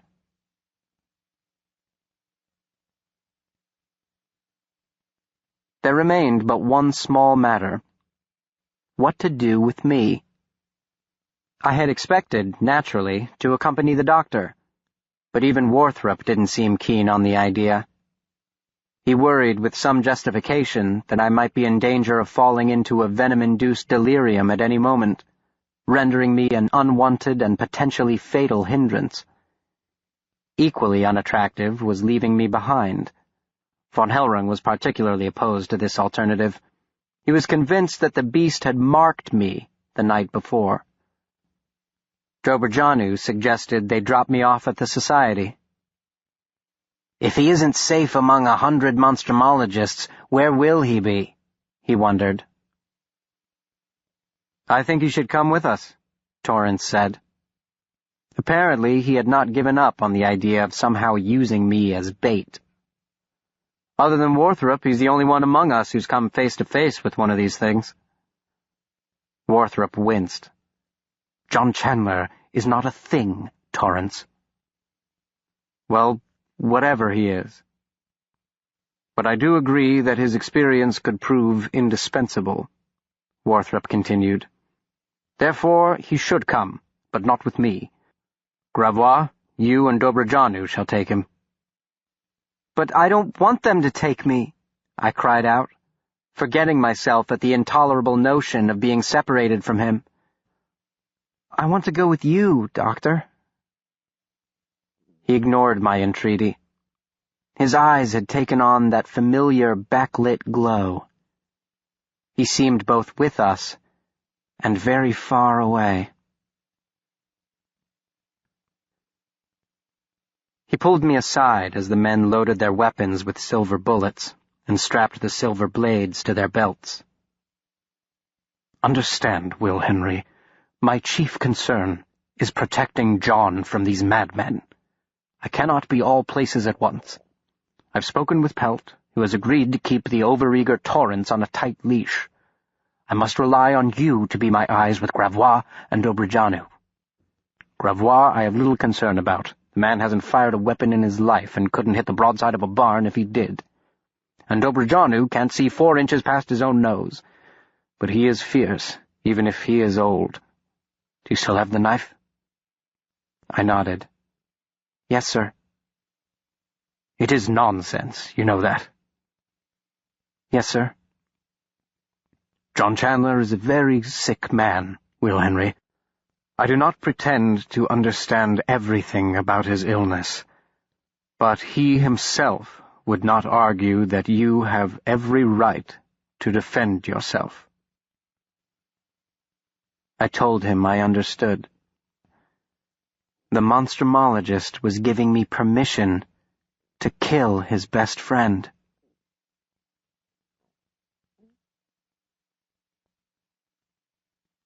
Chapter 27. The Water. They were not so different in the end, the place where he was lost and the place where he was found. They differed only in their topography. The wilderness and the slum were but two faces of the same desolation. The gray land of soul-crushing nothingness in the slum was as bereft of hope as the burned-out, snow-packed brûlée of the forest. The denizens of the slums were stalked by the same hunger, preyed upon by predators no less savage than their woodland counterparts. The immigrants lived in squalid tenements, crowded into rooms not much larger than a closet, and their lives were mean and short. Only 2 of 5 children born into the ghetto could expect to see their 18th year. The rest succumbed to the ravenous hunger of typhoid and cholera, the insatiable appetites of malaria and diphtheria. It was little wonder that the beast had chosen this for its hunting ground. Here was prey numbering in the hundreds of thousands, packed into a radius measured in blocks, not miles. Prey more anonymous and powerless than the most isolated of Yinawak villagers, but just as familiar with the call that rode on the high wind, beckoning them in the universal language of desire. By coming here, the beast had come home.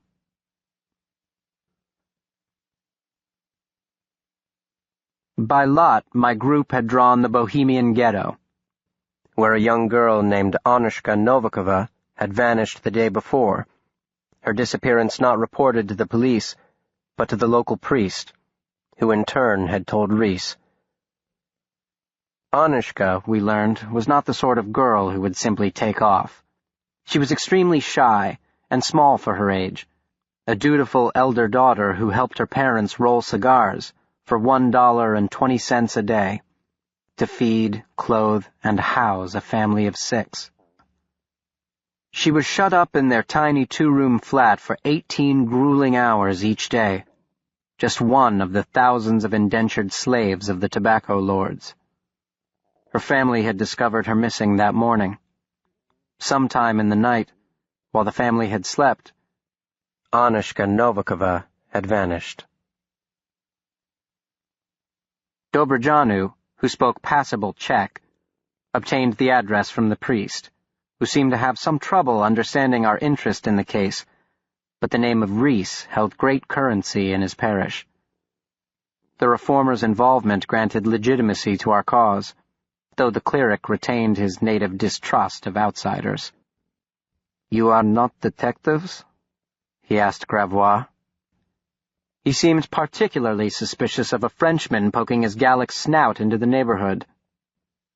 "We are scientists," Gravois answered smoothly. "Scientists? Like detectives, father, only better dressed." Anushka's flat was within walking distance of the church, though the walk was more like a hike in the premature twilight of billowing snow. On every corner the fires of the ash barrels burned like beacons marking our descent into the teeming tenement, the smoke from which thickened the curtain of snow and obscured the landscape.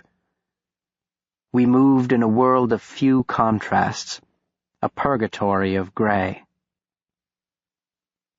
Midway down the block, Dobrajanu slipped into a narrow space, it could hardly be called an alley, between 2 decrepit buildings, a passage so narrow we were forced to turn sideways and shuffle along, our backs to one wall, our noses only an inch or so from the other.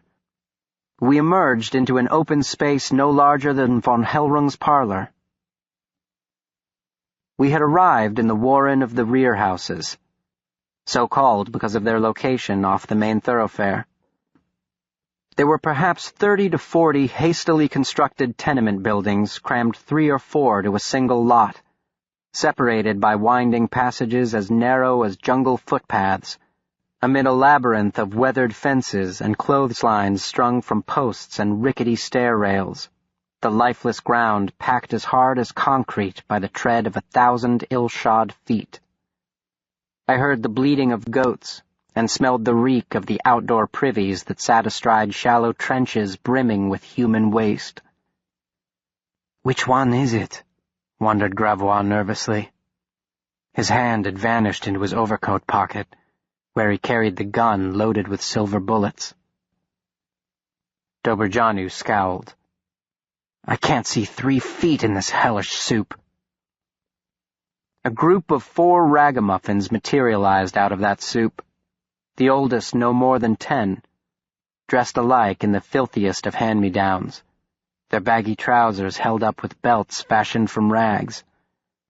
They crowded around the 2 monstrumologists, tugging on their coats and extending their palms, piping in a cacophonous chorus. "Dollar, dollar, pane, dollar, dollar." "Yes, yes," Gravois said testily. "Anno, anno." He distributed the begged-for coins into the clawing hands, and then withdrew a $5 note from his purse, holding it before their startled faces. Suddenly, they were as quiet as church mice. "Znash Novikova?" asked Dobrjanu. "Kde žije Novikova?" At the mention of the name, the little group grew very grave, their avariciousness replaced by trepidation. They quickly crossed themselves, and 2 made a sign to ward off the evil eye, muttering, "Upir, upir." "Kdo je statični?" Dobrjanu asked in a stern voice. "Kdo mě vezme domu?" While 3 of the boys shuffled their feet and cast their eyes upon the ground, a lad, by no means the oldest or the largest of the lot, stepped forward. His face was drawn, the cheekbones large, the eyes dominant. He tried his best to speak bravely, but the tremor in his voice betrayed him. "Ne bojím se," he said. "Vezmu vás." He snatched the note from Gravois' hand. It disappeared into some secret pocket in his filthy attire.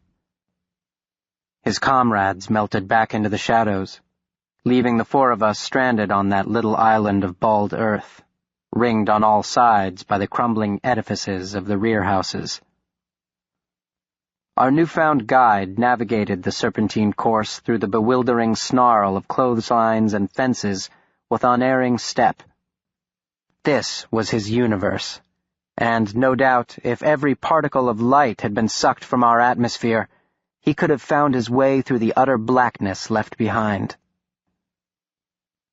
He stopped at the rear of a building indistinguishable from the rest, the same sagging stairs masquerading as a fire escape, zigzagging 4 stories up to the roof, the same warped platforms that passed for balconies, framed in by broken rails.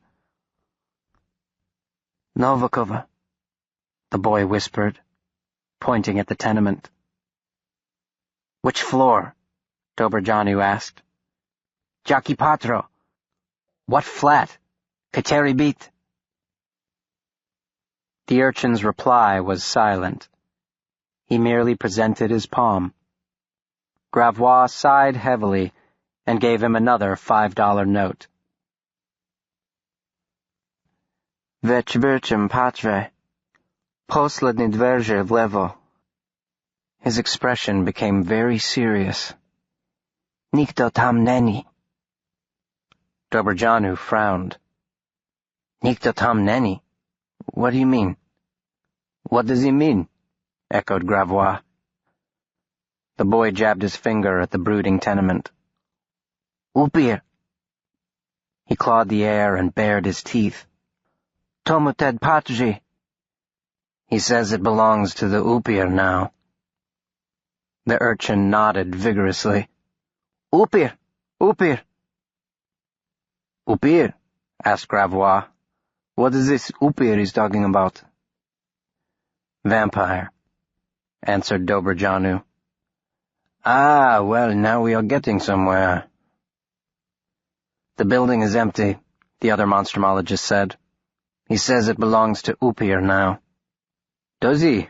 Then we are wasting our time. I suggest we return to Von Herrung and make a full report, tout de suite, before night falls." Dobrajanu turned to ask the boy another question, and was astonished to find him gone. He had disappeared into the icy mist as abruptly as he had appeared. For a moment, no one spoke. Gravois' mind was already made up, but the elderly monstrumologist teetered between charging forward and sounding the retreat. It was a tantalizing lead, an abandoned building that now belonged to the Upir, the closest the lexicon could come to Leptolurconis. Yet he suspected our guide may have been merely giving us our money's worth. For $5 more, he might have gladly informed us that in the basement we might find a stairway to hell. He could be lying, he mused. It may not be abandoned at all. "Do you see any lights inside?" asked Gravois. "I do not see any. Monsieur Henry, your eyes are young. Do you see lights?" I did not. Only dark panes dimly reflecting the glow from the ash barrels in the courtyard. "And we have none," pointed out Gravois. "What good will it do, stumbling about in the dark?" "It isn't dark yet," countered Dobrajanu. "We have a few hours still." "Perhaps our definitions of dark differ. I say we let Monsieur Henry break the tie. What is your opinion, Will?" So rarely was I asked for one, I did not realize I even had an opinion until it came out of my mouth. "We should go in. We have to know." Up the rickety back stairs we climbed, Dobrajanu leading the way, one hand hidden in his cloak, no doubt gripping his revolver. I followed next, fingering the hilt of the knife to steady my nerves. Gravois brought up the rear, muttering in French what sounded like curses. Once or twice I caught the word Pellinor. The stairs were alarmingly insubstantial, swaying with each step of our slow ascent, the old boards crying tremulant squeaks and protesting groans. We reached the fourth-story landing, whereupon our leader pulled the revolver from his pocket and pushed open the door, and we followed him. A narrow, poorly lit hallway ran the length of the building, its walls coated with decades of accumulated grime, the floor speckled with water stains and darker blemishes of unknown origin, perhaps urine or excrement, for the passage reeked of both, and of boiled cabbage, tobacco, wood smoke, and that peculiar funk of human desperation. It was very cold and deathly quiet. We stood for a moment without moving, hardly breathing, straining our ears for any sound that might give proof of life. There was nothing. Dobrajanu whispered, "End of the hall, last door on the left." "Will Henry should investigate," urged Gravois. "He is the smallest and the lightest of tread. We'll stay here and cover his advance." Dobrajanu stared at him from beneath his thick gray eyebrows. "How did you ever become a monstrumologist, Gravois?" "A combination of familiar pressure and social retardation." Dobrajanu grunted softly. "Come along, Will. Gravois, stay here if you like, but watch those stairs."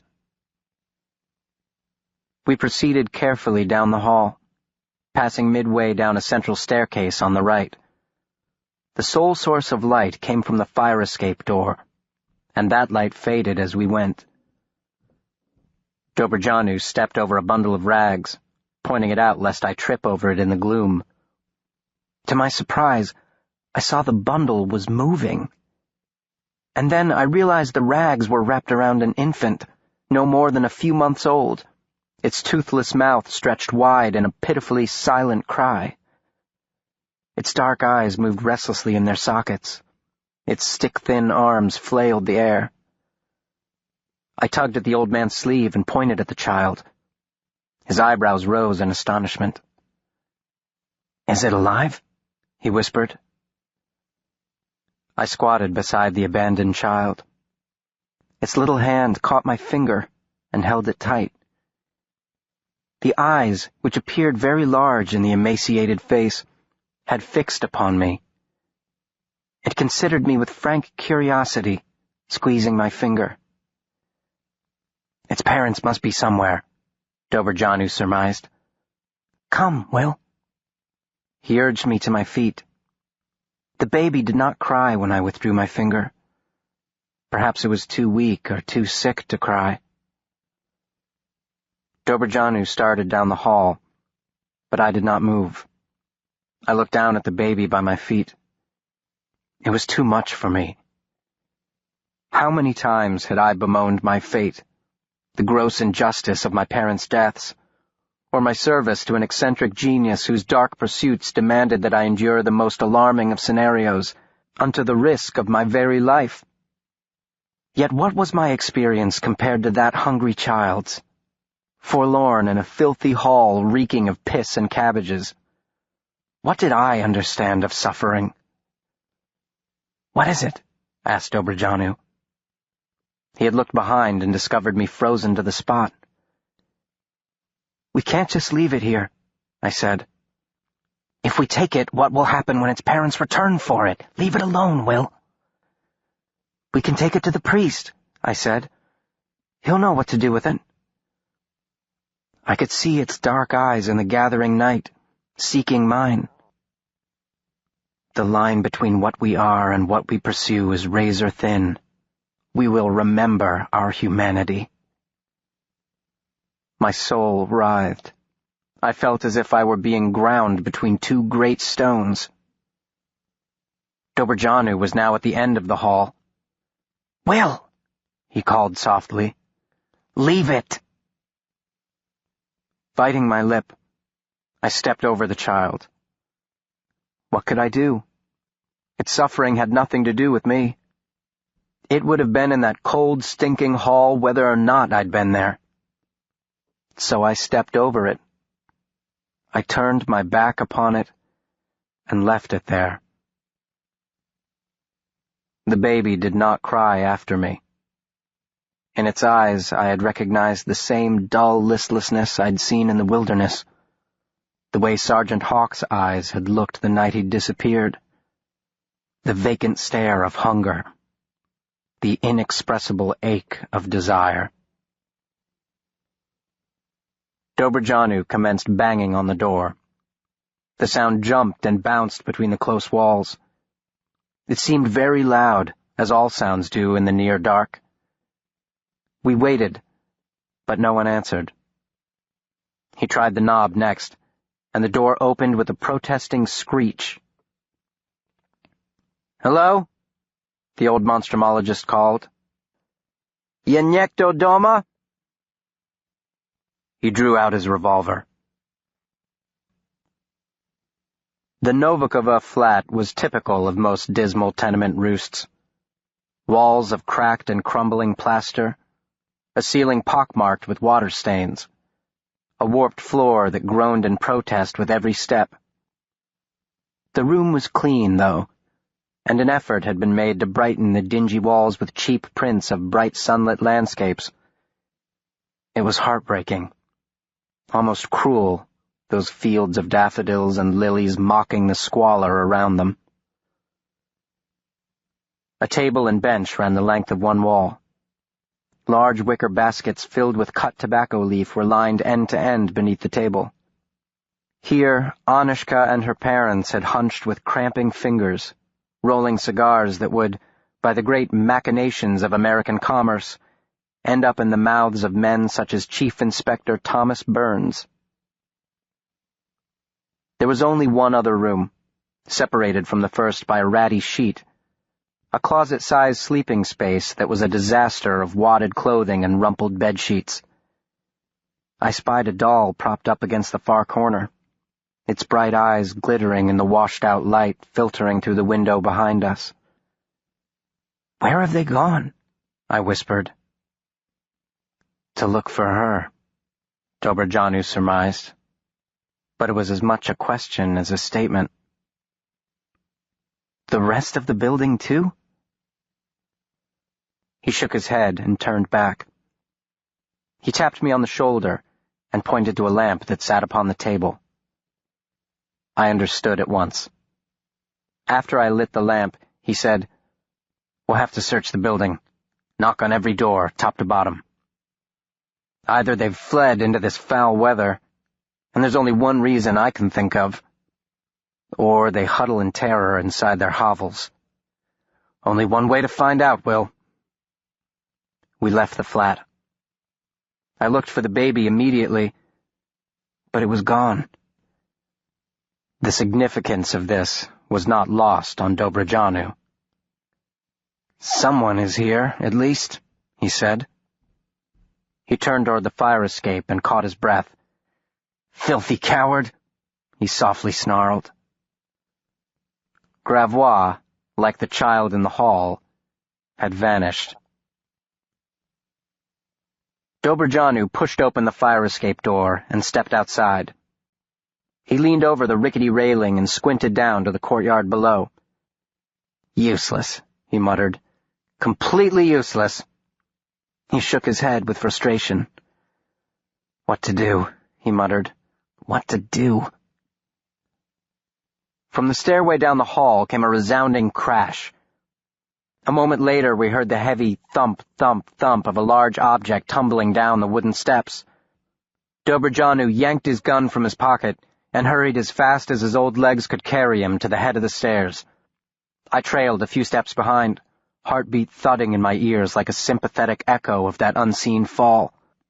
Our light fought against the dark, failing to penetrate but a few feet in the deep gloom. Dobrajanu laid a hand upon my shoulder. "Stay here," he whispered. He pulled the lamp from my hand and proceeded downward toward the third-floor landing. He turned the corner, gun thrust in front of him, his shadow hard-edged as if etched upon the boards. And then I lost sight of him. The glow of the lamp faded. "Oh, no." His disembodied voice floated up to me. "Oh, no." I followed the light down. Midway to the next landing, I discovered Dobrajanu sprawled on the stairs, his back pressed against the wall, and cradled in his arms the lifeless, broken body of Damien Gravois, his white shirt front shining with fresh arterial blood, his sanguine face enshrouded by the same soiled swaddling clothes that had wrapped the baby in the hallway. His eyes had been pulled from their sockets. They dangled over his cheeks, still attached to the optic nerves. "I found him," Dobrajanu said. It was an absurdly obvious observation. He eased the body onto the stairs and pushed himself to his feet, using the wall behind him for support. I grabbed the lamp off the step. "What do we do?" I whispered, though my voice seemed terribly loud. "What we are trained to do," he answered grimly, echoing Torrance. His gray eyes sparked with fire. He yelled down the stairs, "Chandler!" And then he took off, descending with the speed of a man half his age. I caught up to him on the first-floor landing, where he had paused, listening. "Do you hear that?" he asked. I shook my head. I heard nothing but the sound of our ragged breath and the far-off drip, drip of a water pipe. And then I did hear it. The soft, plaintive crying of an infant. It seemed to be coming from everywhere, and nowhere. "He has taken the child," Dobrajanu whispered. He peered down the stairs leading to the cellar. He wet his lips nervously. He seemed torn. "Down there, do you think?" We had only minutes to decide. If we chose wrong, if he had taken it instead to the first floor and we chose the other path, the child was doomed. My companion, with his years of experience, seemed paralyzed by indecision. "We'll have to split up," I said. He did not reply. "Sir, are you listening?" Yes, yes, he muttered. Here. He pressed Gravois' pearl-handled pistol into my hand. He nodded toward the blackness beneath us. You keep the lamp, Will. I should have enough light up here. And so I went down, to the very bottom, alone. The steps narrowed. The suppurating walls closed in. A stench rose up to meet me, the smell of raw sewage. A pipe had burst and never been repaired, transforming the tenement cellar into a cesspool. The smell nearly overpowered me. Midway down, I gagged. My throat burned and my stomach rolled in protest. I heard nothing at all now, and that emboldened me, for it must have meant he was not down there. But I knew I had to look to be sure. The water at the bottom was more than 2 feet deep and was covered in a greenish-yellow slime. Broken boards, the remnants of storage barrels, floated in the stagnant, stinking pool. I saw the body of an enormous rat floating near my feet, the skin of its bloated corpse peeling off as it rotted. Something had already devoured its eyes. I could see its yellow fangs glimmering in its mouth, which was yawning open in a silent howl. I stopped on the last step, upon the banks of this foul underground pond, holding my light high, but it could not drive back all the darkness. The far end remained swallowed in Stygian shadow. What was that bobbing just on the edge of the light? A piece of broken wood? An old bottle? The scum-covered surface undulated. The boards seesawed in the reeking black water. I heard nothing except a steady drip, drip of the leaking pipe. I turned to leave. Clearly nothing was down here, and a voice inside my head spoke up. It was the voice of my master. "Pay attention, Will Henry. What do you notice about the water?" I hesitated. I had to get out. I could not breathe in that nasty hole. Chandler was not there. The baby was not there. Dobrajanu needed me. And still the voice persisted. "The water, Will Henry, the water." I started back up the stairs. Should I call out for Dobrajanu? Or had he already met the same fate as Gravois, and now it was my turn? "Will Henry, the water." "Shut up about the water," I shouted silently at the voice. "I have to find Dr. Dobrajanu." I froze about 6 feet above the pool. I turned back. The rat's empty eye socket stared back at me. "The water is moving," I said to the dead rat. "Why would it be moving?" The voice in my head fell silent. Finally, I was using that indispensable appendage between my ears. Hot tears stung my eyes, partly from the smell, but mostly from understanding. I knew why the water moved, and I knew why I'd heard no crying. The lamp created a perfect sphere of light around me. I waded into the sewage, my feet slipping on the slimy brick bottom. I could feel the filthy water seep into my boots. The dead rat nudged my knee with its long nose as I passed. It was not a bottle or an old board I had seen floating in the excremental soup. When I reached for it, my foot slipped and I fell with a soft cry, catching myself by dropping the gun and pushing against the bottom with my right hand. That allowed me to keep the lamp aloft in my left. Its light played along the upturned face that floated a foot away. That was all I could see. The baby's face. The rest was hidden beneath the mustard-yellow scum. I pushed myself up. Now I kneeled before it, coughing, gagging, sobbing. I didn't care anymore if the beast heard me. All I could see was that face, smeared in jelly-like feces, the blank eyes sightlessly staring into the abyss above.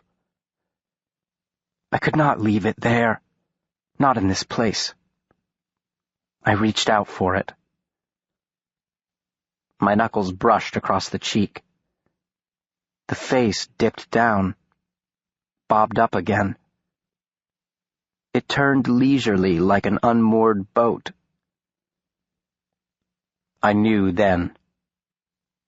I had found him, but not all of him.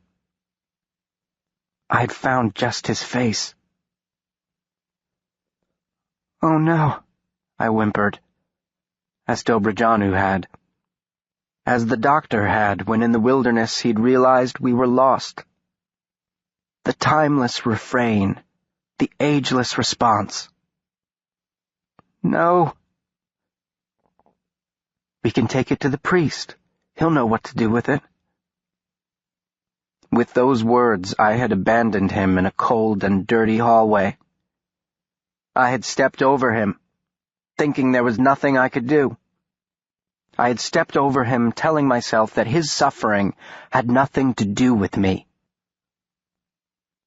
In the wasteland of the gray light, where the black buteos rode on updrafts above the ruins of the forest, a man had heaved his burden over his shoulder. "This is mine," he had cried in the cold, dead air. "Mine." He had not sent him there. It had not been the doctor's choice that he go. But the doctor had claimed his friend after the fall. He had accepted his burden. So overwhelmed was I by the enormity of my crime that I did not hear the beast. The water bubbled behind me. A board bumped against my back. I did not feel it. When the beast rose out of the filth and its shadow fell hard upon me, I did not see it. The sightless eyes of the child held me. The discarnate face gripped me. Out of the corner of my eye, there was the blur of its arm rocketing around before the hard fist slammed into the side of my head. Something tore free in my mind, a violent upheaval like a volcano exploding. The lamp flew from my hand and shattered against the cellar wall with a loud pop before dropping into the sewage and sputtering out. I pitched forward, tumbling into the abyss.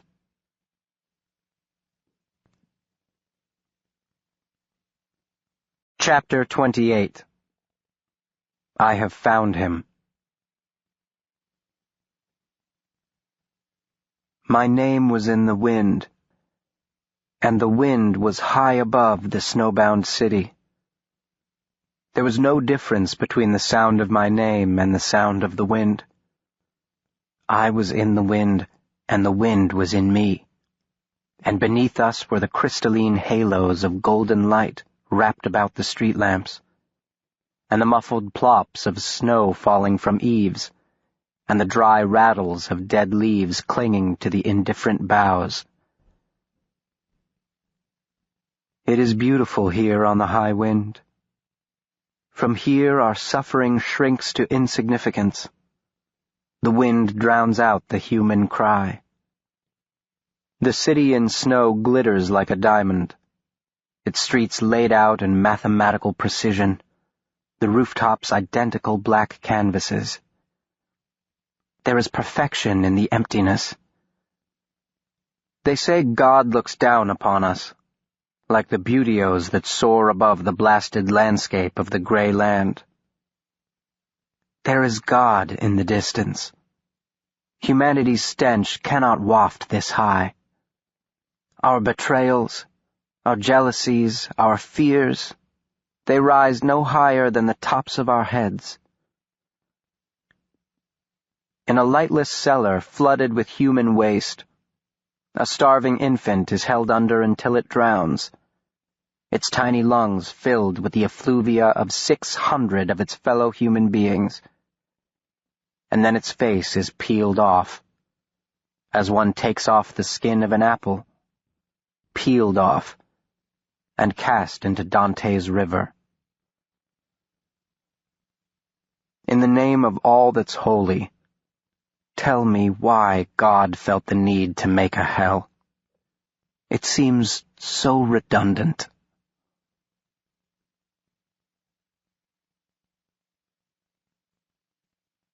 I woke in the arms of the beast. I smelled it first, the cloyingly sweet odor of putrefying flesh.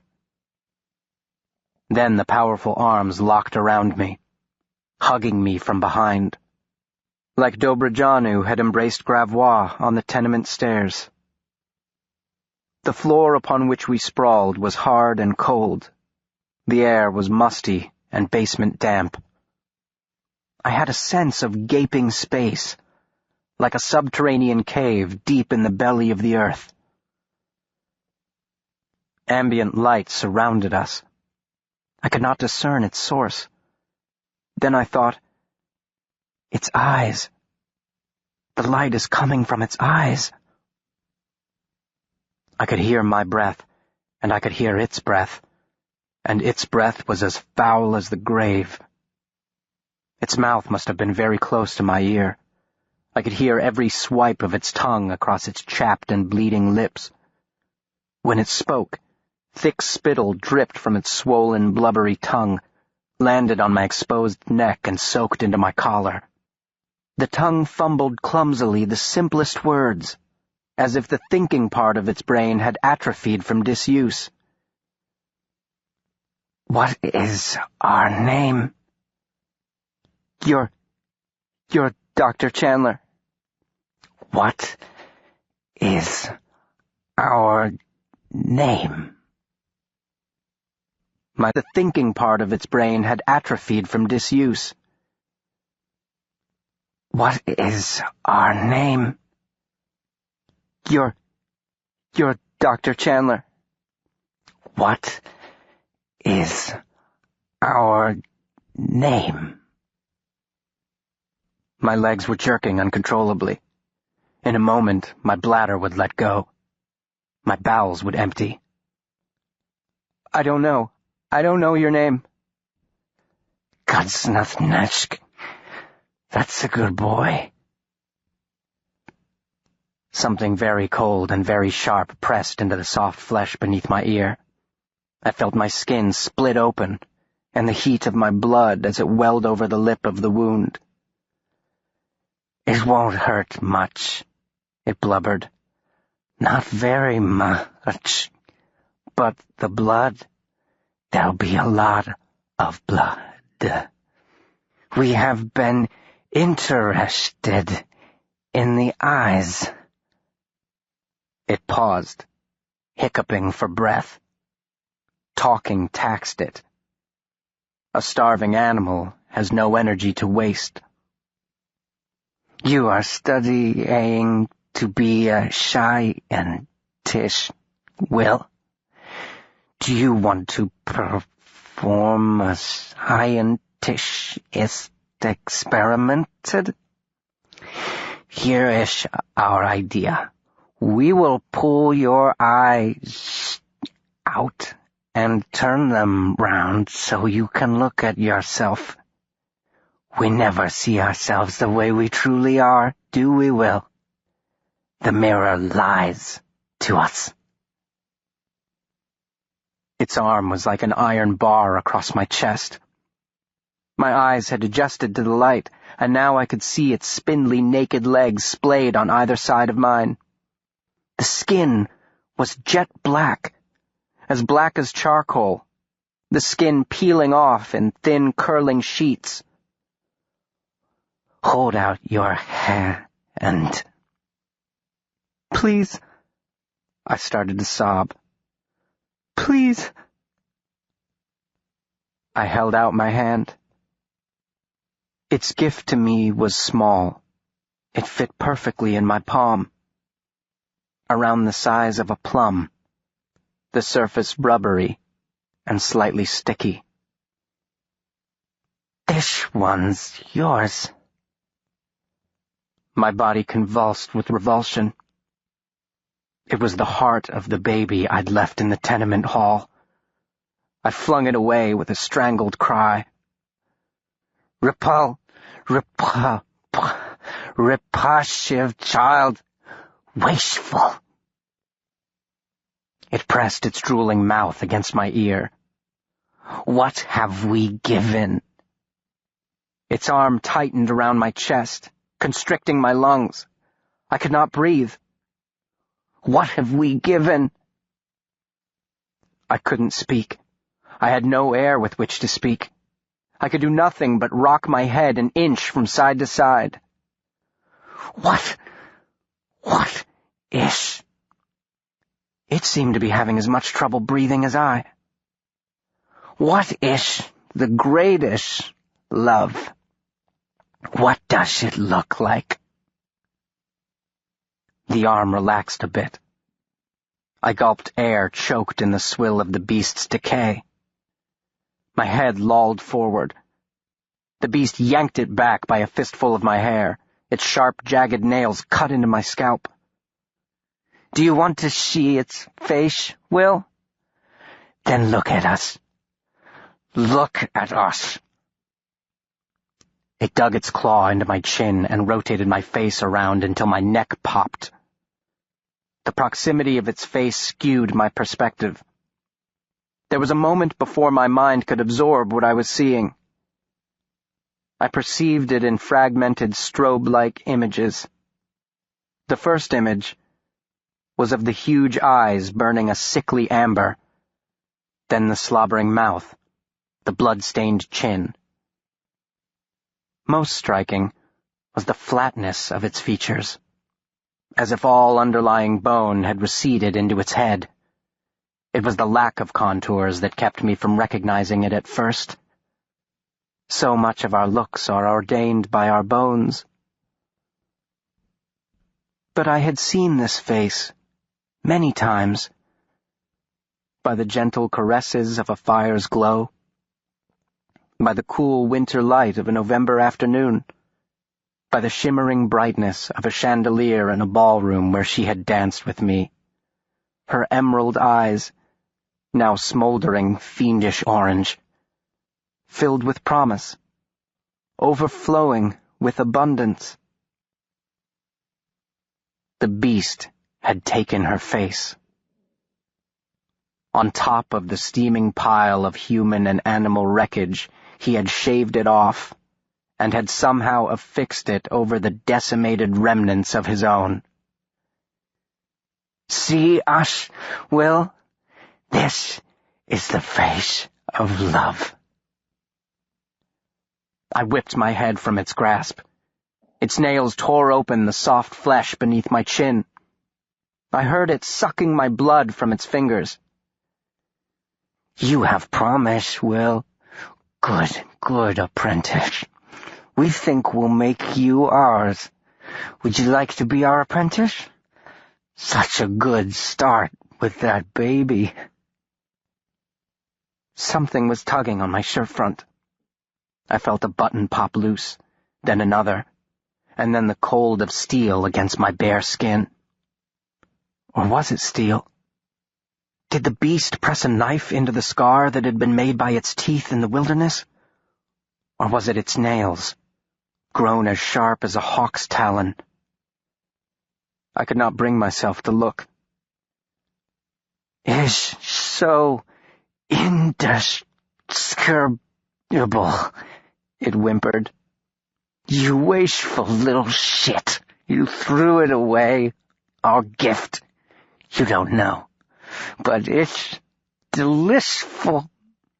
You bite it when it's still beating, and it pumps the blood, whoosh, whoosh, into your mouth." I could feel the skin parting, the warm trickle of blood, and then a fingertip worming its way into the wound. My heart thundered inches away from its probing digit. "Indescribable," it blubbered hungrily into my ear. "Like sucking on your vampiris mother's teat. It stopped. Its breath huffed in my ear. Its body became stock still. It had heard him calling to me. "Will Henry! Will Henry!" It was the doctor. The beast flung me away as if I weighed no more than a rag doll, and it fled the chamber with inconceivable speed. I slammed into a wall and crumpled to the floor, where I lay for a moment, too stunned from the force of the impact to move. I sobbed aloud, unable to speak above a tiny choking whisper. Dr. Warthrop, it's coming. It's coming." I crawled across the floor, groping blindly in the dark. I found a wall and used it to push myself up. I stumbled forward, but it was as if the tenebrous air pushed back. I moved with all the speed of a bather wading in heavy surf. A feeble glow had appeared before me, enough that I could see the outline of the chamber doorway. I lunged through it. I found myself in a narrow hall. Lining the walls were stacks of boxes and wooden crates embossed with the words SASM, New York. It had carried me to the spiritual home of Warthrop's mistress. It had brought me to the monstrumarium. The glow came from the lamps of my would-be rescuers, beacons that beckoned me out of the darkness, and now I ran, if a lurching stagger could be called that, careening off the slick walls and slamming into the listing towers of boxes, which toppled to the floor behind me. I could raise my voice only to the level of a hoarse whisper. "It's coming! It's coming!" My toe caught on the edge of a crate. I pitched forward, meeting the concrete with my forehead. The ground seemed to open up beneath me, and I was falling, crying his name, or perhaps only screaming it in my head. "It's coming! It's coming!" I felt someone's hand upon my shoulder. Brilliant light, brighter than 1,000 suns, rushed up to blind me, and I wasn't falling anymore. The doctor was pulling me up. He gathered me into his arms and whispered my name fiercely. I tried to warn him. I tried. I knew the words. I heard them in my head. "It's coming!" But the ability to speak was lost. "Where is he, Will Henry? Where is John?" When I didn't answer, he raised his head and called out, "Here! I've found him! Over here!" He turned back to me. "Is he here, Will Henry? Is John here?" I looked over his shoulder and saw, through the face of his beloved, the yellow eye looking back down at me. The beast towered behind the doctor. The top of its head brushed the ceiling. Like an angry child flinging a broken toy, it reached down with its enormous claw, seized my master by the nape of the neck, and hurled him down the corridor. Warthrop landed on his back with a startled grunt. He brought up his revolver, but did not fire. As to why he didn't, I can only conjecture. Out of the wilderness he had borne his friend. Through unimaginable suffering and sacrifice he had carried John Chandler home. How could he now end that life he had given so much to save? Would not pulling that trigger negate everything the doctor believed in? Indeed, would it not prove von Hellrun correct in the most fundamental sense? Prove that love itself is the beast that devours all mankind? The blackened wreckage that was John Chandler smacked the gun from the doctor's hand with such velocity that the act painted an after-image upon my eyes. It yanked him close so that he might see clearly what both Muriel and John had given him, and what he had given them in return. This is the face of love. Then it pressed their mouths to his.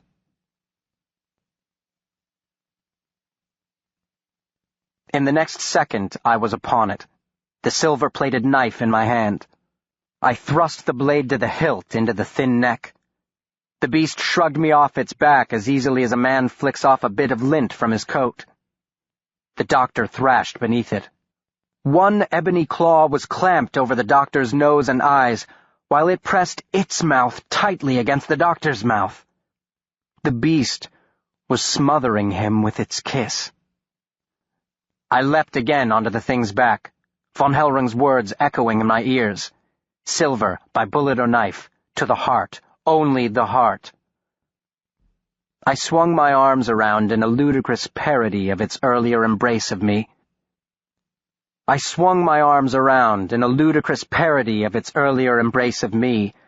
and plunged the silver blade again and again into its heaving chest. Its skeletal form jerked. Behind Muriel's lips, the bloody mouth came open in an animal squeal of pain. The beast rose, throwing me free, and then fell away. It rose again, collapsed, and curled into a mewling fetal ball. Welling with pain and yearning, the yellow eyes sought out mine. I brought the blade high over my head, and beneath the human mask something inside the beast remembered, and John Chandler smiled. His heart rose up to meet the orgasmic thrust. "God damn it!" the doctor's voice thundered in my ears. "God damn it, why?" He shoved me aside and gathered his attacker into his lap. And now the thing appeared pitifully small and frail. Nothing like the giant wraith of just a moment before. With one hand, the monstrumologist compressed the wound. The blood, as black as tar in the weak light, pulsed between his fingers with each beat of the dying man's heart. Then Warthrop gently peeled off the overlaid face of the one they both had loved, and stared into the unseeing eyes of the one he thought he had brought out of the desolation. But he hadn't brought him out. The desolation was within him. "No, no, no," Pellinore Warthrop protested. The impotent human cry.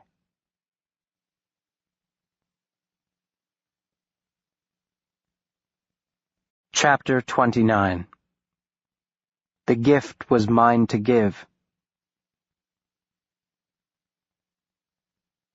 On the last Friday of the colloquium, my master rose from his chair.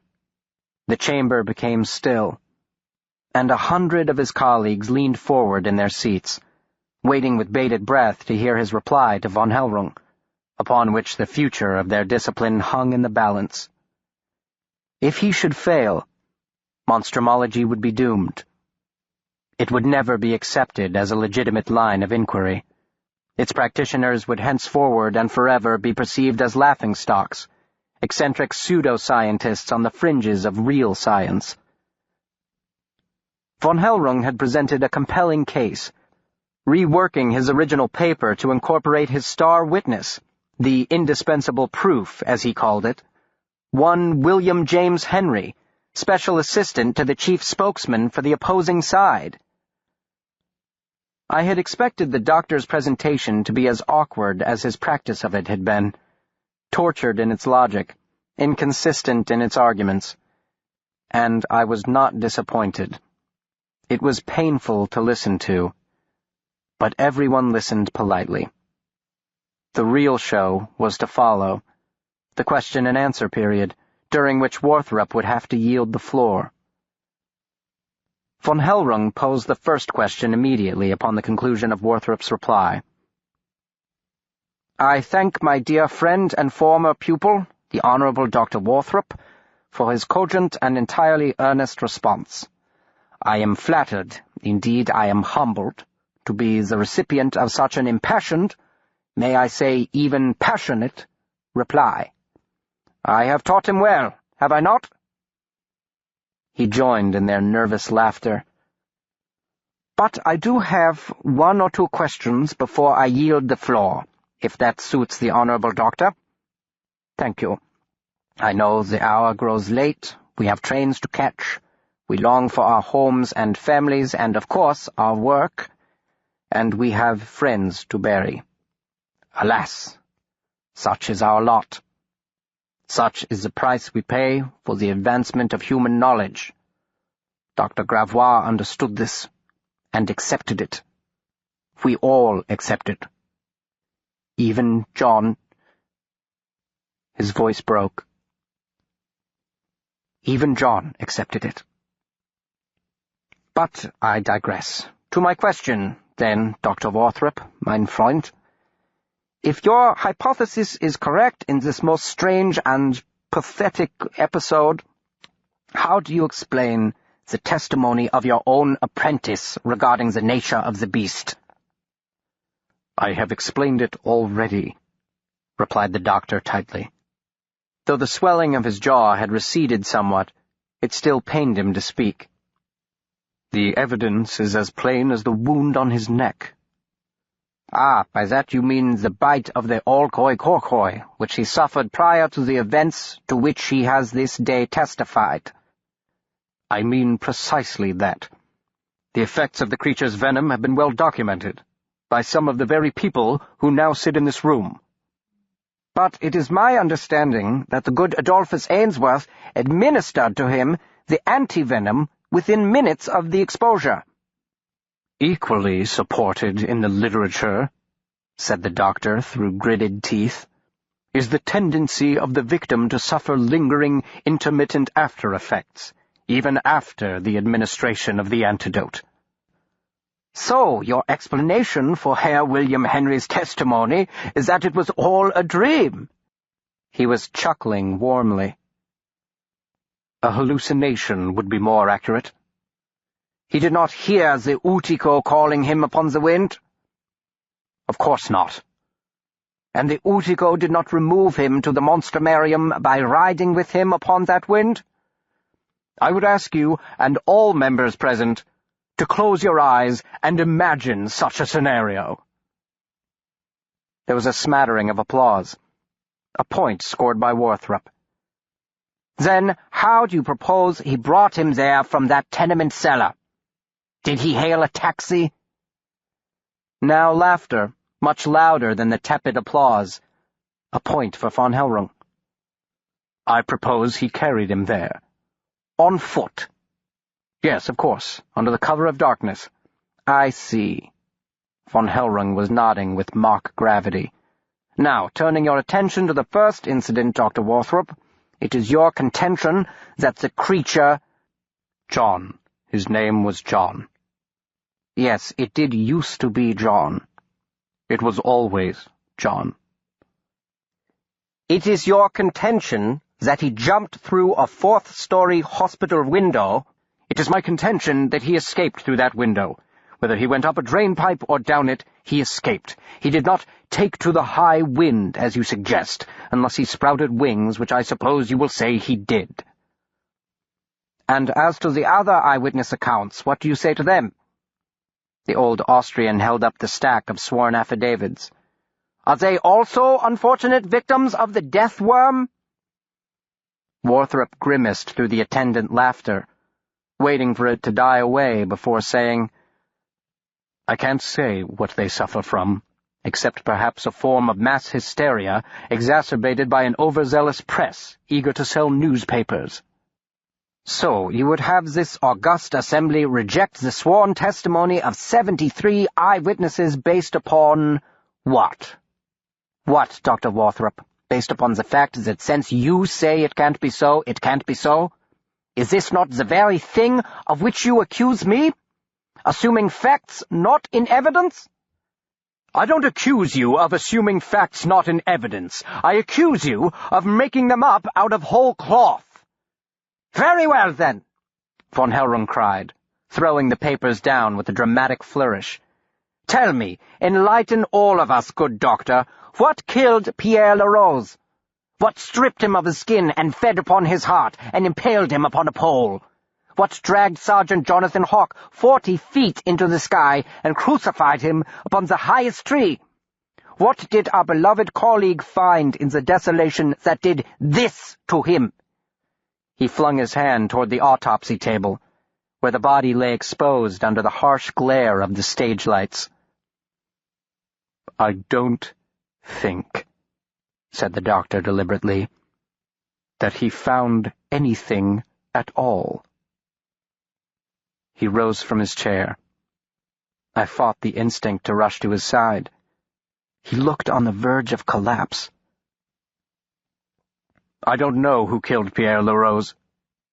It may have been the natives, in an act of superstitious dread. It may have been a disgruntled creditor, or someone to whom he owed a gambling debt. Perhaps John himself did it after he had succumbed to whatever demon possessed him. I doubt anyone will ever know. As for Hawk, clearly a case of bush fever. I ask, what is a better explanation, that something dropped him from above, or that he climbed that tree? A boy half his size climbed it. Why couldn't he?" He turned his head toward the body of his friend, and then turned away again. "And John? I suppose that is the crux of it, isn't it? What happened to John Chandler? You would make a monster of him, and I suppose one could call him that. I do not deny his crimes. I do not say he suffered horribly from something I little understand. The key being— well, I suppose I am the sole gardener on earth who is ignorant of the seeds he plants. But I will say—" and here the monstrumologist's voice became hard, "I will say he did his best to meet all our expectations. You wanted him to be a monster, and he obliged you. Didn't he, Meister Abram? He exceeded your wildest dreams. We do strive to become what others see in us, don't we? I tried to save him. From the beginning I was willing to lay down my life for him, for there is no love greater than this." He stopped, overwhelmed. I rose to go to him. He waved me back. He asked me, "What have we given?" I do not pretend to know all that he meant by that, but I know this much. It shall not stand. I will not allow it to stand. You will not desecrate his body as you desecrated his memory. That is what I can give him. That is all I can give him. I will bury my friend, and I swear I will kill the man who tries to stop me." He swung his eyes to the crowd, and the crowd could not return his righteous glare. "Take your vote now. I will answer no more of your questions." The doctor and I retired to our private box while the vote was taken. It would be, at von Hellrung's request, by secret ballot. Warthrop lay across the divan, arms folded over his chest, head upon the armrest. He stared up at the ornate ceiling and refused to watch the vote. The silence between us was not of the comfortable variety. Since the death of Chandler, he'd barely spoken to me. When he looked at me, I detected that he was more confounded than angry. The affair had begun with his firm conviction that his friend had been past all salvation, and had ended with the equally steadfast belief that he would save him. That the doctor's faith had been shattered by me, the last soul on earth bound to him in any way, seemed beyond his ability to comprehend. So it was with no small amount of courage that I decided to breach the wall he had erected between us. "Dr. Warthrop, sir?" He took a deep breath. He closed his eyes. "Yes, Will Henry, what is it?" I'm sorry, sir, but I've been wondering. How did you know to look for me in the monstrumarium?" How do you think?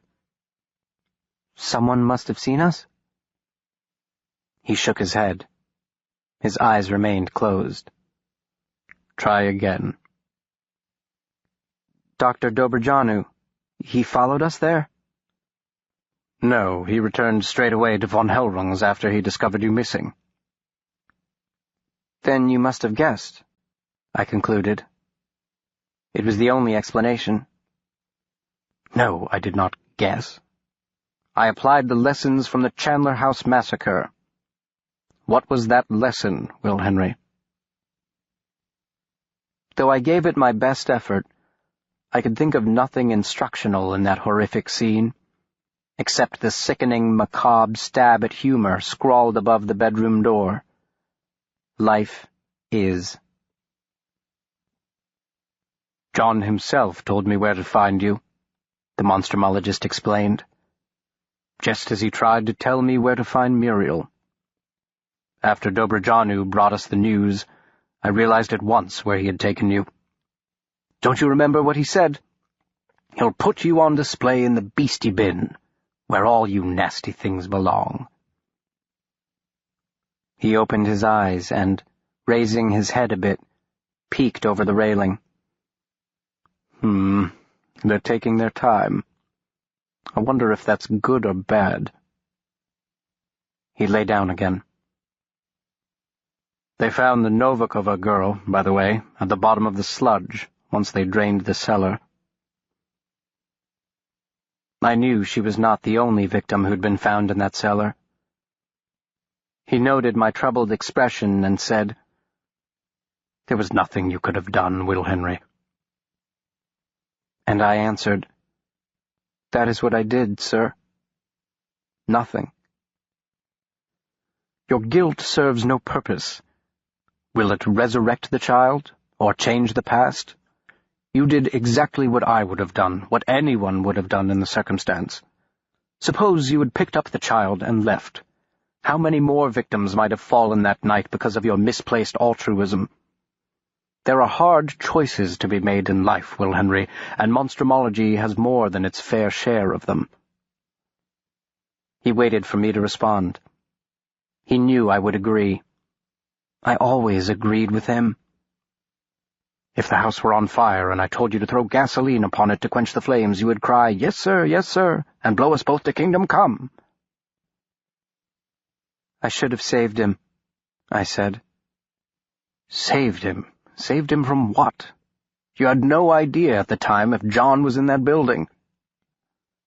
I should have saved him, I repeated. Very well. Assume for a moment you did, and assume you managed to find to whom he belonged, and now you may assume he would not live to see his first birthday regardless. For those are the odds, Will Henry. That is the grim fact of the ghetto. You would have saved him from one monster, only to deliver him to another no less murderous. I shook my head. I should have saved him, I said a third time. His face grew red. His dark eyes flashed. He was not prepared, perhaps, for my obsequious response to his demand that I become less obsequious. Why? He demanded. Because I could have, I answered.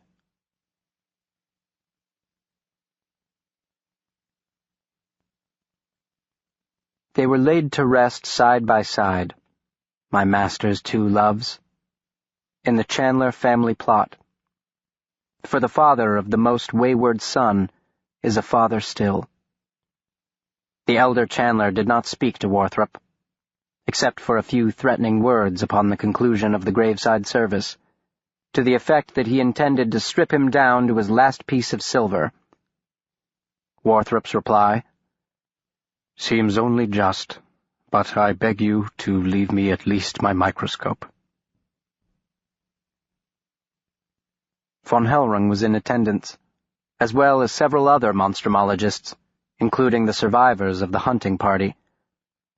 Dobrjanu shook my hand gravely and pronounced the doctor fortunate to have found a most resourceful and brave assistant. Lily had come along too. I was never sure how she'd managed to arrange it, but she hopped out of the hansom wearing a black dress with a matching black ribbon in her curls, and during the service she sat next to me, at one point pulling my hand into hers. I did not try to pull it away. "So you're leaving," she said. "Was it your plan to leave without saying goodbye?" "I serve the doctor," I answered. "I have no plans of my own." I think that is the most pitifully tragic thing I've ever heard anyone say. "Will you miss me?" "Yes." "You're just saying that. You won't really miss me." "I will miss you." "Are you planning to kiss me goodbye?" "Oh, sorry, is your doctor planning for you to kiss me goodbye?" I smiled. "I shall ask him." She wanted to know when she would see me again. Would she have to wait a whole year? "Unless the doctor's business brings us here sooner," I answered. "Well, I can't promise you anything, Will," she said. "I may be entirely too busy to fit you in. I will be dating in a year, and I expect my calendar to be quite full." Her eyes danced merrily. "Are you coming back for the next Congress? Or will your doctor leave the society now that he's lost his little vote?" It was true. The doctor had failed. Von Hellrung's resolution had passed by the narrowest of margins, sounding, to Warthrop's mind at least, the death knell of monstrumology. He might soldier on in exile, a solitary vessel of reason in a sea of superstition, but what would be his reward? What meager solace could he take in his principles when the one thing he'd lived for had been snatched away in the space of an hour? He took the news as hard as I'd expected, though his reaction took me completely by surprise. "I have committed a grievous error, Will Henry," the doctor confessed on the eve of our departure for home. "But unlike yours in the tenement, mine can be rectified.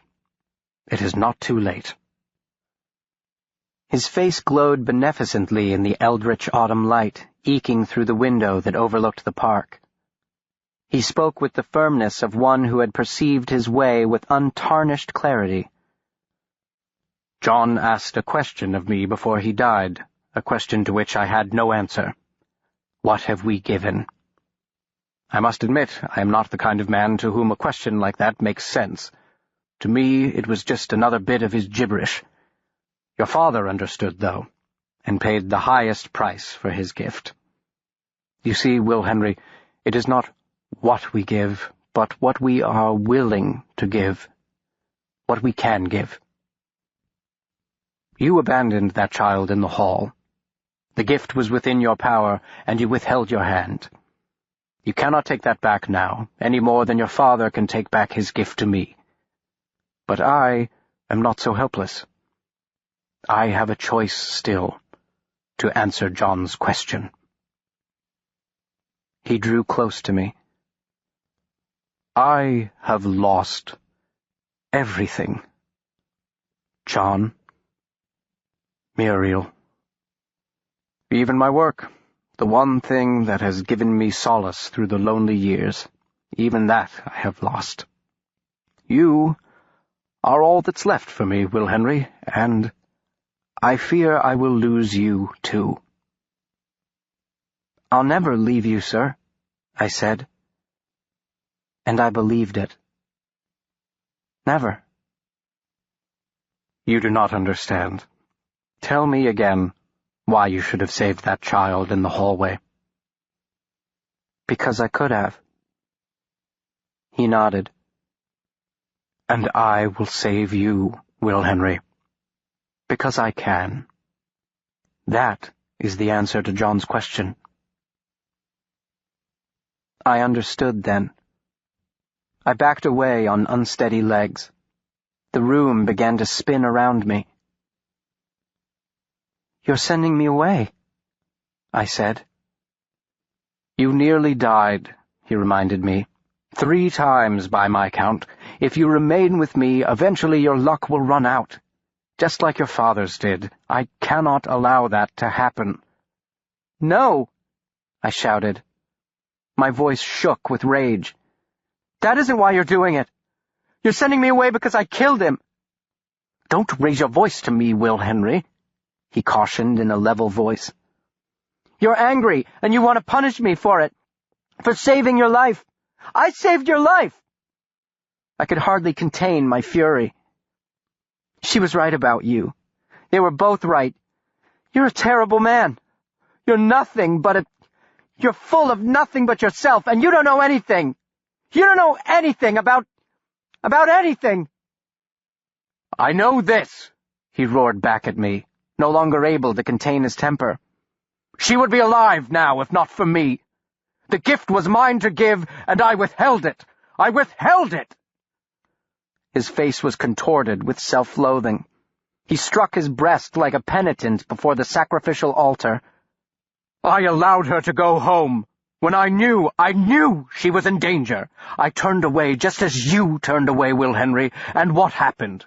Tell me what happens when we turn away." He fell backward onto the sofa, the place where he had tasted, for the briefest of moments, the love he had denied himself by that plunge into the Danube years before. "Oh, Will Henry," he cried, "aren't we the pitiful pair?" What did Fiddler say? What he loves does not know him, and what he knows cannot love. He was talking about you, but he might as well have been talking about both of us. He raised his eyes to me. He seemed so lost, so hopelessly bereft, that I stepped toward him in spite of myself. "Don't send me away, sir. Please." He raised his hand. He let it fall. "Life is," he murmured.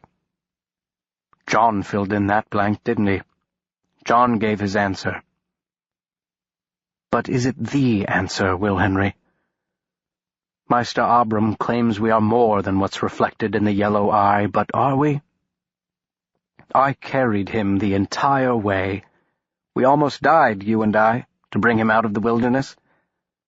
So he might kill the only woman I have ever loved.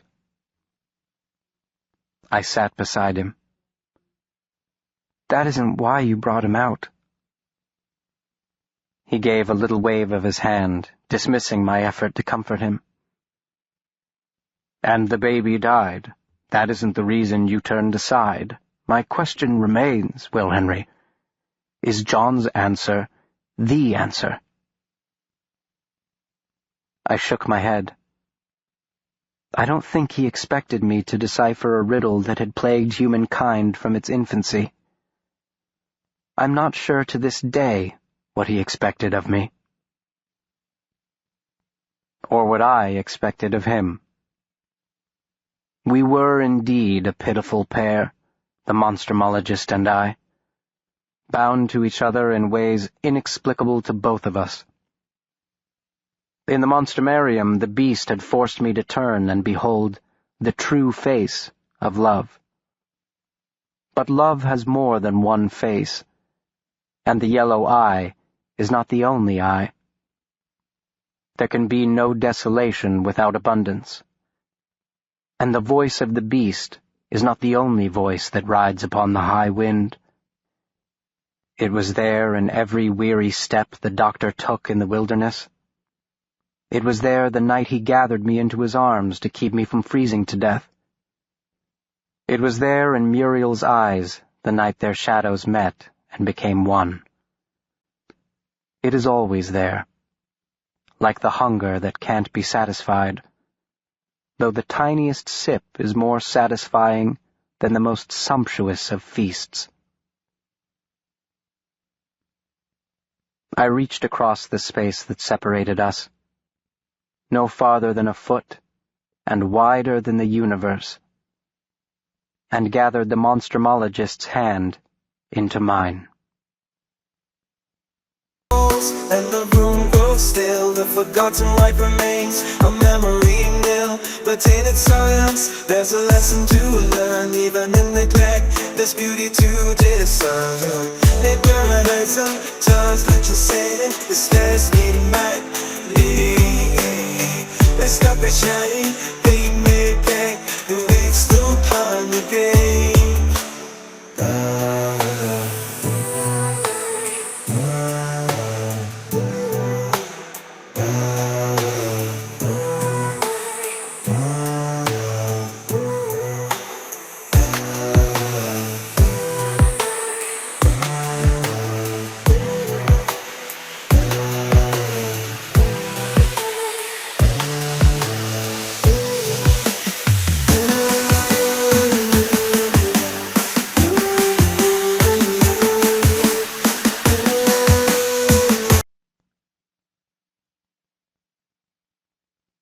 Epilogue, November 2009.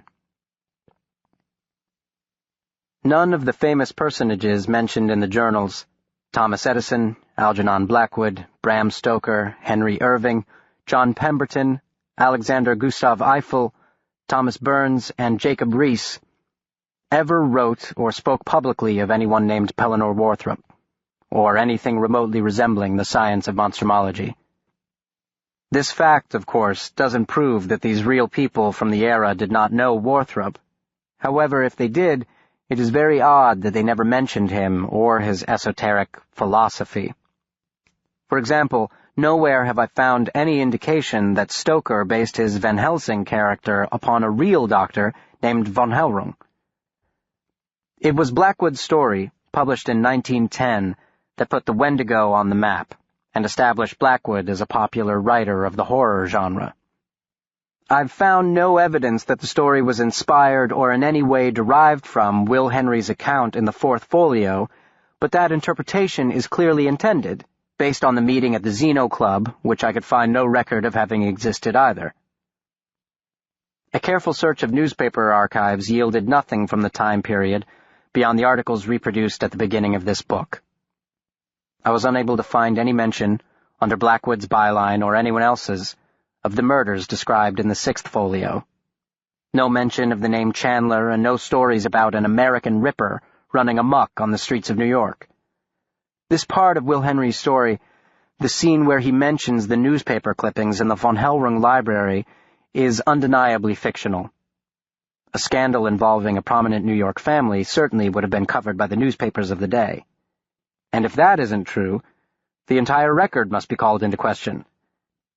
But did I ever really have any doubt the journals were a work of fiction? Frustrated in my efforts to corroborate their contents, I turned to the journals themselves. I contacted an expert in handwriting analysis based in Gainesville at the University of Florida, who was kind enough to take a look at the material. His report contained the following observations. Author has received formal schooling, at least through secondary schools, perhaps some college. Author is extremely meticulous, with anal retentive tendencies. Would probably be extremely neat in appearance, fastidious to a fault, particularly about the way he looks and is perceived by others. Author may be suffering from certain personality disorders, but it is highly doubtful, given the coherence of the text, that he is afflicted with schizophrenia or any other serious mental disease. Unlikely he was delusional. Author loves habit, routine, predictability. Would be extremely uncomfortable in alien surroundings. Shy, introverted, a feeler and thinker, not a doer. The report went on to speculate that Will Henry suffered from arthritis, may have been bipolar, and may have been alone or without companionship for long periods of time. The part about his being meticulous in his appearance I found particularly poignant, given his condition when he was discovered in the drainage ditch, covered in filth, dressed in ratty clothes, with a matted beard and long knotted hair. What had happened to bring a man like him to that point? The other striking thing about the report, to my mind, was the assertion that it was unlikely he was delusional. Wendigos, Mongolian death worms, an organism that secretes some kind of enzyme that gives its host a naturally long life. And it is unlikely this person was delusional? Handwriting analysis is as much art as it is science. Still, at first I found that statement confounding, to put it mildly. On further reflection, though, it makes sense under the theory that Will Henry, or whoever he was a writer of fiction. One can write fiction, it is possible, I hear, and not be delusional. Fiction itself could be characterized as highly organized delusional thinking. Simply because the author wrote about the life of someone named Will Henry doesn't make the story his life. My hope is that the publication of these journals, as with the first 3, may generate a lead. As the director of the nursing home told me in the beginning, everyone has someone. Someone out there knows who this person was. Perhaps not under the name William James Henry, but someone knows him. One day I hope to open up an email or get a phone call from that person, and at last I'll have some answers. After I finished reading this latest set of diaries, it occurred to me that Will Henry had found himself at the end of his life's journey in that desolation he and his enigmatic master had found so terrifying. Perhaps my quest, if one could call it that, is more about bringing him out than finding him out. Perhaps by discovering who he was and to whom he belongs, I can bring Will Henry home.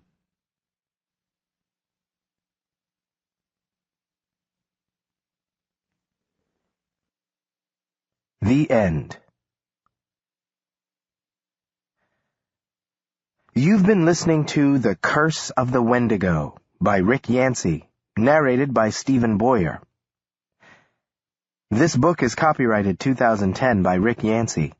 This recording is copyrighted 2010 by Recorded Books. And thank you for being a Recorded Books reader. Audible hopes you have enjoyed this program.